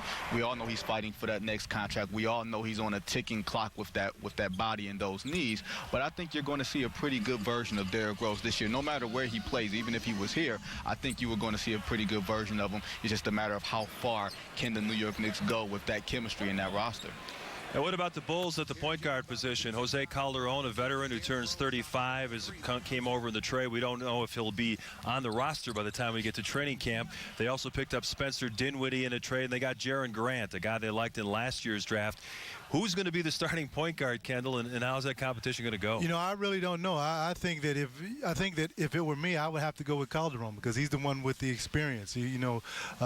Grant don't really know what he can do because he really didn't get an opportunity to play a lot in New York. Also had to play in the triangle offense. So, as you said earlier, point guards don't really flourish in the triangle offense. With Dinwiddie, it's still up in the air as well. Right. So this is, and with questions that are unanswered, I have to go with the veteran. That would be Calderon as a starter. And they could look in free agency. Obviously, Mike Conley's the biggest name, but you got guys like Brandon Jennings and some lesser players that they could pursue as well. Yeah, I honestly think if you're going to go the free agent route, maybe you go to a guy like Brandon Jennings, who's coming a full year off of that Achilles tear, was traded to Orlando midseason from Detroit.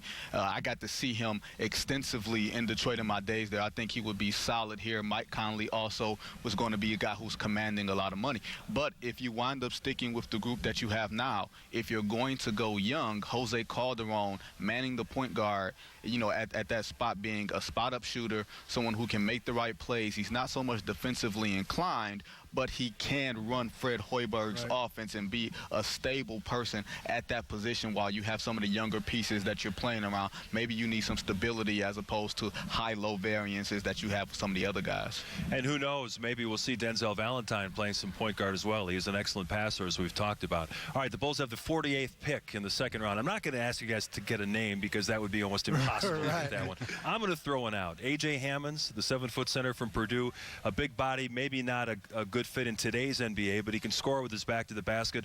Might be worth a flyer at 48. Vinny, you got any thoughts?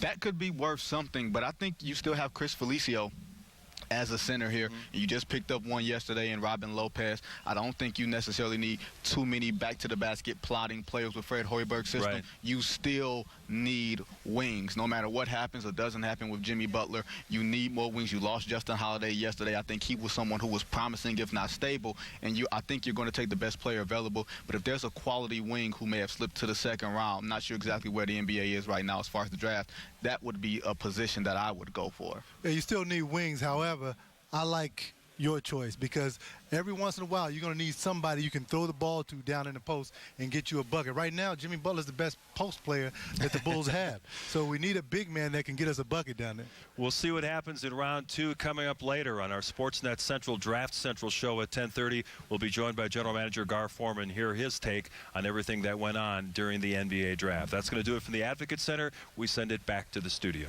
All right, guys, we're looking forward to more in-depth analysis coming up at 10:30. And we want to know know, what is your reaction to the Bulls selecting Denzel Valentine 14th overall? Use the hashtag BullsTalk in your response, and we'll have some of your answers later in the show. And the Cubs tonight doing something they haven't done all season long. We're taking you to Miami next.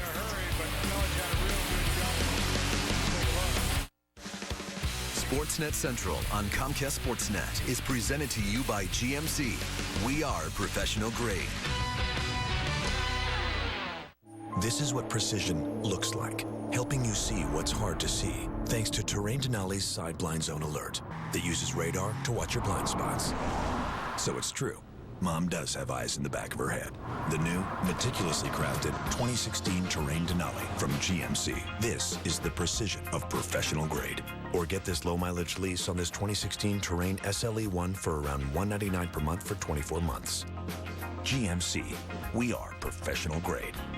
Want to see how cool I am? Meet my new friends. Happy face, fist, rainbow. Send. You can't choose how cool your dad is. Check out the selfie I took of you.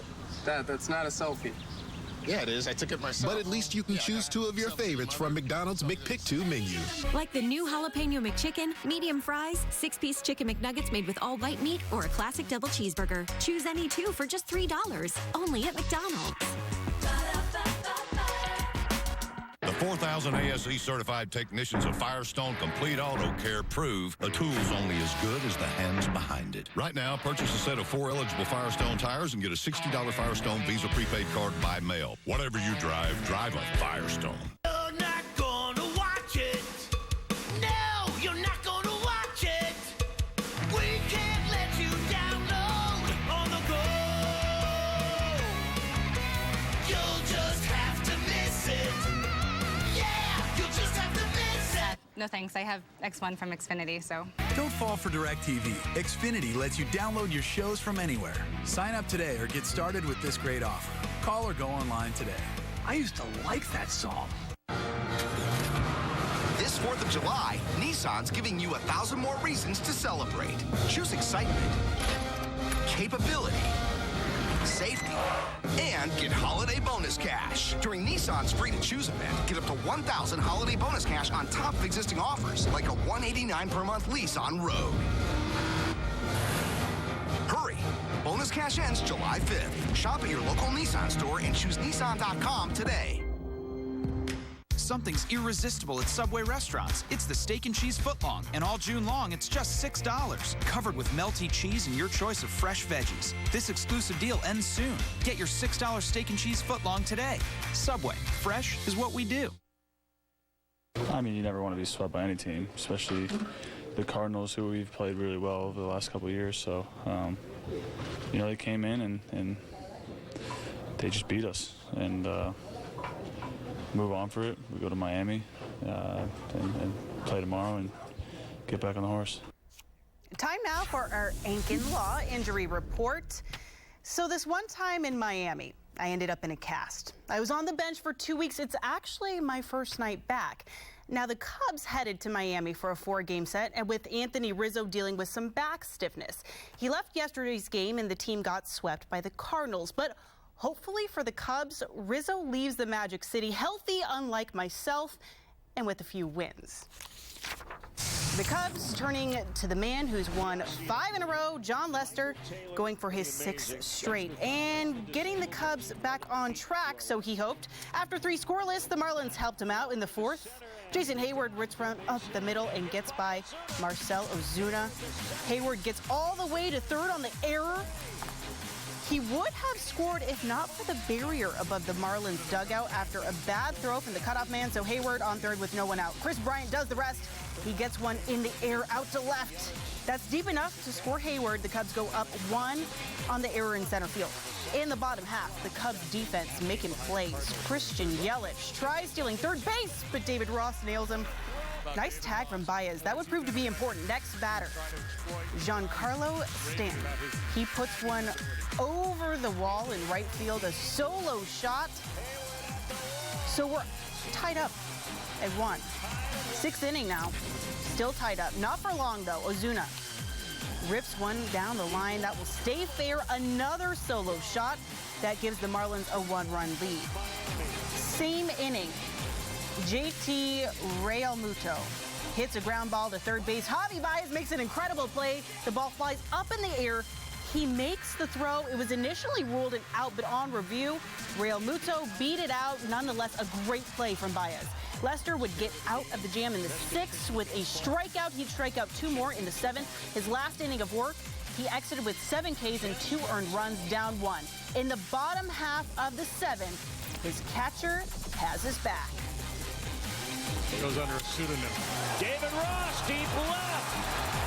We are tied. A home run. You cannot retire, David. You can't. Ross bails out Lester, no longer on the hook for the L. We are tied at 2. 8th inning now. Pedro Strop on the bump. He struggled in this one. After a walk and a wild pitch, Stanton with an RBI single into right. The Marlins regained the lead. It's 3-2 now. And next up, Realmuto rips one down the line. That's good for another RBI. The Marlins take a 2-run lead off of Strop in the Cubs bullpen. The Cubs did load the bases in the 9th, but David Phelps gets Ben Zobrist to fly out to end this one. The Cubs lose their 4th straight. The Marlins take this one 4-2.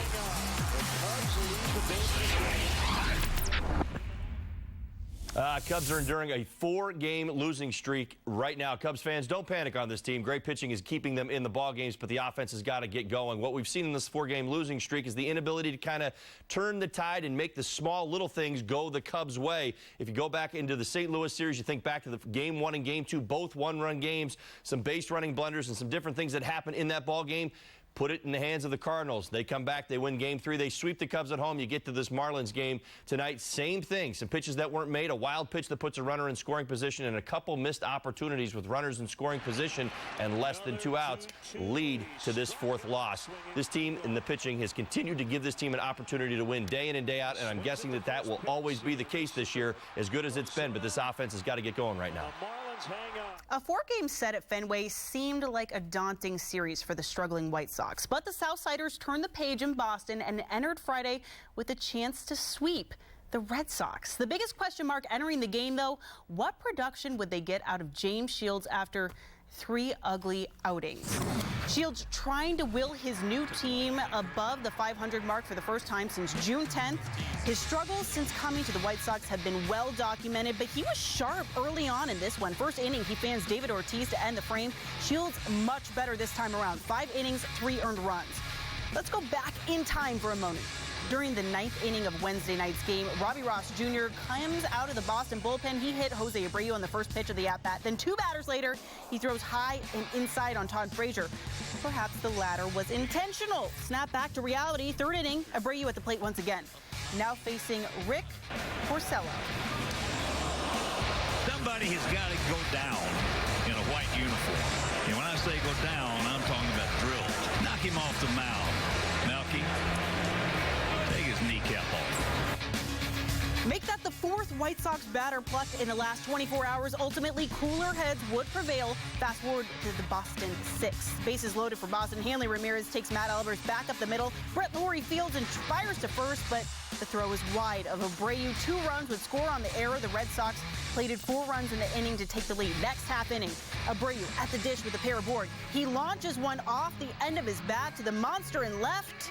Abreu crushes his 11th home run of the year. White Sox pull ahead thanks to the long ball again, 7-5. Road half of the 8th. White Sox batting with the bases loaded, no outs, but the Red Sox would escape the inning without allowing any runs. J.B. Shuck flew out to shallow left. Tim Anderson went down swinging, and Adam Eaton ended the inning with a chopper to second. The White Sox blow a chance to pad the lead. Boston's 8th now. Red Sox trailing by a run until Dustin Pedroia lines one over the glove of Anderson. A run-scoring single ties the game at 7. Pedroia with a pair of RBI in this game. To the 9th, Robertson gets the call from the bullpen to preserve a tied game. 2 on, 2 out. Pinch hitter Sandy Leon swings at strike 3. Robertson out of trouble. We're going to extras. Top of the 10th, Red Sox pitching was in another bases-loaded jam with nobody out. The White Sox with the same 3 hitters due up as they had in the 8th inning. Unfortunately, the results the same as well. Shuck puffed it out. Anderson struck out again, and Eaton ended the inning with a K as well. For the second time in 3 innings, the White Sox go quietly. Home half of the 10th, Matt Perk now towing the rubber for the road team. He's in a bit of a pickle. The game-winning run at second and the ever-dangerous Xander Bogaerts would play the hero role. He flips one off the end of his bat into shallow center field. The White Sox fail to sweep the Red Sox in Boston, but they do win 3 out of 4 after falling in the finale 8-7. So Shields makes a drastic improvement, but still has yet to make a quality start with the Southsiders. Afterward, Shields and the rest of the White Sox clubhouse felt confident that the righty made a big step in the right direction. I felt delivery-wise it was pretty good. I mean, I think it was like the 4th inning, just got a little ahead of myself out of the stretch, but got out of it right there. But you know, I got to do a better job in that 6th inning right there of not walking those guys. And you know, I thought the curveball to Poppy was a strike. I think he might have missed that one, but other than that, you know, overall pretty decent. You know, it's a positive direction. He was just getting ahead. I think, you know, he's just locating, and he just looked better as far as, you know, rhythm and all that. And I think if he gets ahead, then he's able to use his off-speed stuff. And, you know, for me, that was a big difference. Those are the types of starts that, you know, I've seen quite a bit of him, you know, make and, you know, would expect to make. And, you know, even be better than that and build off that. So, good job on his part. The Bulls take Denzel Valentine with the 14th overall pick of the 2016 NBA Draft. The star talks about his critics and what they have to say about his knee coming up next.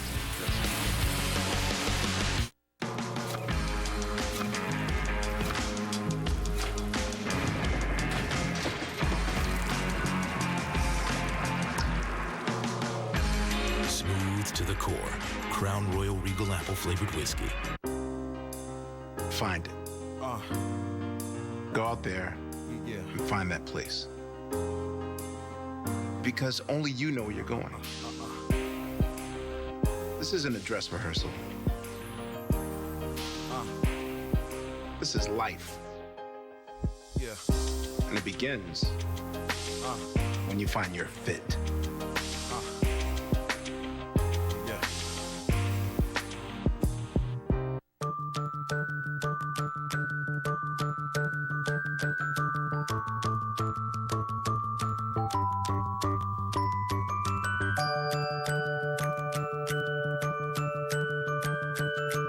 Your home, your auto.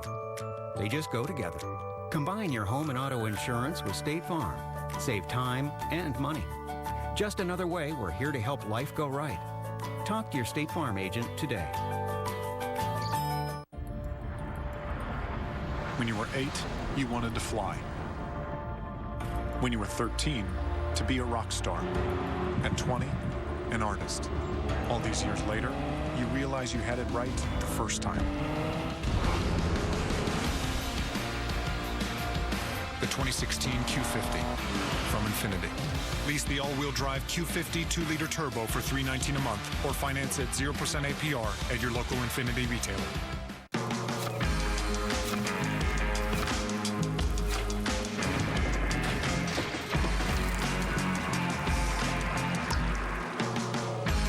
Smooth to the core. Crown Royal Regal Apple flavored whiskey. He storms the ice with aggression, artistry, and amazing. The shot, he scores! Patrick Kane! He is Patrick Kane, 2016 Hart Memorial Trophy winner. Back with our Miller Coors Cubs viewing party at Hits Pizza in Mundelein, Illinois.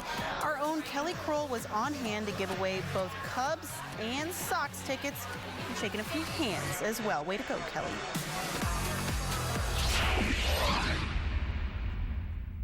I really didn't know how high I was going to go. You know, I was, somewhere in the first round range. I didn't know exactly where I was going to go, but I definitely think, my knee, was definitely false because I've been healthy my whole career pretty much, and I'm healthy right now. I may have a little bit of wear and tear, just like everybody else will. So I'm just excited to get going and happy to be with the Bulls. Well, Denzel Valentine doesn't want to hear anything about his right knee anymore. The Bulls select the Michigan State product with the 14th overall pick. He's the only player in Big Ten history to record over 1,300 points, 700 rebounds, and 500 assists. And tonight at 10:30 on CSN, our NBA draft panel of Mark Shanowski, former 15-year NBA pro Kendall Gill, and our Bulls insider Vincent Goodwill explore every angle of the Bulls draft. They'll take a closer look at how Denzel Valentine fits in the current roster, and Bulls GM Gar Forman will join us live on set. This has been Sportsnet Central presented by GMC. Stick with us. We got a fresh half hour coming your way. This is what precision looks like, helping you see what's hard to see, thanks to Terrain Denali's Side Blind Zone Alert that uses radar to watch your blind spots. So it's true, Mom does have eyes in the back of her head. The new, meticulously crafted 2016 Terrain Denali from GMC. This is the precision of professional grade. Or get this low-mileage lease on this 2016 Terrain SLE1 for around $199 per month for 24 months. GMC, we are professional grade.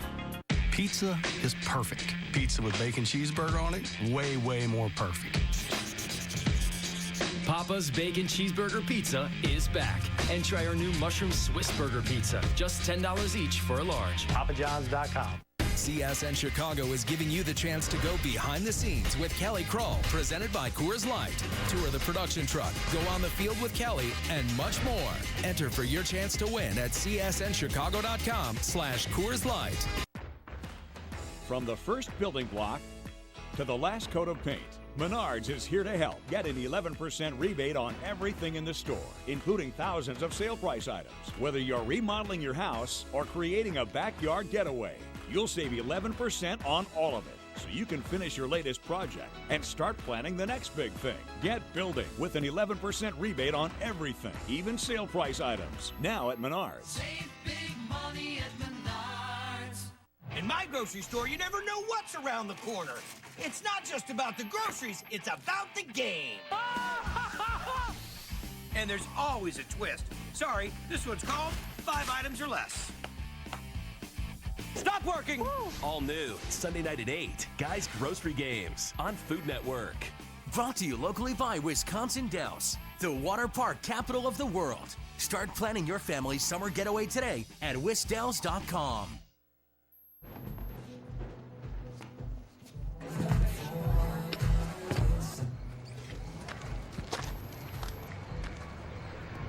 Welcome back to SportsCenter. I'm Scott Van Pelt. Time now for the best available video, which comes to us tonight from...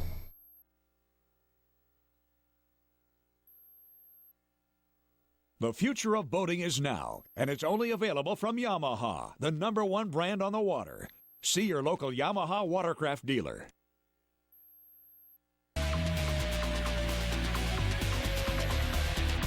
Eric, and you're watching the home of the Chicago Fire, CSN Chicago.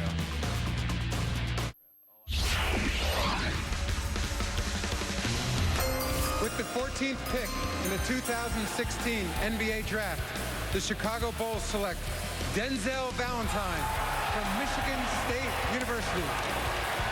The Bulls bring a postseason tested player to Chicago. We'll hear from Valentine and the Bulls on the Big Ten Player of the Year, landing in Chicago.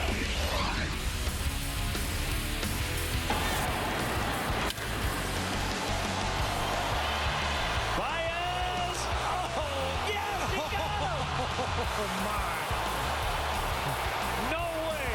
How can you make that play? Well, a replay review showed that the runner was safe, but Javi Baez makes the play of the year that doesn't count. The Cubs fall in the opener in Miami 4-2. Plus, Gene Shields makes his best start as a member of the White Sox, but the good guys find themselves in another extra inning showdown in Boston. Why the righty made a big step in the right direction. Sportsnet Central starts right now.